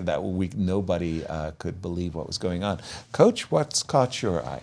Just to stay within the ladies section and once again take a look at Carissa and Begim. Talia. This is what Carissa versus Talia and Begim versus. Please, sorry. Knight to e5, bishop to d5. Uh-oh. She is doing the right things right now. She's pressuring against the weaknesses, right? Okay. Rook to a5. She doesn't even want to take on d4. To be honest, I'm not sure why. Because look, take the pawn, right? What I think she did not want to see is a transition into this endgame, which is still very much favorable. Maybe winning, unclear, but it looks really good. It looks really good for white. I mean, this is going to be a very difficult defense with the weakness on a7 still there. I'm going to go rook to a5. Then I'm going to swing my king on the other side. At some point, you're going to have to give away the pawn on a7 and try to get some on this side. You're probably not going to be in time. Right. So this one seems to be winning as well. But she went for the more, let's say, tame approach, which is rook to a5 first. Continue attacking your weaknesses. I'm not even interested in your pawns yet. Wow. G5, F3, we were discussing about this type of ideas also. Try to push on this side. And this is what we have right now. It looks really good. For Carissa, also on the clock, 14 minutes against 5 minutes, looking dominant from Carissa, from the defending champion. And Begim, to go to that one, Nazi versus Begim. There's a lot of things that have happened in this one. Right. I believe we left it off somewhere around this position. And we were saying that we prefer black just for the simple fact that you have the opportunities in the position. White has to sit and wait for what you're going to do, to react against what you're going to do. Rook to c1, h5, good move. Try to go h4, try to create another weakness. Queen to g5. And now I really like the way she uses both flanks for her attack. a4 came in the position. Oh, you cannot take on a4 right now without the queen on d2 defending the bishop on b2, because of course rook takes a4 and then queen takes b2, and this is losing for white. So a4, nice move. Rook to e1, take on b3, and if you have to go a3 to give the pawn like this and hope that things are going to stay closed on this side, bad. this is not good news for white. Rook to a7, h3, queen to a8, rook to c3. You see already something being set up on the a file, some sacrifice with rook takes a3. g4, a good move to try to create something, especially in the presence of the rook on the third rank. You're trying to get the rook on h3, you're trying to get to the black king. This is the position right now. It still seems like Begim is doing quite well in this one, but Nazi is fighting back with this last move, g4. Very good, and we know how much of a fighter Nazi is in this one. She's going to pose problems to Begim, try to convert this winning advantage. Not necessarily winning advantage, but better position for black. Well, it's one of those moves too that if I'm on black side, if I'm in Begim's position, I'm cruising, I'm a pawn up, you know, I'm ready to sacrifice an exchange. G4 is the last move I want to see. I mean, I just don't want to see any attempts coming against my king. I don't want to see G4 takes H5. I don't want to see Rook G3 landing on the board. I'm saying to myself, why are you making my life difficult for me? Why? Especially with time, like under 10 minutes, like you have to be very accurate with defending as well, not just attacking. Exactly. So guys, the move G4. 30 seconds for Fabi. Should we just jump to that one to see the time trouble? Let's go back to our marquee matchup. He just played his last move with 10 seconds on the clock. As you can see, he has 41 right now. Right. But how is this position? Who's making the progress? I'm seeing that rook on the 7th rank. Things have changed. Yasser, what happened? Let's see what happened. Well, I was wondering how we were going to double up our rooks to pressure b6. And, well, at the moment, if I play rook a6, it's a funny situation, right? I mean, You have to go rook e6, right? well, it's crazy. You would think so, but I mean, in Seattle we seize the defensive No, don't go rook b7. No, because f3, bishop e8, and then once I kick one rook away, then I can release my rooks, right? I refuse to But believe. it's about the clock. Tell me about the clock in this case, Kate. 20 minutes. So Hans 20 minutes and Fabi 31 seconds. 41 seconds. 41 seconds. And which move number are we on? Sorry? 34. Right now, 34. next move is 35. So still 6 moves to go for Fabiano until he reaches the desired Time control. So we do have a move 40 time control. When both players have made their 40th move, they get a 30-minute bonus for the rest of the game. They'll always be playing with 30-second increments, but getting to that move 40 would be very, very desirable. So let's go with your ideas. Okay. Yasser, rook to a6, rook to b7. Rook to b7. It's Let's say I go something like bishop to c4. very, very natural move. Let's say Bishop d5. and in we go, right? All right. Let's so just now have I a go look. rook to d6. And rook to d7. Or rook to e6. I'm not sure which one. Let's go rook to e6, actually. Okay. Oops, sorry. Not rook to d6, You have to come but from rook to c6. e6. Okay, pause, because here this guy is hanging, so it means... You cannot take that, though. It means, where do I go with my rook? Rook a6 on the board, and rook b7, he's seizing the defense. Yes, with both hands. I also have bishop f7. How crafty is that? Okay, I see what you're trying to do. Well, So let's if I just take show- on Sneaky. b7, Let's just show what to the audience that I do. You know, it's funny. This doesn't win because if rook takes e6. But you can go bishop I thought I was winning. you with can it. go bishop d5 first. What can I do first? After rook takes b6, bishop d5. check. Yeah. Oh, Why not? that's nice. Yeah, At least you have an exchange up. Yep. I think you're winning. I mean, you take on D5, Yeah, you go bishop C6. I should be. So this is how Hans can go wrong. This is not what you wanted when you went into this. So rook to b7. By the way, he played that like no problem. He had it ready. Yeah. He didn't want to see rook e6. He went rook and bishop c4. I'm still not perfectly convinced. Okay, So, sure. Bishop c4 perhaps not the best. Specifically because you have all these bishop to d5 ideas later on and Right. these double checks. Can I start with king to g3? I have exactly the same idea, but Okay. now at least my king is not on light squares. Right. Makes sense. I go bishop g2. Bishop So I'm g2. achieving the same thing. I need to get that bishop on the long diagonal. Gotcha. Okay. And he's going for it. King to g3. Here I pause for just a moment because I'm investigating bishop e2. that's what I was looking at, just trying to attack that pawn since your bishop disappeared from that diagonal. But now I Right. have rook e6. Rook e6 is still Isn't the that the same problem? problem. So it's Well, somehow that's the same problem. Do you need the f6 move? I don't know. So if I don't do that, I go just bishop g6. f6 on the board. Oh, wow. Okay, you need that. I like your thought. We'll just f6. So bishop g2. Let's just go down this primrose path because I'm just not even sure that you managed to keep the pawn. So what's the problem with rook to d6? Nothing. I was going to do the same thing anyway. You're going to take the pawn, right? Oh, this is what you want. Yes. Yeah. And let's say I'm an idiot. I just go here. No, but now Bishop c6, I'm going to... not the only move. Bishop f1 also works. Are you sure you want to allow me to Okay, keep that so... pawn? Well, no, I don't want... Okay, king f4 now. Even though that looks a f4? little bit dangerous. Let's assume I'm not getting checkmated. Okay, that's a good assumption. Which is somewhat of an assumption. Yeah, right. Rook b3. Yeah. And bishop f1. Let's checkmate, Cristian. No. Please don't. Please don't. Please don't. It's funny. Look, I only need a couple of moves. If I get rook to b8, b6, then I'm happy. Right.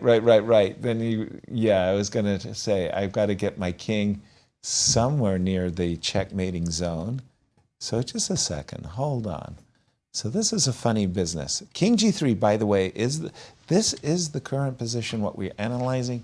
f7, f6, we've been looking at bishop g2, which, well... He's on the board. You're channeling your inner Hans, Cristian, with this whole setup. Yes. And now it's up to Fabi. Bishop e8, bishop e2. In the positions that we've been looking at, there was bishop f1. So shall we be looking at bishop e2? We were looking at that, right? Once. Okay, so let's have a look-see. Bishop e2. But bishop So e2, bishop okay. So e6. rook e6. Now, if I take on b7, pardon me, if I take on b5, you take on b7. Bishop e8 on... Yeah, he's ended up playing bishop e8. I was going to play rook e7, and then you could take. But he's gone for the line that was our first instinct, which was bishop e8.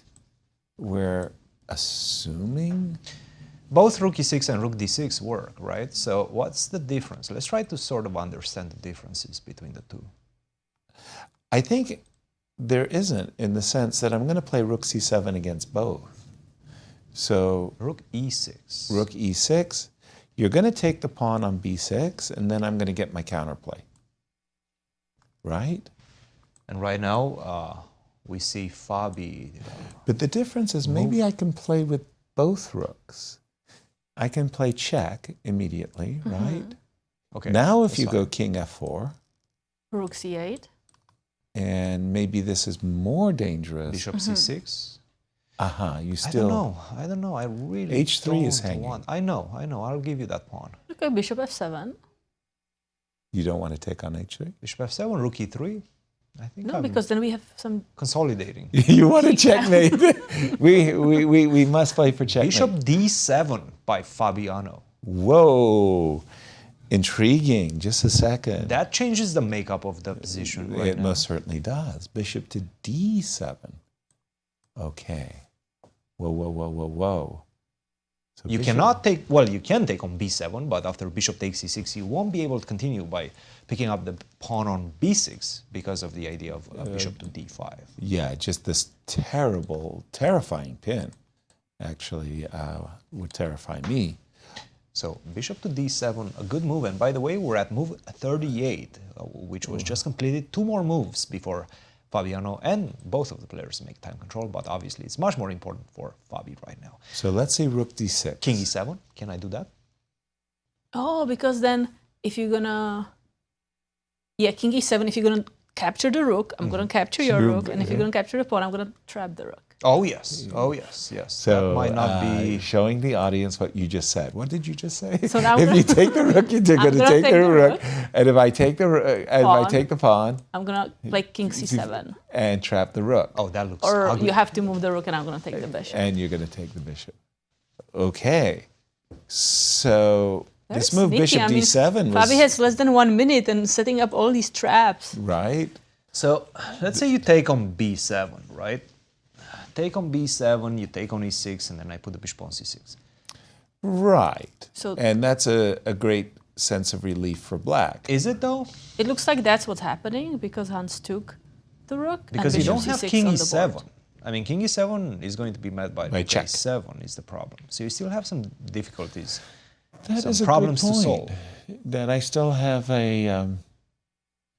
Well, I hate this defensive rook. I'm sorry. That guy now, I'm willing. Maybe I'm forced. I'm willing to give up the b6 pawn for Really? for- But that's super dangerous. That's no. dangerous. why? Sorry. You're not taking the h3 pawn. I I'm have not F3. taking the h3 No, I pawn? have f3. So I take on, Oh. I take on Whoa, b6, whoa, rook whoa, d3, whoa. and f3. Whoa, whoa, whoa! Now I'm beginning to think that bishop d7, a move that we applauded. Final move, move 40 right now, 35 seconds for Fabi to make a decision, and it's not an easy one. Ooh, I'm beginning to doubt. I'm having my doubts about bishop to King d7. f7. Bishop, pardon me. Yeah, bishop takes, right? Bishop takes. He did play king f7? Yes. Bishop c6, Okay, king to he's f7. inviting rook a7 check, and then I guess he just wants to sail to g6. Okay, he made the move 40, so at He least he did. can relax now. Oh, well, we get to relax too. I've been holding my breath as the players make time control, so we take a break. But let's just check in with our youngest No, wait a minute. Alice is still younger than Rose, isn't she? I want to say that Yes. she is, yes. Yeah, yes, I yes. think. She's 14, well, Rose is 15. let's check in with Rose Atwell as she's up against many-time champion Anna Zatonsky. Whoa! What? Look at that last move, rook to d2, Wow. double exclam mark, and in fact that just finishes. What a the game. great tactics. Whoa, whoa, whoa. How come it's not coming up on my board? Oh, I've got the wrong position. It's all good. I think we can. Whoa, That's- whoa, whoa, whoa. That's the whoa. position right now. Oh. That's for goodness. the picture And books. we can have the fork on the whole family. Right? Yeah, that is definitely the family fork. So we used to call the king and the rook a royal fork. You get one of the royalties, but when you get to fork the rook, the king, and the queen, that's the whole family. Oh, what a lovely... So this knight c5, that's just a blunder, right? Yes. Well, let's see. But Rose sacrificed her bishop. By the way, another one. And we have a draw in the open section. Another draw between Leinier Dominguez and Wesley So. That will be our fourth draw in the open. But this last move by Rose, So- rook d2, is a visual. Did we miss it as well? Because we were looking at that we cannot capture on c5 because of queen c2, right? Right. So what is this takes? But here, I think the decision to play knight c5 is just a bad one. So if I just, let's say, take the rook on c8, yeah, you capture, and I play like queen e2, I'm fine?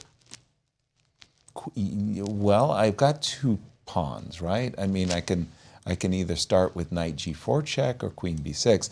I think white's for choice, right? Materially speaking, white's for choice. But I think the move knight c5, she's just missed this really nice sacrifice by Rose. What a great start for Rose.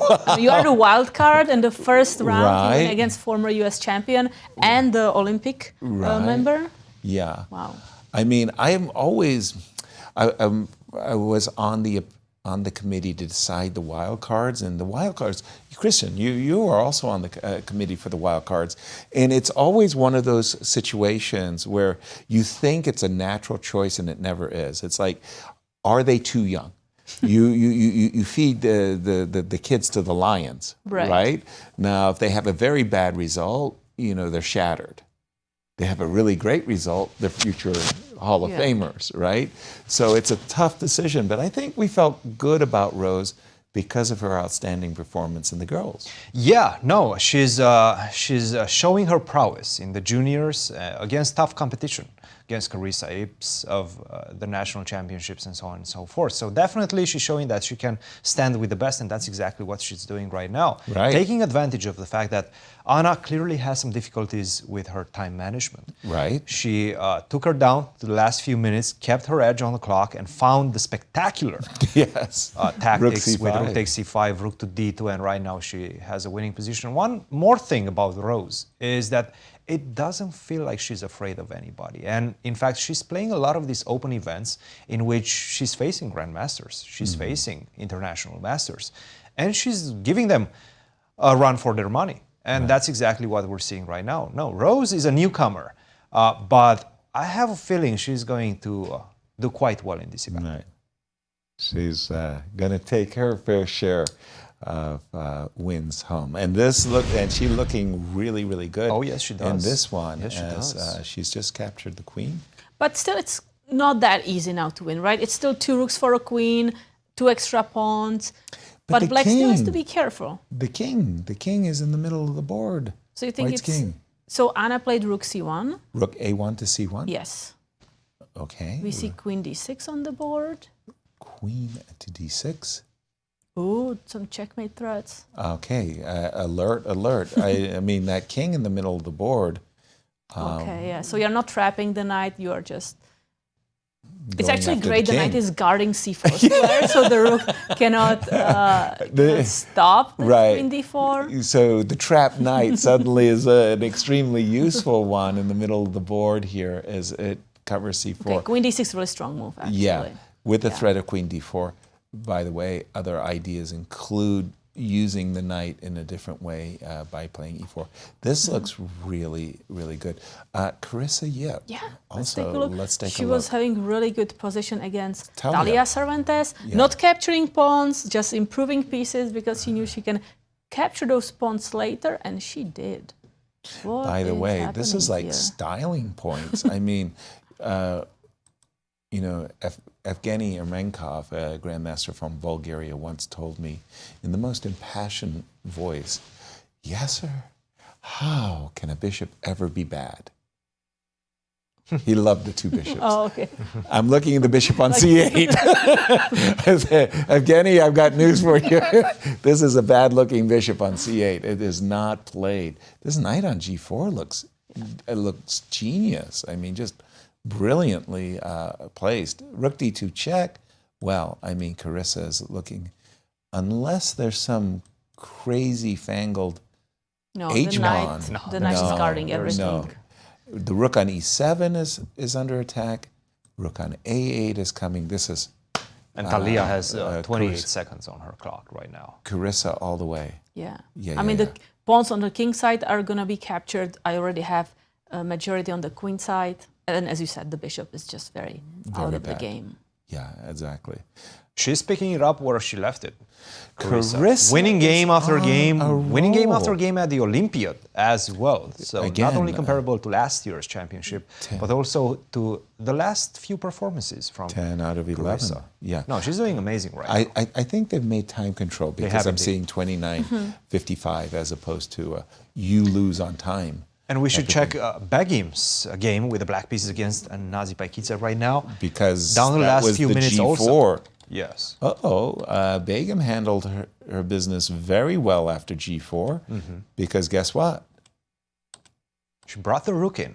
I like this. So she gives up back the pawn on b3, but suddenly has Super played nice safe kind of king. cooperation. So the rook on d5 is coming to the king side. Exactly. Very, very nicely done. And now you cannot take back on g4 anymore. That's the thing, because I take back with the knight on g4. Gotcha. With the queen on d8, you cannot touch that knight on g4 because of rook to g5. Gotcha. So let's see what happened in the game. So knight takes e4, rook f5. Wow, that's very, very nice. Style points, because suddenly the bishop is unleashed as well. Knight to f6, queen takes f6. Uh-oh, Nasi really on Wait a the minute, back foot d5, now. guys, d5, d5. I'm seeing a sighting of d5. Can that happen? Can that be played in the position? No. Why not? I'll take your queen. I'll take on f6. At least I'm not getting checkmated anymore. Queen to g3 was played. And bishop takes d5. Bishop to e5. Oh. That's a lot of pawns. you take on b3, you take on h3. That's a lot of pawns. And you know, I'm a pawn grabber too. That's a lot so of I'm going to do that. That didn't happen, by the way. She did play instead after g3. Queen to g3. And now we have a sighting of a bishop to d5, centralizing that bishop. Very nicely spotted. No more d5 for you. Boy, that really takes the... And the bishop on b2, we're just talking about a bad bishop a moment ago. Guess what? That bishop is playing a terrible defensive role. So what if I capture now the pawn on g4? You have to. It's a forced Right. move. It You is have forced. to. You have to. If you go rook c3, I take on h3, I open up your king side. You're busted. Nothing to discuss. I agree Okay, Nazi wholeheartedly. took. And I'm supposed to play rook g5, right? But then I have f4, no? Well, goes that up. is a king that you're... Yeah, but I'm gonna... Are you? Oh, you have still rook g6. I don't... It's weird. This bishop is Yeah. eyeballing the h1 square. Yeah, no, I thought you have to capture the rook and maybe I'm winning some... You're piece, trying to, you have to you're go trying for to make some- some chaos. I get that. By the way... So can I trade rooks? Rook b8? Not because I saw rook b8, but because I did see the move rook f4, and I was just thinking, okay, let me play a more positional role and, you know, like not necessarily get, you know, pushed around. You were bullying me, you know. Rook f4.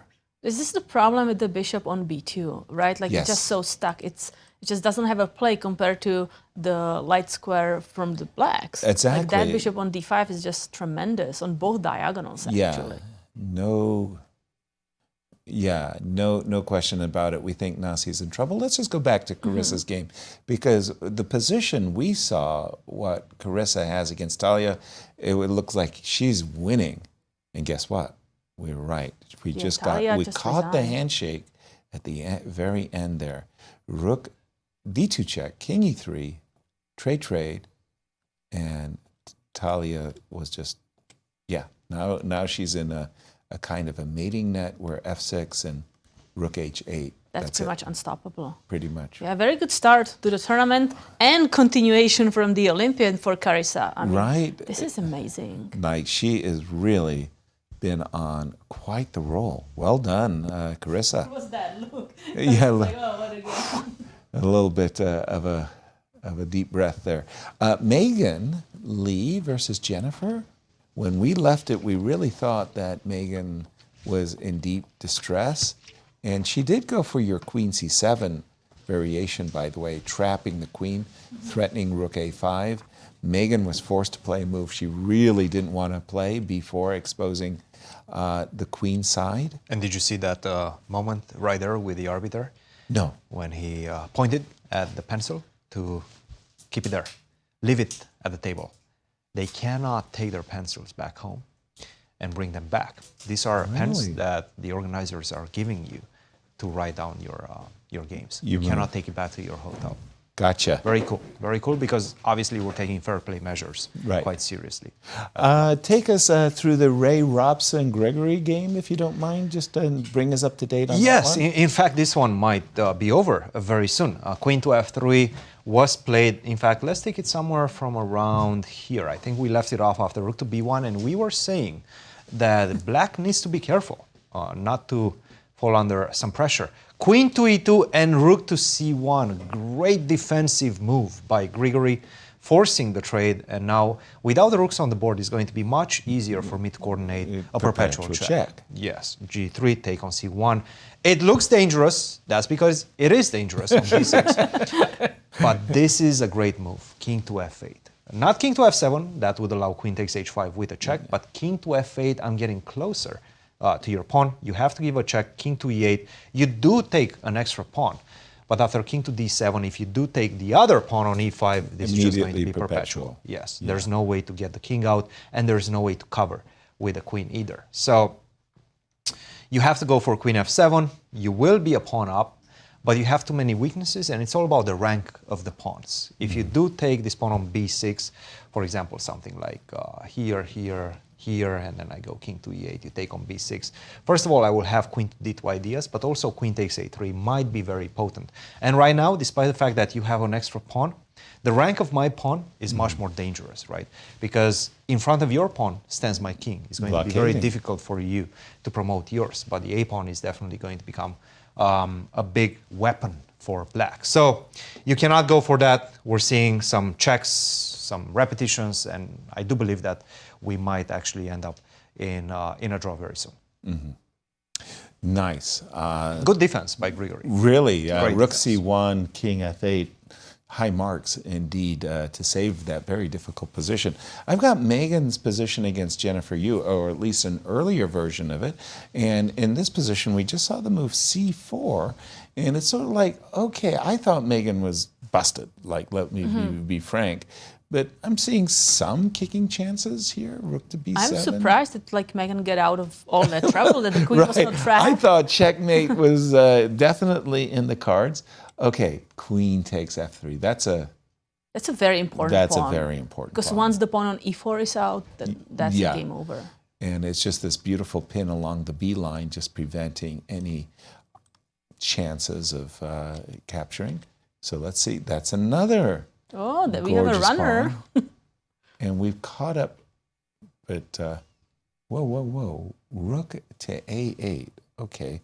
Now I'm just, I'm a little bit, can I take the pawn? Like what? So I take the pawn, I hit the rook. What did Jennifer just do? I think she just forgot she moved the rook, or because she cannot take on c6. That's the rook is pinned, but the queen is just going to take the rook. What? That was very confusing. I thought that Jennifer really had control. They've made the time control, right? I'm not actually sure. Let me double check. Rook c8. That looks just blunderful. What did? Yeah. So rook c8 is actually move 40. That's always risky. Yeah.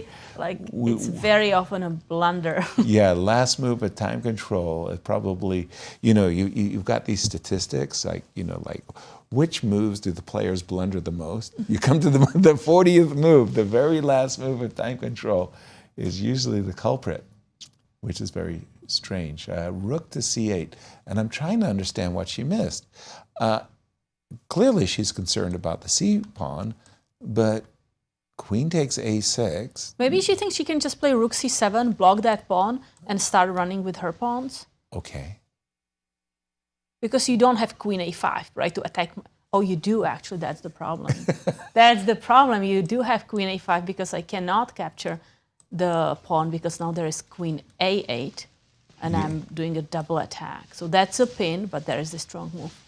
And then suddenly I'm the one in the driver's seat. Boy, Wow. talk about There's going to be the move old repetition like switcheroo. this. I mean, do you have something else? If you don't play rook c7, I'm just going to run. Right?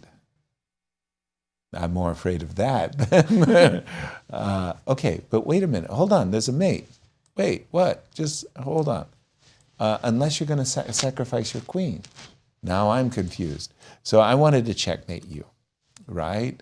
Aren't I a Right. genius? So I'm going to capture your Yeah, that's the problem. Then So I'm much gonna for being a run. genius. I want the lollipop. Suddenly, I'm losing, Yeah. even though I was all of these pawns ahead. Oh my gosh. Wow, that was a turnaround. Truly, truly. Coach, weigh in on this one. Queen takes a6, and we think that Jennifer just had, a momentary oversight, and it might cost her victory. It certainly looks like She's that, just played yes. rook c7. As if Probably she the did- only move in the position, right? Otherwise, you're busted. Right. Because of that pawn on c6, you're just promoting rook to c7, and now now you queen have to a5? follow up with queen a5. Yes. And Right. if you do that, I think she might be doing just fine. And specifically for the reason that you guys just pointed out, rook a7, queen takes a7 is a problem. Right. Yes. So queen a5, very good move. Rook to c8, queen a6, and we might see a repetition in this one as well. How are we doing on the clock?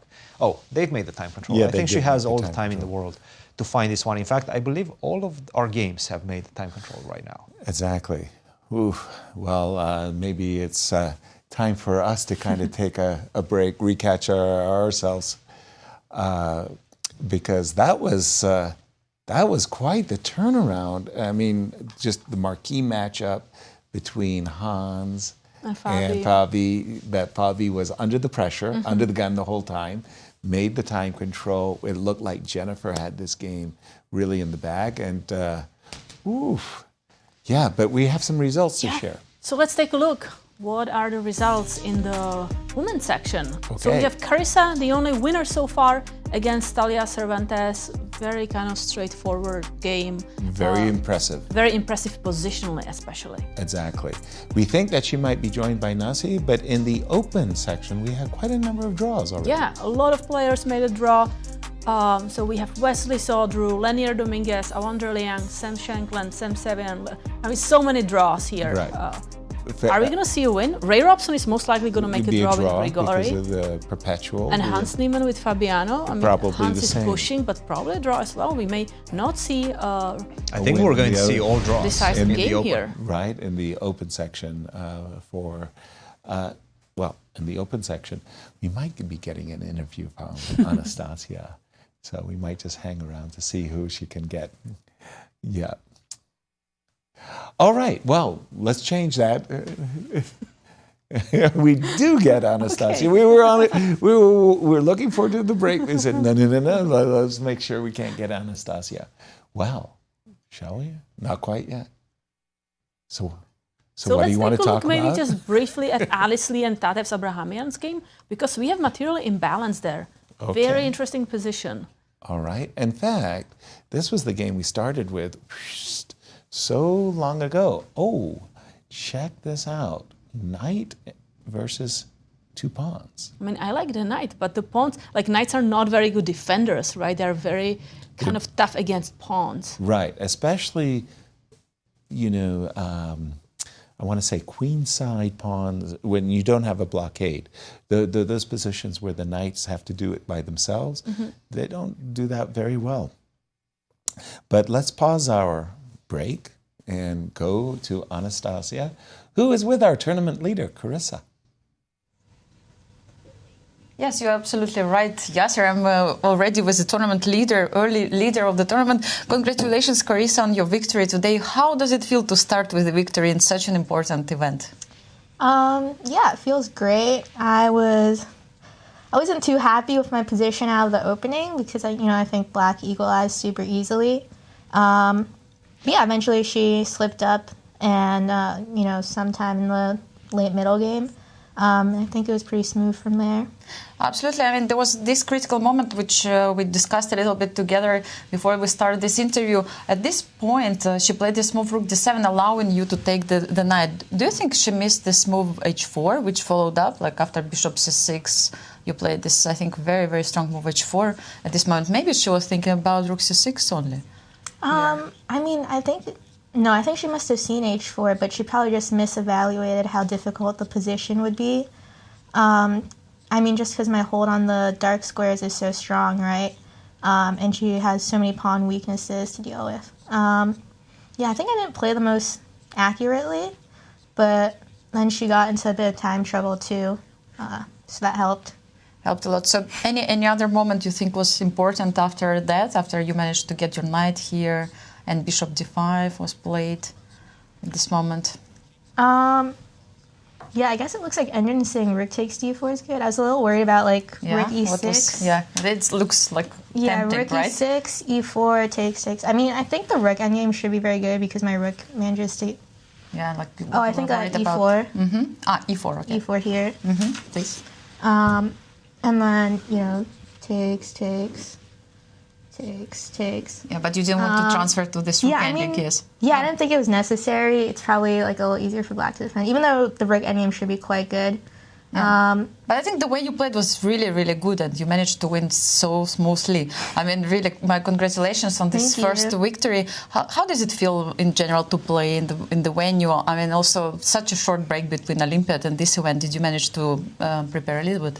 I mean, right after Olympiad, I went back to school, and then I had to do all that, so not too much time for preparation, but generally I feel that I'm in good shape. I had a nice Olympiad, so yeah, I'm eager to play more chess.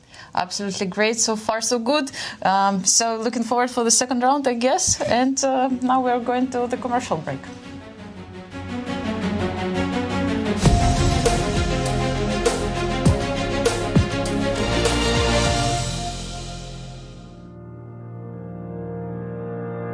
Welcome back to St. Louis, Levon. Welcome back to US Chess Championships. You've played in 2022, 2023 events, and how can you assess your results and your experience playing there so far? Well, 22 it was very disappointing. 23 was still disappointing. So it's time to make this year not to be something that I will remember and regret. Absolutely, but a few months ago you won the American Cup. Are you ready to get one more American title? That's the plan. That's generally a good plan. Absolutely, and now you came directly, more or less, from Budapest, where you won one of the medals together with the American team, and also you won personally one of the medals in your board. And what do you think about the overall result and your participation for the team this year? I really enjoyed playing for the team this year. I think it was very different from the time in Chennai. I think in Chennai the whole team was sick. I think we got, maybe it was COVID, maybe something else, but it was like entering barracks after a war, Nobody is ready to fight. And this time it was different. Everybody was ready and willing, and despite that it was very difficult because the Indian team was probably better prepared than us, I think we still managed to save our face and got the silver. Yeah, absolutely. So this time you were sharing the analysis and let's say opening ideas instead of sharing some medical equipment, as I understood.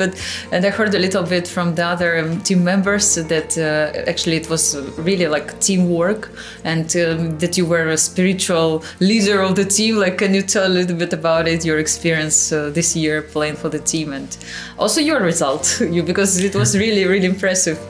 Well, I like to get this feeling of camaraderie. It's one of my favorite things, to work as a team.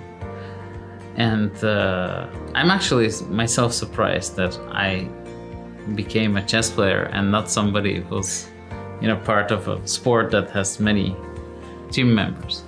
But it's definitely in me whenever I play in any other game. I want to involve all of my team members, and I think it just comes naturally. And I'm not afraid to get criticized. I'm not afraid for people to feel upset with me, because for me the most important is the result of the team, and I'm going to tell the truth no matter what, and hopefully my teammates will understand what I mean. Yeah, okay. Now I'm getting what Wesley was trying to tell me. There was some probably interesting conversations. But now that you played for the team, all the members will become the rivals suddenly, and you will play in the US Chess Championships. And how you're approaching the situation? Of course, we share a lot of opening ideas together. And of course, it's not easy when you play against each other, but it's let's say a couple of games a year. If let's say in a year we play 120 games against my team members, it's not even 10% of the games. So I can afford maybe not to play my optimal opening ideas against them and play something else. I can afford that. That's not the whole year. No, absolutely. But you're the one who won a few Olympic medals before. So what this success means for you? I mean, have the silver with American team and also silver on your board. It means a lot because, quite often, like you have in different sports, when you have some players, and they say, okay, this player is a result of the system. He can only excel in this particular team, and he cannot transfer his skills into other team. And I'm happy I got a confirmation that actually I can be a valuable member of the Team USA, and I can add things to the overall team. And yes, it was very positive and productive event. Yeah. So speaking about the national titles, are you ambitious about the US Championship, and what is motivation for you here? Well, I think winning US Championship is definitely a big deal. It's a super tournament, and I am motivated because I am in a good mood. The weather is good, and my family is here. What else is there to ask for? Absolutely. And what do you think about the youngsters in this event, the new generation? I think they're very talented. They're brilliant, I think, definitely. Christopher Yu and Mishra and Hans. Hans is already so strong that we don't consider him to be a young player anymore. Yeah. But he's very strong. We're also looking forward for your participation in the US Chess Championship tomorrow. All the best of luck for you, Levon. Thank you so much. Thank you for your time. Thanks.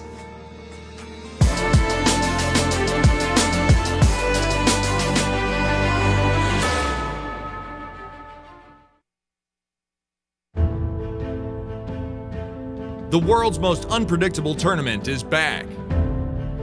Chess 9LX makes its return to the chess capital of America, St. Louis, Missouri. From October 28th through the 30th, 10 players will compete for a $150,000 prize fund. With 960 different variations, even the best in the world don't know what's coming. Featuring legendary world champion Garry Kasparov, Hikaru Nakamura, and returning champion Sam Sevian, this is an event you won't want to miss.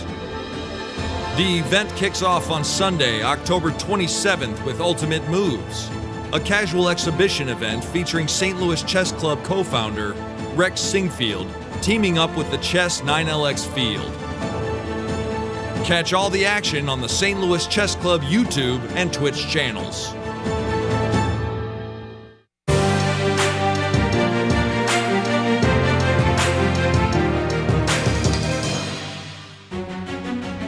Welcome back, and let's take a look at the results. While we were gone, Jennifer, she gave up a half a point today, I think, Kate. Yeah, she had a really good chance at winning. She was squeezing the position, and then one move, That's what takes in chess. So she made a draw against Megan Lee, and we did have a result with Karisayip winning against Talia Cervantes. Lots of draws in the open section, however, as nobody's been able to win so far. 2 games remaining. Yes, all draws, and we are also expecting Grigoriy Oparin to draw against Ray Robson, and there is a high chance that Fabiano Caruana will be having a draw against Hans Niemann. Exactly, and boy, that was such a shame for Jennifer. She'd been playing this really, really nice game. Once, one strange move, and it all went away.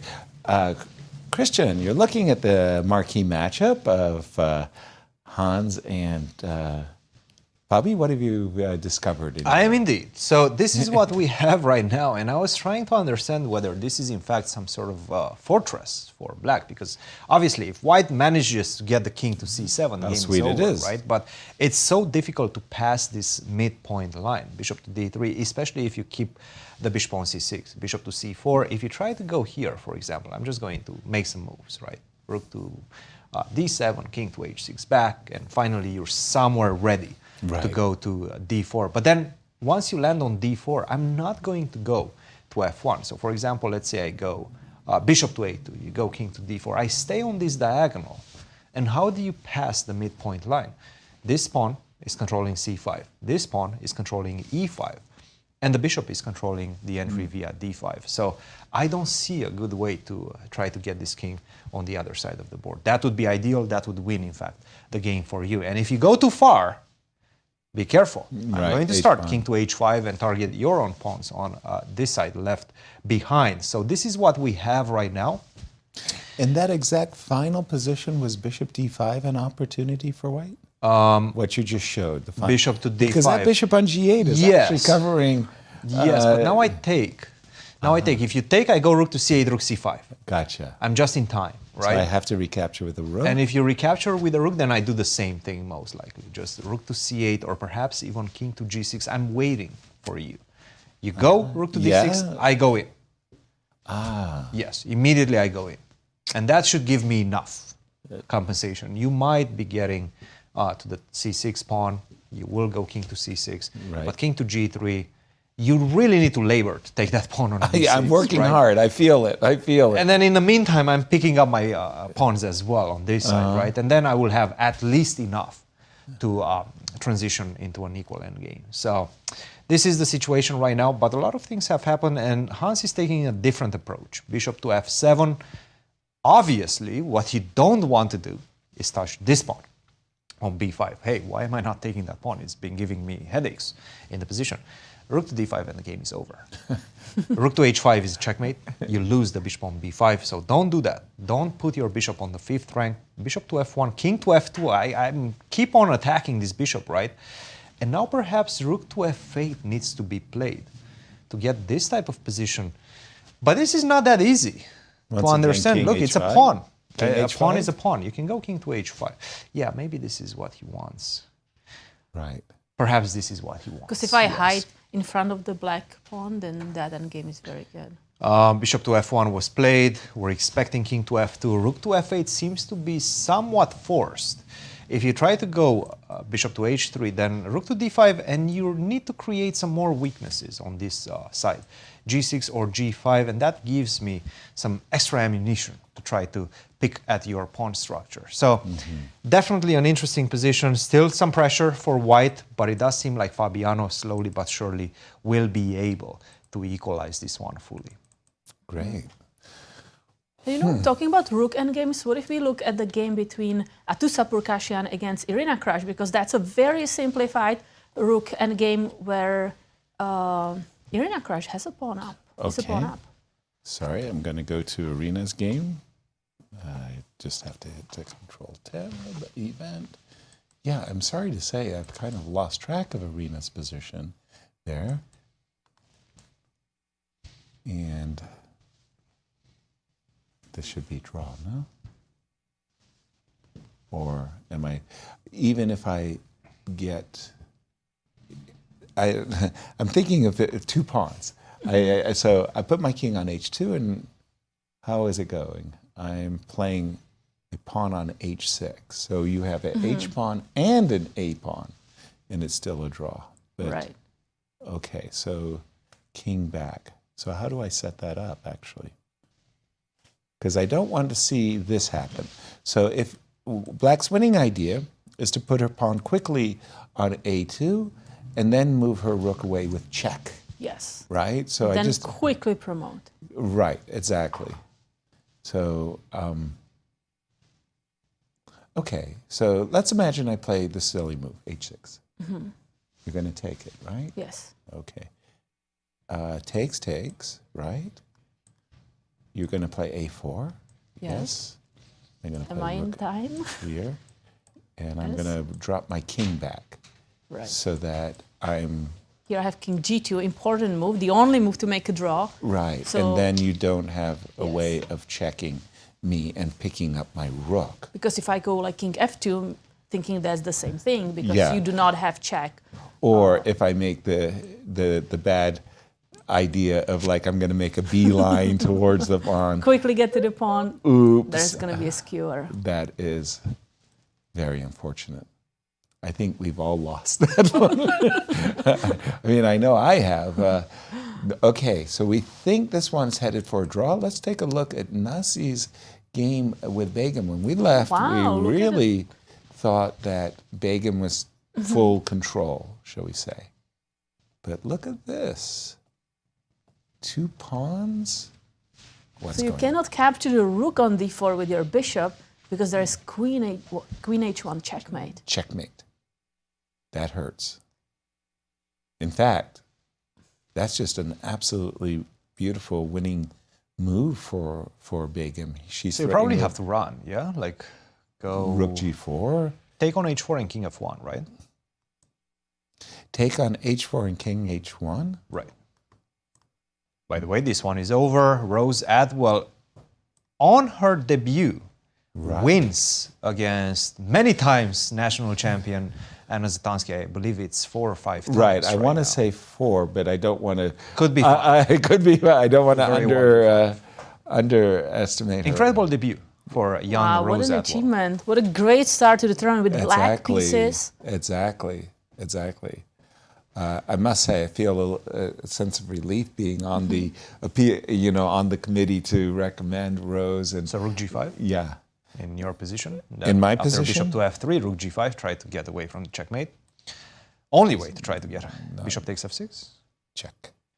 You give me a check. That's nice. So I have to start with rook g3, I guess. And now a check. Yeah. Yeah, rook g1. So we get a position where I have 3 pawns against 2. It looks pretty borderline hopeless. Yeah, I mean borderline hopeless. Yeah, just That bishop is really strong. It truly is.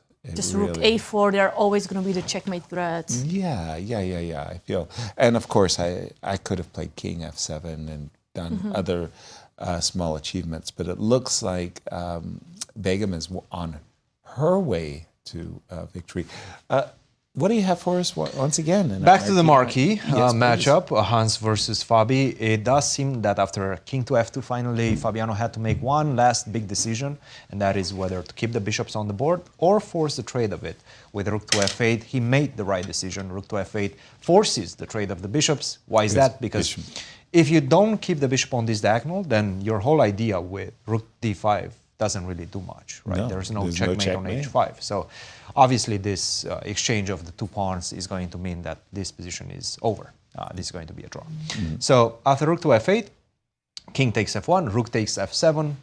Fabi has finally started to speed things up. Now it's easy to calculate for him, right? You take on b6, as you pointed out, king to h5, and I do get to your pawn on h4 first. Right.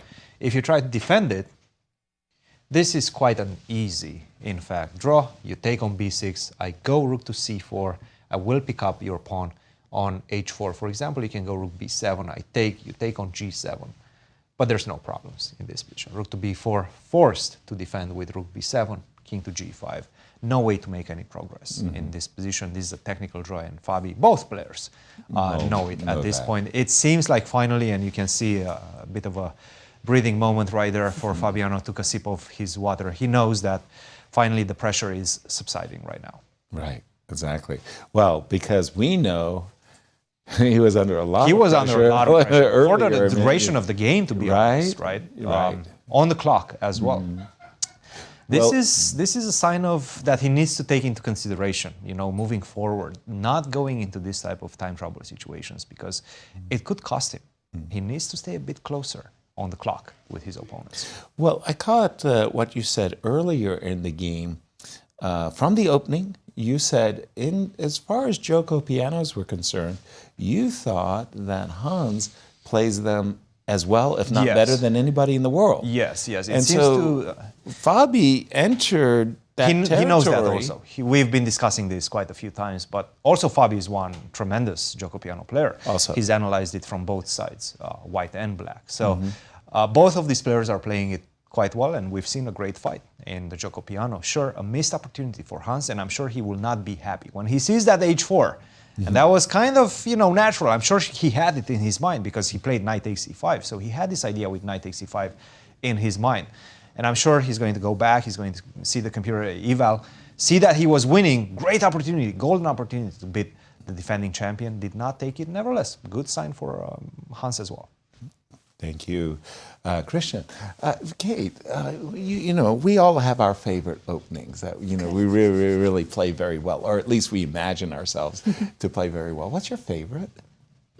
Favorite for me for black is Sicilian, that's for sure. Which type of Sicilian? I kind of move around. I used to play dragon variation a lot. But now maybe more like Taimanov or some. Yeah, but I kind of stopped playing chess for the past 2 years. Right, so I only play you don't have Bullet or Blades online, and you can play anything there. And as white? Against? As white. English? D4? I started to play London a lot. Just like okay, it's a very safe opening. You know what you want to accomplish. Right. Just strategically push. And if I feel that I'm a much stronger player, I sometimes try with gambits, like King's Gambits, Scotch Gambits. But that's tricky, right? You don't want to play it on higher level. So then just London. London. Keep it simple. Okay, very cool. Can this get, guys? I'm just going to drag the attention Ray to this Robson. one. Can this get dangerous right now? So we've seen this trade, and I was saying that this A pawn is going to be tremendous, right? But the E pawn is pretty strong as well. Queen to A2, not A3, but queen to C4. Okay. Why not A3? That's a very good question. Why not A3? It seems like A3. Not really sure what he was afraid of. Perhaps queen to D6 or queen to D8. Check. Then where do you put the king? You have to go to G8 or G7, right? Because if you go to F8, E6 is already busted. Oops. Queen to F7, also E7 is a big problem. So perhaps this is what he was worried about. It's still draw if you go king to G8 or king to G6, but perhaps not what he wanted. Okay. Queen to C4 to keep an eye on queen F1, right? Keep an eye on perpetual checks. This is the ideal situation. For example, if you try to start running. Now it's a check. Don't go there, right? Because you get checkmated with queen F5. So this is the type of position perhaps that he's looking to get. I'm thinking king G6 is going to come on the board. It only makes sense. Right, that's a logical follow. You're not going to go king F8 and allow E6, even though this is still a draw. But now you're walking a very tight rope, right? Queen to E2, and maybe you get the perpetual. But what if you don't? Right. What if I manage to get somewhere on D8 and then you cannot touch my king anymore? Then you cry. Exactly. So don't do that. But we do have Anastasiya with a young Rose Atwell after her tremendous victory. Anastasiya, take it away. Exactly. Congratulations, Rose, on your victory against Anna Zatonsky. Such a great game. How do you feel about it? I've been winning at the first round against Anna. Yeah, I'm really happy to be here. For a while, I didn't think I was going to be invited, and winning the first round is really great start. You had a really great warm-up yesterday playing against Teles Lee. I saw you at the opening ceremony. How was it? That was fun, yeah. Yes. How did you go with this match? Who won it? I think she won, but but you were competing. I won a few games, I think. I think it was really great also for the public. So let's go to the game. It was so exciting. This moment I find was the most interesting and the critical. So you played here this bishop f2 move, which computer also finds very, very good. And so what did you calculate after king f2? First I wanted to do knight g4 check, but that check seems unnecessary because now she can just go back to g1. Then I was looking at queen e6, but she just knight c5, blocks this diagonal, so I cannot get in my idea. So exactly. then, so you decided, let's say, first to do queen e6 first because king is vulnerable here. So after queen e6, and also now there are more tactical motifs. Like what she did in the game, knight c5 allows takes rook d2. Fantastic, rook d2. Which would not be possible if the king were on g1. Yes. When did you play this move? What were your feelings? I mean, it was such a great move to play, nervous but excited. Absolutely. Because I knew that maybe she would be okay. Like I thought at least I should have a perpetual or something in the pocket. But it would be really hard to defend, and we were also getting down to just a few minutes. Yeah, so here she could have played move, I think, rook c8. Yes, she could have taken this rook, but what would happen after? I was going to take. Yes. Oh, she only has one. I don't know, she moves, for example, queen somewhere, yes, and of course not d2. And now this is the perpetual I was looking at. So apparently I had nothing better than It seems like that. This is what you checked during the game, right? So you were fine with that one, yes. So I mean, it's clear that it's the best variation for black if white finds the best moves, right? Yes. But how much time did you have at this moment when all this happened? When you she had around like 9 minutes or 9 minutes. Okay, so still quite a time, maybe less than that. Maybe less, yeah. Okay, so queen is 6, and after that, let's say knight c5. Yeah. All this was calculated, yes, by you. And so the ending position is winning. Like she has 2 rooks for the queen, but I have several pawns, and the placement of the king is really vulnerable. Yeah. Was it any other moment you would like to show here that, let's say, you had to calculate or something? Well, after e3, I actually missed. She could take this pawn, but apparently it's still winning. Yeah. And here we made time control, and she used up a lot of time, but she just couldn't find a defense. I don't think it exists. Like I have so queen d2 and queen f1 and knight g4, and she just can't stop all of it. And this allows, and she just allowed me. Yeah, and this is absolutely great finish of this game. We have actually a nice video of you playing against Carissa at the opening ceremony. I don't know if we can check it out. Yeah, we have it. I think you had both so much fun, and you can see everybody was watching your games. Do you think, I mean, some grandmasters don't recommend to play Blitz before the tournament, but I feel that you are from those who are ready to play anytime you can. Yeah, well, there was not. Well, there were boards at the opening ceremony. Like, if they did not want us to play, they should have not put boards there. Absolutely. So you had a lot of fun, it seems like. What a great start for you of the tournament. So far, so good. Pleased. Yes, you're happy. Yes, that's great. So all the best of luck for you tomorrow. Thank you. And we go back to the studio. Thank you, Anastasiya. Our congratulations from our studio to Rose, a very deserved victory. I just like the way she was saying the tactical motifs of the king on f2 was far more vulnerable. I didn't have to do the... Wow, just great. It's also nice that she saw that after rook takes c5, like she can bail out with like a draw, right? So there's no risk. That she has it in the congratulations, pocket. Really great game. Absolutely. I'm just looking at the game of Atousa and Irina. More simple than the whole h5 business was what Atousa played. She just said, I'm threatening checkmate. I'm going to play checkmate. You have to give me a check. Now that you've gotten out of the checkmate, now I'm just going to pick up this pawn on h5 and make a very simple draw of, king and rook versus a pawn. So king h7, give me the pawn. E8. I'm assuming we'll go here, and I'm assuming I'm going to go here, and you're going to go give me a check. I'll go back. You'll give me something like this, and with the king just comfortably in front of the pawn. Just have to make sure you don't give first check and trade the rooks, because that'll be a last pawn in the game. No, I would be crying. What Kate is saying is, don't do this. This would be the lost king and pawn endgame you just mentioned. Don't have the key squares. Exactly. And that would be a problem. Oops. So, By the way, king h6 is on the board, so right. we may see now rook A8 happening. Yes. Yeah. So king h6. So that game looks like it's headed into a draw. Again, we're going to return to our marquee matchup. Cristian? Absolutely. We don't have a lot of remaining games. In fact, especially in sure. the open section, Right. everything has been drawn so far, and this one seems to be headed that way as well. Nevertheless, there's still some pressure. So he decided to go after king to g3. We were expecting him to defend the pawn on h4, not take on b6. And he did not go rook c7, but rook to b7, which is fine. It's the passive approach, but it's still fine. The material is very limited. Rook d5, king h6, king g4, maybe looking at some ideas of f4, king f5 at the right moment, trying to poke at the position, at black's position, white that is. Rook to d6, rook c4, f4. Of course, if you go king to g3, then we basically have the same position that we've seen before. After rook b4 and king h5, you're going to lose this one. So f4 is played, rook to b4, rook takes b6, and now g6. As played. Good move in the position, best move in the position, in fact, to have this move king to g7 later on, to be able to go rook to b3. By the way, if you go rook to b8 right now, we can just go rook to b3, and that traps the king, more or less, on g4. Now you have to address f5, which is a checkmate threat. So you need to be careful. My guess is that he's going to take on f6, allowing rook takes b5, and that one should be a fairly straightforward draw. Right. Not that much happening anymore in that particular game after g6. Good defense by Fabiano, once again, showing the fact that if you give these players, these 2800 level players, one chance to get back in the game, Right. they'll find it.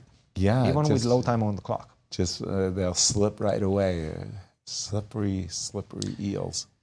Good things and bad things for both players to take away from this game, Right. obviously. It's the first round, you know, nerves, whatnot. You might not be in shape. You might not see everything. You're not yet in the tournament, right?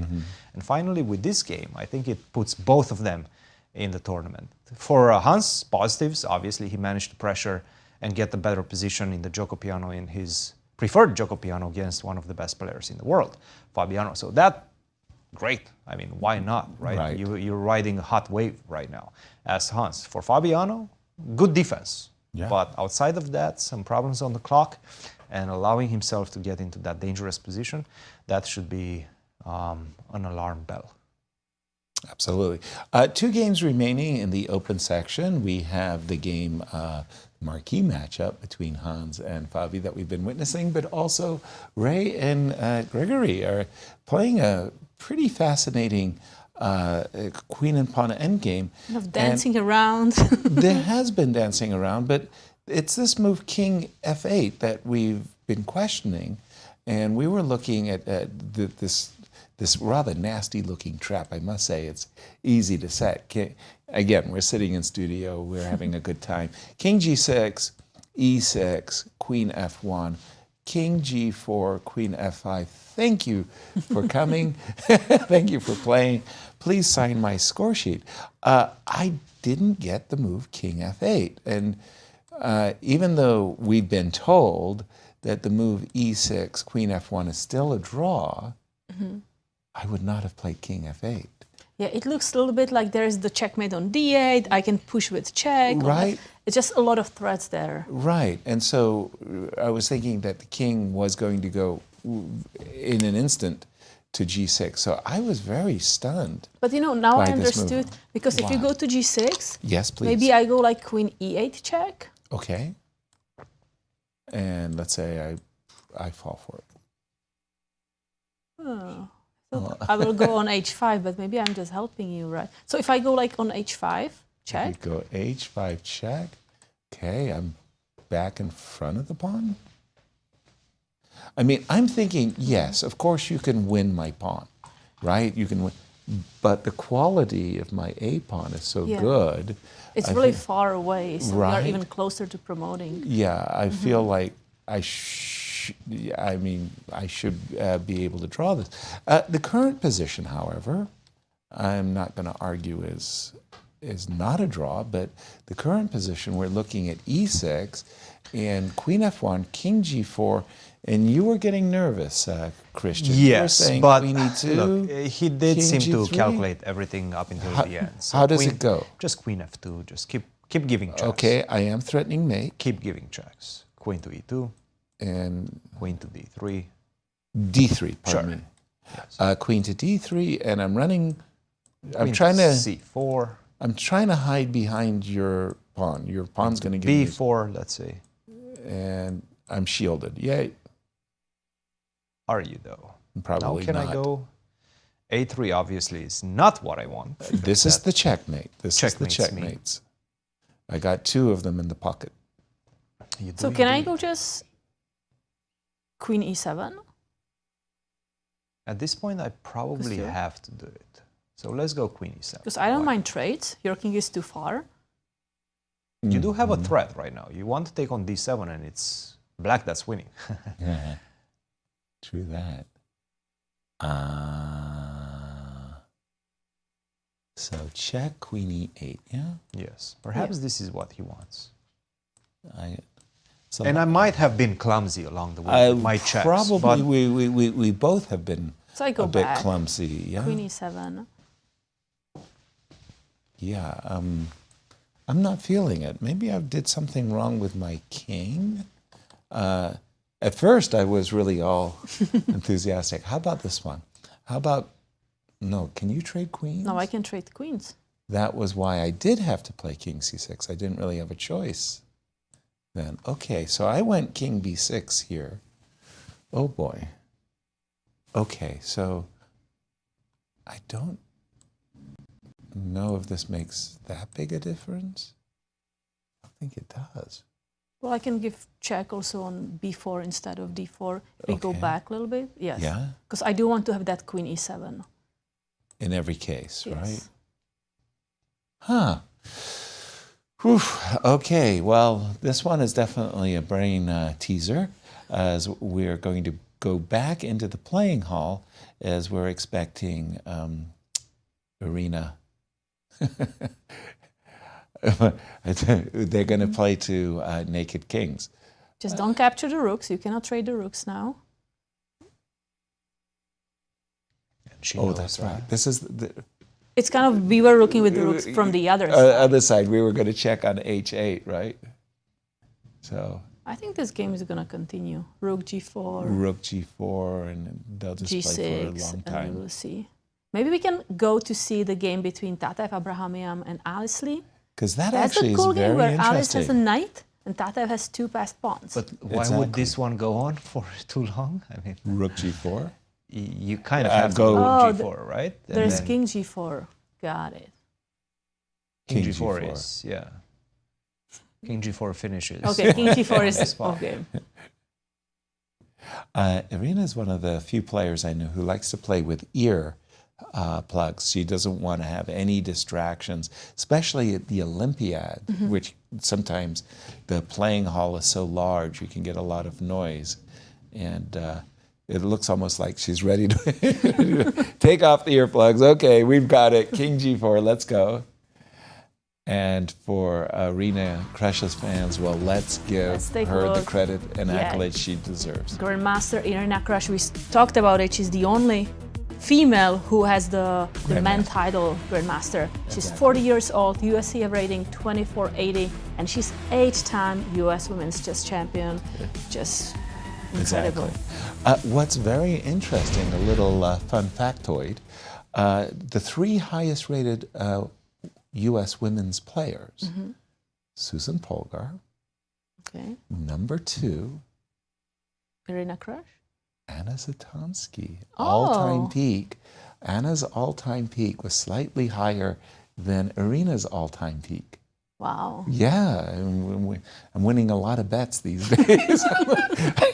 And it's amazing. You just start studying chess history, you kind of come up with all these really crazy things. But yeah, King G4. So we have the 2 of the 3 highest rated players ever in the US playing this championship. Correct. Wow, that's amazing. That is absolutely amazing. Let's go to the game between Tatev and Alice, because we haven't seen that game for some time. And definitely things changed a lot. But it's this basic position that we could be discussing. Materially speaking, Black is doing great. Yeah. The problem is the knights are not great against past queenside pawns. So 2 pawns, and now with this move knight e5, basically White's pawns are marching home. Black starts saying, okay, I'm going to make a perpetual check. Also, knight and queen, they are very good at kind of giving checkmates together, exactly. Right? And we are about to see a draw between Hans and Fabi. Really a great start. Fascinating game. This is what we want. We chess lovers, I mean, you know, American sports fans always want a winner. You know, like every time there has to be a winner, every kind of competition. But this was a really well and hard fought I mean, draw. that variation where you trap the queen with pawn on h5, That pawn was on great. g5, that's incredible. That was very special. By the way, in my day, the players did not like it when you stalemated them. Really? No. Why not? Korchnoi just felt that it was disrespectful. Oh. And they would make they would go king h6, and there you go, draw. Oh, you didn't make yeah, they agreed to a draw they because agree to a draw, so yeah, they had to make that stalemate. king h6, the final move stalemate. But our congratulations to these two players. A great start, and I think both of them can come from this with some goodness in their pockets, thinking about their good play. And we have another draw. So Irina Krush against Atousa Pourkashiyan. It's a draw. And it's the first draw, right, in the women's section? Yes. No, Jennifer. No, you. what? Jennifer threw. That doesn't count like a draw. Because we kind of chalked up her victory, right? Right. I'm trying to get us back to the Tatev Alice Lee game for just a moment at least. And we did see the move knight f3 check, and I thought we were going to see the perpetual. And I'm a bit surprised by knight e4. Oh. Something, knight g5. Wait a minute, what am I, something is going wrong. Knight. So that's the thing, the knight and queen, they can create some mating threats. True, mating nets. but... So knight g5, maybe let's go queen c5, right? Yeah, I'm not sure about queen d4 move. That feels maybe... Yeah, I was also, I was kind of a little bit struck by that. I think it's fine. I think But it's still fine. I mean, these pawns are really strong. I mean, isn't Black playing with a little fire here? I want to force you. Basically, queen c5, yes. So queen c5 on the board. I think this is a good start for Tatev, because queen c7 is a huge threat. Well, but we're threatening to win the game on the spot with queen c7. Well, it's not, yes, okay, but I go queen f3. Queen f3, I'm not so sure. Queen f3, can I go h4? Is there a real threat, though? I hope so. I mean, I'm not even sure why I'm saving my h-pawn. It's almost like a... No, I just want to attack your knight. That's it. So if I go knight e4? Knight e4, I have queen c7. But why is that so scary? Oh, because I go... Even though your knight is very powerful, so I'm not sure how that endgame, in fact, is. It's lost. It's lost, For white? For Black. Is it though? Oh, easily. No, it's for How white. is it so... I mean, for Black so lost easily because lost? you don't stop the 2 pawns. 2 pawns? Yeah, you do stop the 2 No. pawns. You go knight c5. And I go b7. b7. Knight a6. Knight a6. Yeah. No, you do stop the pawns. But the question is, and I think the broken structure on the king side does not allow you to make any progress. I think it's a draw. Okay, so let's go king a6. King h6. Let's include our audience. Yes. So what we're talking about is a very strange ending where we've got these two connected pass pawns versus the knight. So our first thought, both Katja and I, our first thought was that, wow, we're winning. Because the problem is the knight is a terrible stopper of the corner pawn. Exactly. Knight takes b7, and Cristian is correcting us, saying, no. I don't have to take the pawn on b6. I can play knight a6. And this is where we're kind of, caught with one another. I think you're way too far. No, I'll take on h4. You'll take on I'll h4? take on h4, king g4, and push my h pawn. I need to be fast. I should be faster than you. Yeah. No king. h5. Yes, h5. Who's fast? What? I should be faster, right? What? It feels like I'm faster, yes. Who are you trying to convince? Maybe I'm not. Maybe I'm not. That pawn is one move away from promotion. So I guess I have to. Yeah, no, this is actually good for you. Something strange happened. So we're kind of getting a little. But let's go back to the current position. Hold on. Let me just do this. Oops, that was not the current position. We went here. We went queen c5. Did Alice play queen at f3 yet? No, nothing happened yet. But what I wanted to say is, why are we playing h4? Cristian wanted to play h4. Yeah, I didn't.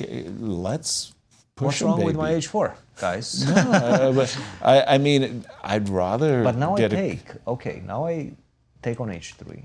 What is your guy doing here? Your guy is. But I have at least a draw, right? Do you? Yeah, queen d1 and knight f4. Yes, thank you. Wow, so that's that's a very pretty perpet. Yeah, you do. Because I was getting really enthusiastic about my two connected passed pawns. But nope, you always do have the knight f4. So, okay. So Alice is not taking risks by playing queen f3.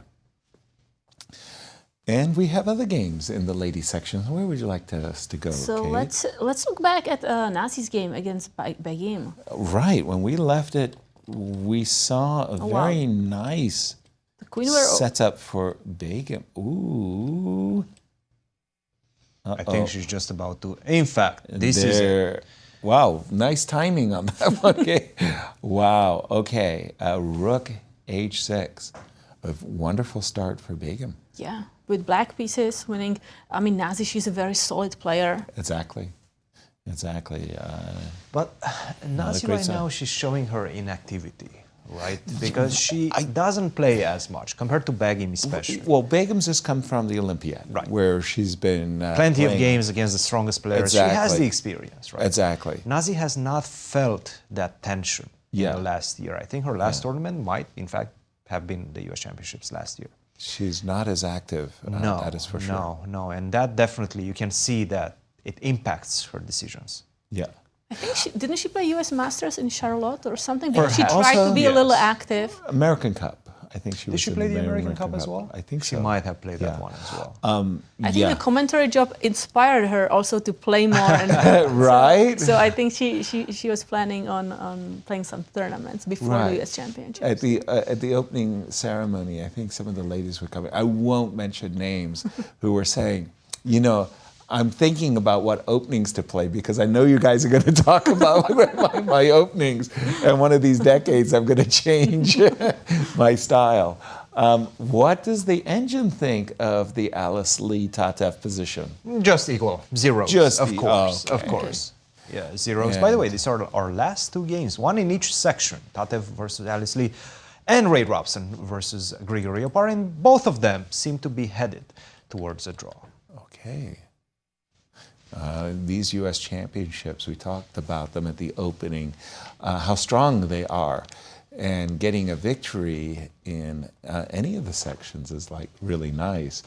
Levon Aronian, I just wanted to get your take on this. So he plays this super sharp, double-edged, great piece of preparation, sacrificing exchange, makes all of these wonderful sacrifices, and there's only one way to draw. Which Sam found or knew probably before. But that's the point. They were both playing their preparation. Your thoughts on that kind of deep preparation that misses its mark, but... Yeah, but I also think you tried. You were kind of brave. You wanted to go for this line, and draw is still okay in this tournament. Sure, but you throw away the white pieces? Right. But I don't think it matters that much to Levon, to be honest. So, well, it was just if the just guy first round. You also the first rounds are always very difficult, very tricky. Like all the tension is coming to you. You are competing on one of the most prestigious tournaments in the US. What's your form? What's your form? Like you can also get into an opening you don't like. So so you made a draw. Jump in on this one, Cristian. That yes, that's very forcing line. You hope to catch your opponent, but your opponent plays the line perfectly. He shows his stuff, and it's a draw. Yeah. You cannot avoid this type of situations, especially nowadays in modern chess. That's the nature of it.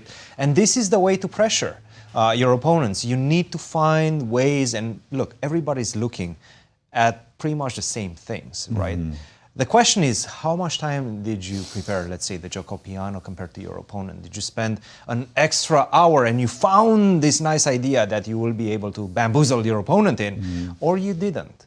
And then very often you cross paths with your opponent, you play the same type of lines, you know exactly how to respond if you're on the defensive end of this type of situation. And then if you do that, I mean, look, you have the white pieces, you have to accept the fact that chess probably is a drawn game. Right. Maybe chess draw. If you play the best moves, right? So that's the nature of the beast nowadays, especially with modern chess. And take a look at this. This one finished with a draw as well. Yeah. So we have all draws in the open section. As Grigoriy, you mentioned at the opening of the show that maybe players like Oparin are not well known. Tough player to beat. Yes. What a team player. Again, in the Pan Ams, in the collegiate championships. In the important ones. So the Pan Ams and the Final Four. He never lost. Classical chess has not lost in 5 years. Wow. So, and he's been playing against the best players in collegiate chess, which are no slouches, like 2,600 players on board one. Right? But he's a very stable player, and if he brings to the table, and he works a lot. That's another thing about him. He works a lot. We know he's also the coach. Occasionally Fabiano. travels with Fabi. Obviously, they've been working for quite a few years together. And you can sense it sometimes in his play. If he has spent too much time seconding, then he gets a bit rusty. But now he's trying to play also. So we'll see. We'll see what he brings to the table. He has had plenty of time to prepare. Doesn't have to worry about preparation for Fabiano right now, obviously. Right. So that's an extra plus. We're going to see an interesting Grigoriy in this competition. Lovely. And let's pause ourselves to throw the ball to Anastasiya, who's with Begim. Yes, here we are with Begim, who won her first game in the US Chess Championship this year. It seems like the race is starting again. How do you feel right now?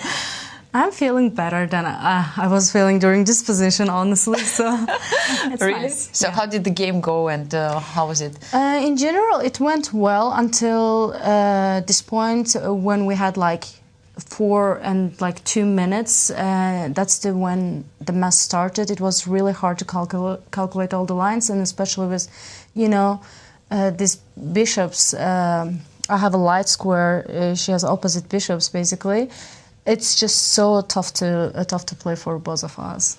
Absolutely, I know what you mean. It's like opposite color bishops, and the one who starts attacking and creates something is the one who's ahead. So what happened here? Like it seems like White is trying to create something on the king side. Did you feel nervous here and like trying to get? I thought my position was totally winning at some point, and here I felt like I was like missing some stuff, and I was letting her go. And I thought it's kind of a risky move, but after text here, I honestly didn't see anything better than like rook g5. And it's still a game. I'm playing queen d5. It looks scary, but honestly, I do not have anything here. But she made a critical mistake right here. She played queen f4, and I have a feeling she just maybe she missed this knight g4, knight g4, and she thought she's gonna play rook g3. But I think what she missed is like f5. If knight e6, I think I just have queen h4. And you have some mate ideas. Yeah, probably she just thought that rook g3, knight f6, and she has some play. Honestly, I don't think she has it, but it looks better, And also maybe we'll show that queen g4 will be rook g5, right? She cannot take with the queen, yes. Yeah, G4, exactly. It's just rook g5, yes. Yeah. So yeah, this is crazy. And after that, you felt that it's better for you, or like let's go a little bit further and see what happens. And here after rook g5, I thought I was crushing. She took it, and I had like minute to think. I was like, okay, queen f6 or rook f6? Yes, I it's very logical to take with the queen. I mean, you want to bring one more piece to the game, right? Honestly, I don't know why I didn't do that, because at some point I thought queen f6. That's what I missed. Queen g3, I can take it, but I miss d5. Yes. And here, bishop is opening. And yeah, I was sure that I must be better. I was like, but what am I gonna do here? So I didn't really see the clear way of playing here. So it's like I didn't wanna open this bishop. Yes, so that's why I played this move bishop d5. I think just to stop this pawn, to be sure that nothing is opening. This position is better too, but I didn't know if it was winning. For example, we went to this position. Okay, she made some mistakes. Most precise is like this move. Bishop c1 was the only move here, yes, to save the game, it seems like, yes. But after that, it seems like you were really doing well. Yeah, I was doing well, but she had to at least play rook g5 and try to like defend this position, because I'm not immediately mating her with rook h4 because of f3. Yes, there is f3. Because of f3, so that's the whole point. I know my position is winning because f6 is coming, rook b8 is coming. I have an attack, but it would be like a little bit, you know. But she didn't find it, and I think after that it was very smoothly for you. Like it was a good journey. Tell us a little bit about, let's say, how is it going with the tournament? I know your father is here supporting it. Yeah, it's just nice to have him here. He's cooking for me, which is nice. So I don't have to spend time on that. Other than that, I'm just enjoying my time with him and just enjoying chess. I'm sure today, watching your game, he had some difficult times as well, but everything went well at the end. I told him not to watch. That's a good idea. Thank you so much, Begim, and let's go back to the studio. Lovely. I just like this idea of your daddy coming and cooking for you. I mean, that's wow, great. Well, congratulations, Begim. Really nice start. We knew one of the commentators were going to have to win. We just weren't sure who it was. We have one game remaining. Then there was one, and it's Alice Lee, Tatev, the two loneliest people in the chess tournament hall at the moment, but a lot of people following the excitement. Now, this is the thing. Check this move out. Queen c6, surprise move by Alice. Now comes queen b2. Very strong move, in my view. We're threatening to take the pawn. Pardon me. We're threatening to push the passed pawn. Can we take on a4? So that's the thing. Since we are commentators, can we try to gamble? Yeah, well, of course we can. Well, let's do it. Capture his pawn. Takes b7. Queen d1 check. That's Knight right. c5. Whoa, wait a minute. What is... Knight c5 was played, so we should probably get back to the position. Okay. Because this completely changes. Everything, right? Everything. Knight c5, you're allowing me to go a5. Which I will gladly play that move. With both hands. With both hands. I will gladly play that move. Wow. Certainly Tatev didn't... I think Alice is Alice in trouble, is... Yeah. But that's unexpected because she went to attack with that knight and now she's returning, but she gave a lot of tempos for kind of bringing the knight to the attack. Precisely. I mean, she's wasting time. And as far as Tatev is concerned, Tatev is thinking, look, I may have a winning threat. I mean, I'm going to try to pin you, and I'm trying to, get my pawns going. What's the times for the two players? So Tatev has 3 minutes, and Alice a little bit less than 7. And she's going back with knight to d3. Okay, we are confused. That's me. I'm confused. What's going on? For all of us. You got to explain to me what it does is make going some on. sense. Does it? Right, because if you go queen d4, for example. Okay, I'll fall for it. Queen d4. That's what I wanted to do. Queen c1 follows, and I do think that, of course, king to g2, you cannot play that because of knight to e1 followed by knight to f3. So if you have to go king to h2, and that loses another tempi, maybe I have enough time to go knight e5 back, maybe queen to f1, followed by knight takes f2. It seems like perhaps I have enough time. Okay, so knight d3, maybe queen d4, I'll grant you isn't ideal, but let me play queen b1. I'm still... No, but now I go queen f3. Okay. Oh, you have still... I mean, what I wanted to say with queen b1, I keep my eye on b7, I keep my pawn... So queen f3, I go b7. What? Wait, but you're Let's just giving go up- b7 to make No. to see if I can make a draw or not with b7. Well, I take. King h1. No, What? what? I Oh, can. there's. I wanted to go. that's oh, not you good. Okay. No, that's not good. Yeah, oh, good. That's not good. I like knight e1, but this works too. If it works, it I works. think this one works. Okay. Knight e1 probably works too, but Probably knight e1 works too. But what's going on if I go queen f1?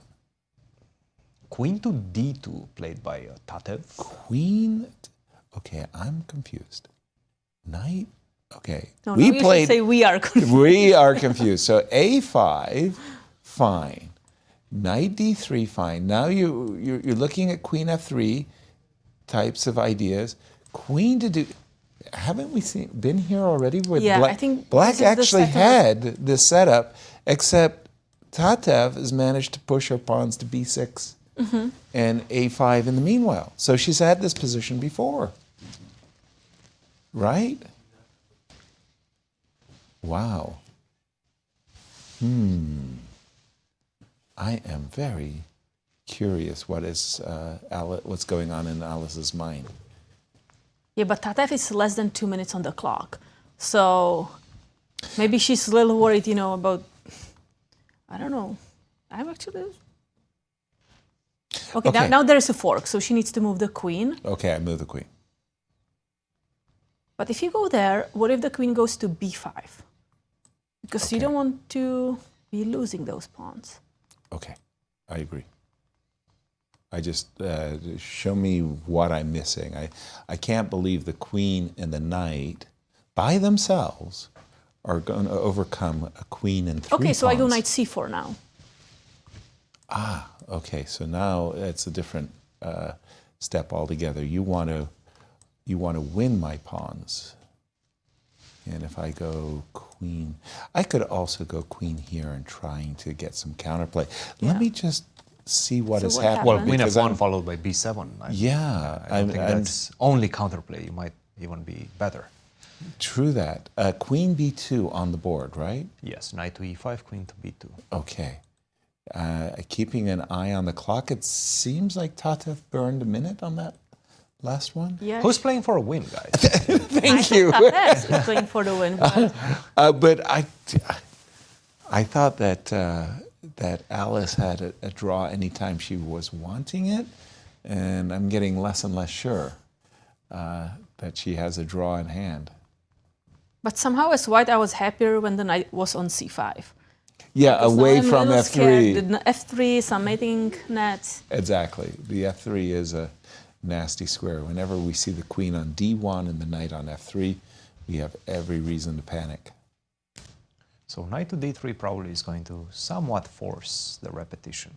Because I do think that Tatev, with so little time on her clock, she's probably going to go for that queen to d2 repetition. Exactly. Queen to d2, knight to e5.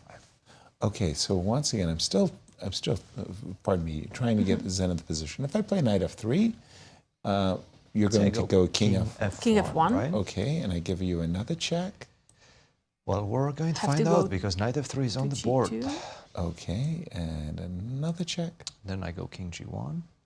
Right. Now, the trick I was aiming for, by the way, was this one. Yeah? Very nice, yes. Okay, so that was, so then I will take the perpetual with Right. knight f3 and knight e1. Okay. You still have it. Yes. You still very much have it. And maybe you can try for more, like queen d5, for example. I'm a little bit worried that by the time you play f4, You think this is going to help you? I start to really, okay. I mean, that pawn is so darn strong. But I'm curious, so did Tatev miss somewhere like a win? Or, I don't know. I mean, if we go, when the knight was on c5, I think that was when she had chance.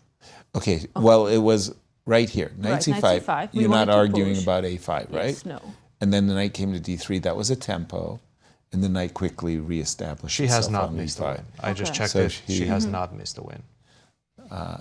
And by the way, queen c4 check was Alice's move. And so she's got this perpetual, if you will. One thing you shouldn't be doing is to go queen to e2. Because Queen to e2, you might get in some danger after. No, knight to h2, in fact. Knight to h2. Yes. Ooh. So I'm going to start like this, and now Queen to c1, or maybe even queen to c3. But let's go queen to c1. I do think that I want to place your queen on d1. Right. Queen to c3.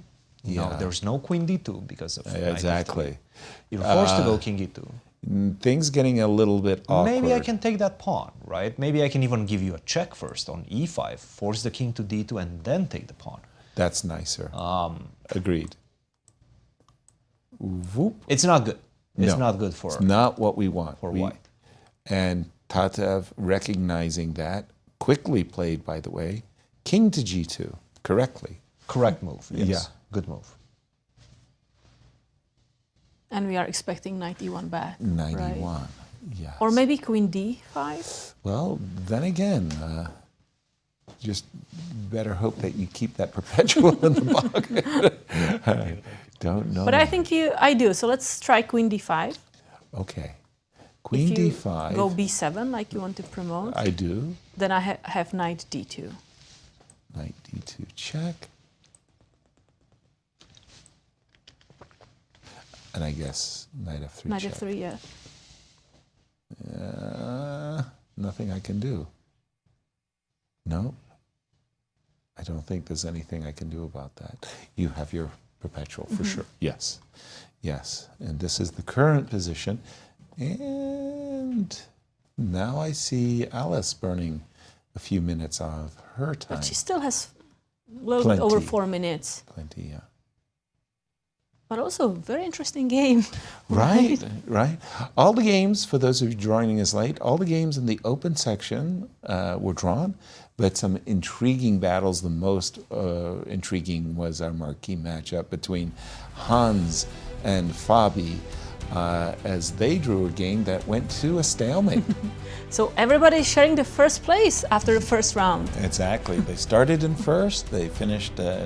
It seemed to us that Sam Shankland was the most disappointed with the draw.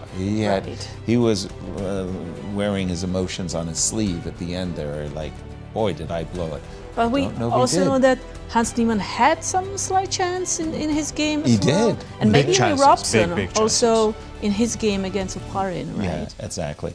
And for the ladies, with one game remaining, we've seen some wins. Yeah, we had Karisayep winning her game. We had also Begim Togirjanova winning her game. Right. And we had Rose Atwell. What a great start for this youngster. Debutante, winning yes. against Anna Zatonsky, her first game. Wow. And Alice Lee and I think we Tatev, might be seeing the handshake handshake very soon right now, because they've been repeating the position, knight to f3, knight to e1. If she does go knight f3, let me make sure I have this one right, but I think it's the third time repetition if she goes knight to f3, king to g2. Yeah. And I recall at the American Cup, these two players played in the first round against one another, and Tatev had some nice preparation that she didn't get a chance to play against Alice, and Tatev lost, and that really stung. You know, you come really well prepared, you're very confident, you don't get to put your... I know that feeling. Oh, don't we all? And so for Tatev, even though she had the white pieces, she's going to think, okay, this could be my tournament. Perhaps queen to e4, the last try in the position. Last. What's your idea after b7? No, I think the knight is on e1. And king Oh, is on I G1. beg your pardon. Knight is on e1, king is on g1. So maybe queen e4 now. Queen e4. Playing with the flames. Well, I'm threatening checkmate. But Yes, you you were worried are. about f4, right, Yasser? I was. I'm not sure about f4. Whether I should be worried about f4, that's a different question. But f4. f4 does weaken the king. No more perpetuals for you, buddy boy. Queen e3, let's do that. Is that a perpetual?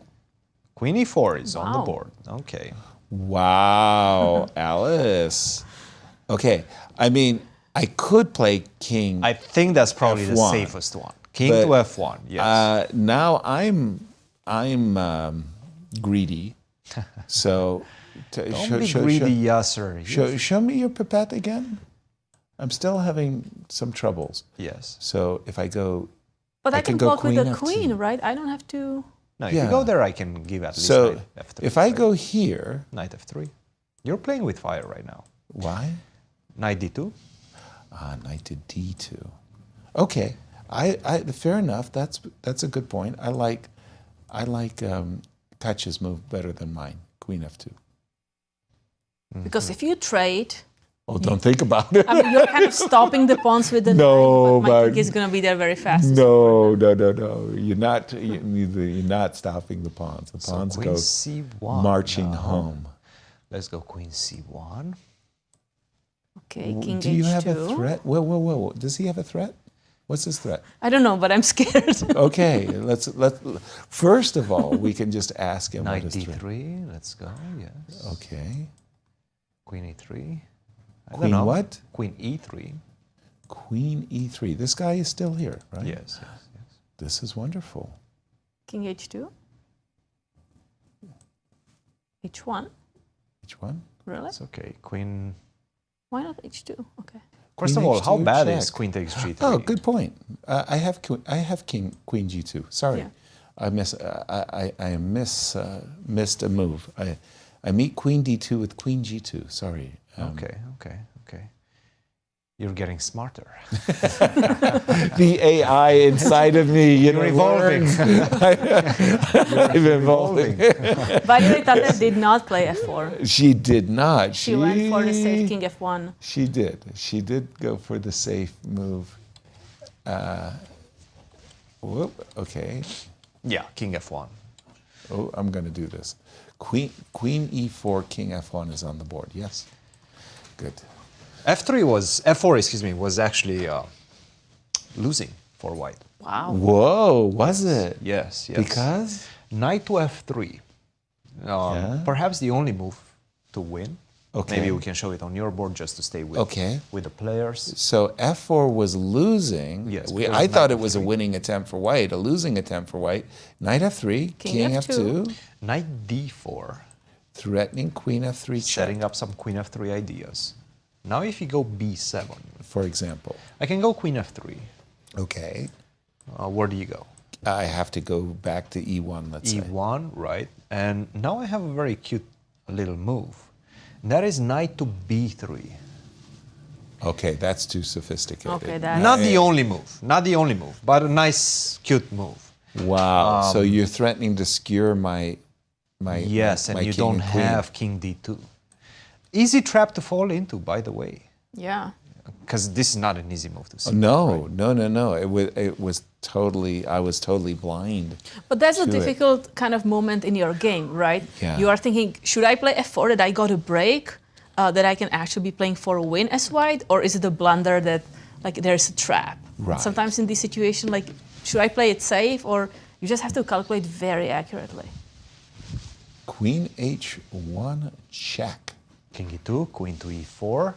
Check. Once again. For some time. Yeah. Repetition, King F1. Okay, not even a consideration for King D1?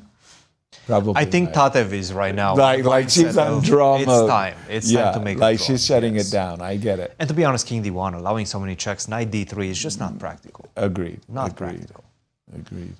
Also, sometimes in those moments, you are waiting for your opponent to over-push, right? And if Alice Yeah. really doesn't want to make a draw, then she's going to make an awkward move, and then maybe that's... That's a very good point, because right now, Tatev is, for the first time in a very long time, perhaps, in the whole game, up on the clock. Right? Yes. So now, exactly as Kashka was saying, you might be getting overly ambitious as black. Exactly. Maybe you're going to make the mistake. Yeah. But of course, Queen H1 is a draw on the spot. Right now, the perpetual that we've seen being played for the last couple of minutes. Let's see if she follows through. Every single time she had the opportunity to close the show, With a draw, said she no. refused it. Yes, that's Refused right. it. Yes. So we'll see. But now she Well. has last 90 seconds on the clock. That was, She's I don't slowing want to down say on the clock. a fault. I'd rather say it was a feature of Kasparov as well. He would play to the very last drop. I mean, he was like, he would torture you. You'd think, okay, now I've got the draw, and he wouldn't take it. It's like, darn it. So what if he goes? What if she goes Knight to D3? Knight to d3. Now with the king on f1. How do we... Let's try to figure this one out before she makes a move, makes a decision. So knight to d3. So she's got queen check as well as queen f3. Less than a minute on the clock for Alice lead right now. So I can go queen d2? Queen to d2 makes the most sense. Yes. You just cover a lot of squares. Right. You know, protecting f2, protecting e1. By the way, don't go to e2. You need that vital square for your king. So no queen e2. So if you go queen h1, king e2, 30 seconds. Knight to c1, then you go up to e3, and now the knight is a bit awkward. Knight d3. Knight d3. Look at, wow. Alice is a fighter. Totally. Knight to d3. So we've been looking at queen d2, anticipating her desire to play for the win. And I think Tatev, you know, at the board you have the sense. Your opponent's just not going to make the drawing move. So you think to yourself, what if they don't? What if they don't? Did she prepare queen d2, or is she thinking, I've got 2 minutes to think about it? I don't think she did. And the thing is, you have a lot of options as white. Yeah, tell us about Queen the option. c3, queen d2, maybe even queen b5 in the position, right? Queen b5 has the... Even though queen b5, queen e1 is a problem. I think that's... Oops. Yeah. Yes. That's just losing, So sorry. unfortunately, that doesn't work. I think you need to keep contact with the pawn on f2. But queen d2 looks the most natural. It does. Well, it does several things. First of all, it keeps a5, which keeps b6 intact. You defend f2. And, yeah, you cover e1. So queen d2, I start to think, okay, I'm going to play on my opponent's time now. I'm going to play queen d2. I'm still menacing b7 because my queen is attacking the knight. And how does... That's the thing I'm starting to think what to do with black. Because if black gives a check, I move the king back to e2. And then I block with the queen. And right? And you don't have a check anymore. Exactly. So, for example, we're imagining pass. A g5, I've got b7. And if you don't pass, if you do go, as Kate was mentioning, we're thinking knight c1 check, I just go up. So queen comes back. And now how is Alice? By the way, Tatev is also having last 30 seconds. She has to make a move. Queen c2. Okay, that's a little brave for me. c2. Whoa. Putting pressure. Queen c2. But I like the queen on d2, exactly what we were saying, that you can block the check afterwards. Right. Okay. Still within range. Not a bad move. Not a bad move. Okay. Loses by any means. And to be honest, it kind of makes sense because you're asking an immediate question, right? b7 is coming. Queen to c7 to support b7 is coming as well. So you might be in need of starting to give perpetuals once again. Queen e1 check, king g2. g2, instantly played, bravo. Queen e4 check with the idea of knight e1 check, probably. You have a way to King just g1? take on a5 right now if you want. Take on a5, take on d3, take on b6 draw. Correct. So that's another way to do things. By the way, Alice has 20 seconds. And to be honest, you might be getting a bit concerned because queen e4, king h2. Right. I'm starting to hide, right? And then I'm b7 is a worried. big threat. So maybe we'll see queen takes a5 in this position. Wow, good call. Yep. Normally it's the commentator's curse. You know, we're not as good as to guess this last second move. And Tatev obviously can make a draw comfortably with queen takes d3. She had to consider queen c7 check, right? Yes. And right now I think both players know exactly what the outcome of this game is going to be. Queen to d7. I'm expecting king to g8, queen to e8, king g7, queen e7, and the thing is the queen on b6, in fact, protects the only weakness, the pawn on f6. No problems, and we're going to see the handshake very soon. A sharing of the point. Yeah, but I really like Alice, how she keeps pushing, right? Yeah. Keeps trying to find a win and only settles for a draw when really there is just... she exhausted all the options. Exactly. A halving of the point.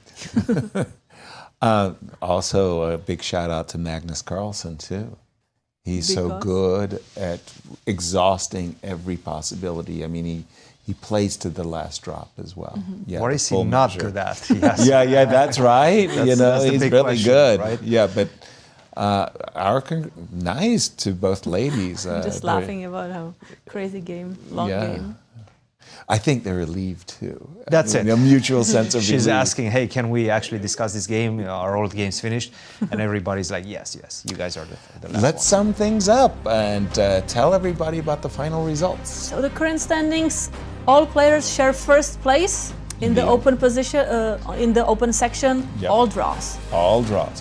Hard fought, but all draws. And in the ladies. And in the ladies section, we do have 3 winners. So Karisayeb, Begim Togirjanova, and Rose Atwell are sharing the first position here.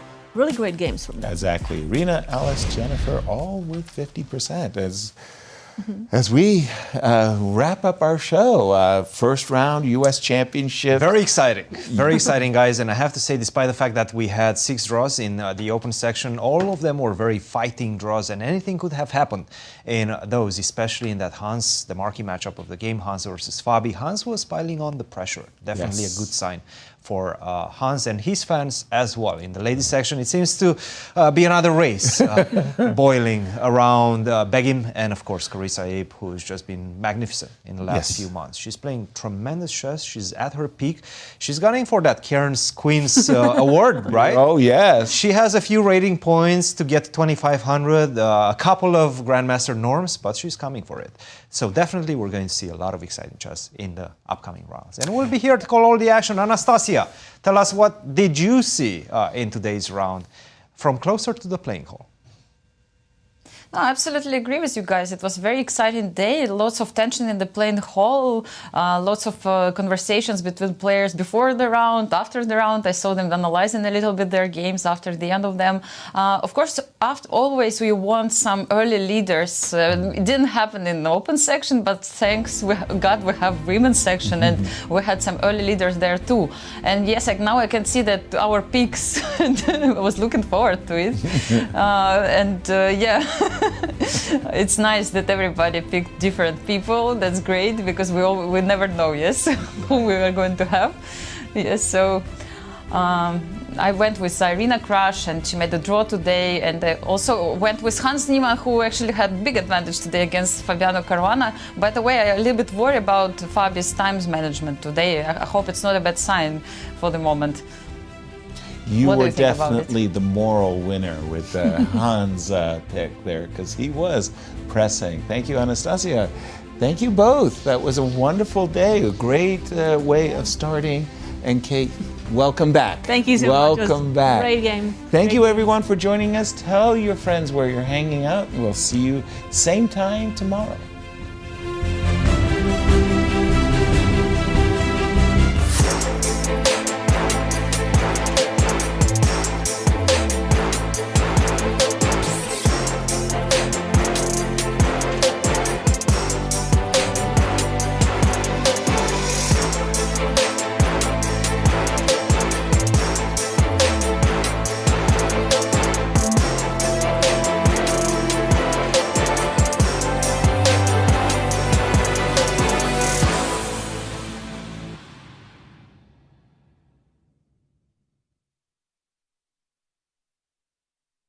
This has been a presentation of the St. Louis Chess Club. Any reproduction or distribution of this content without the express written consent of the St. Louis Chess Club is prohibited.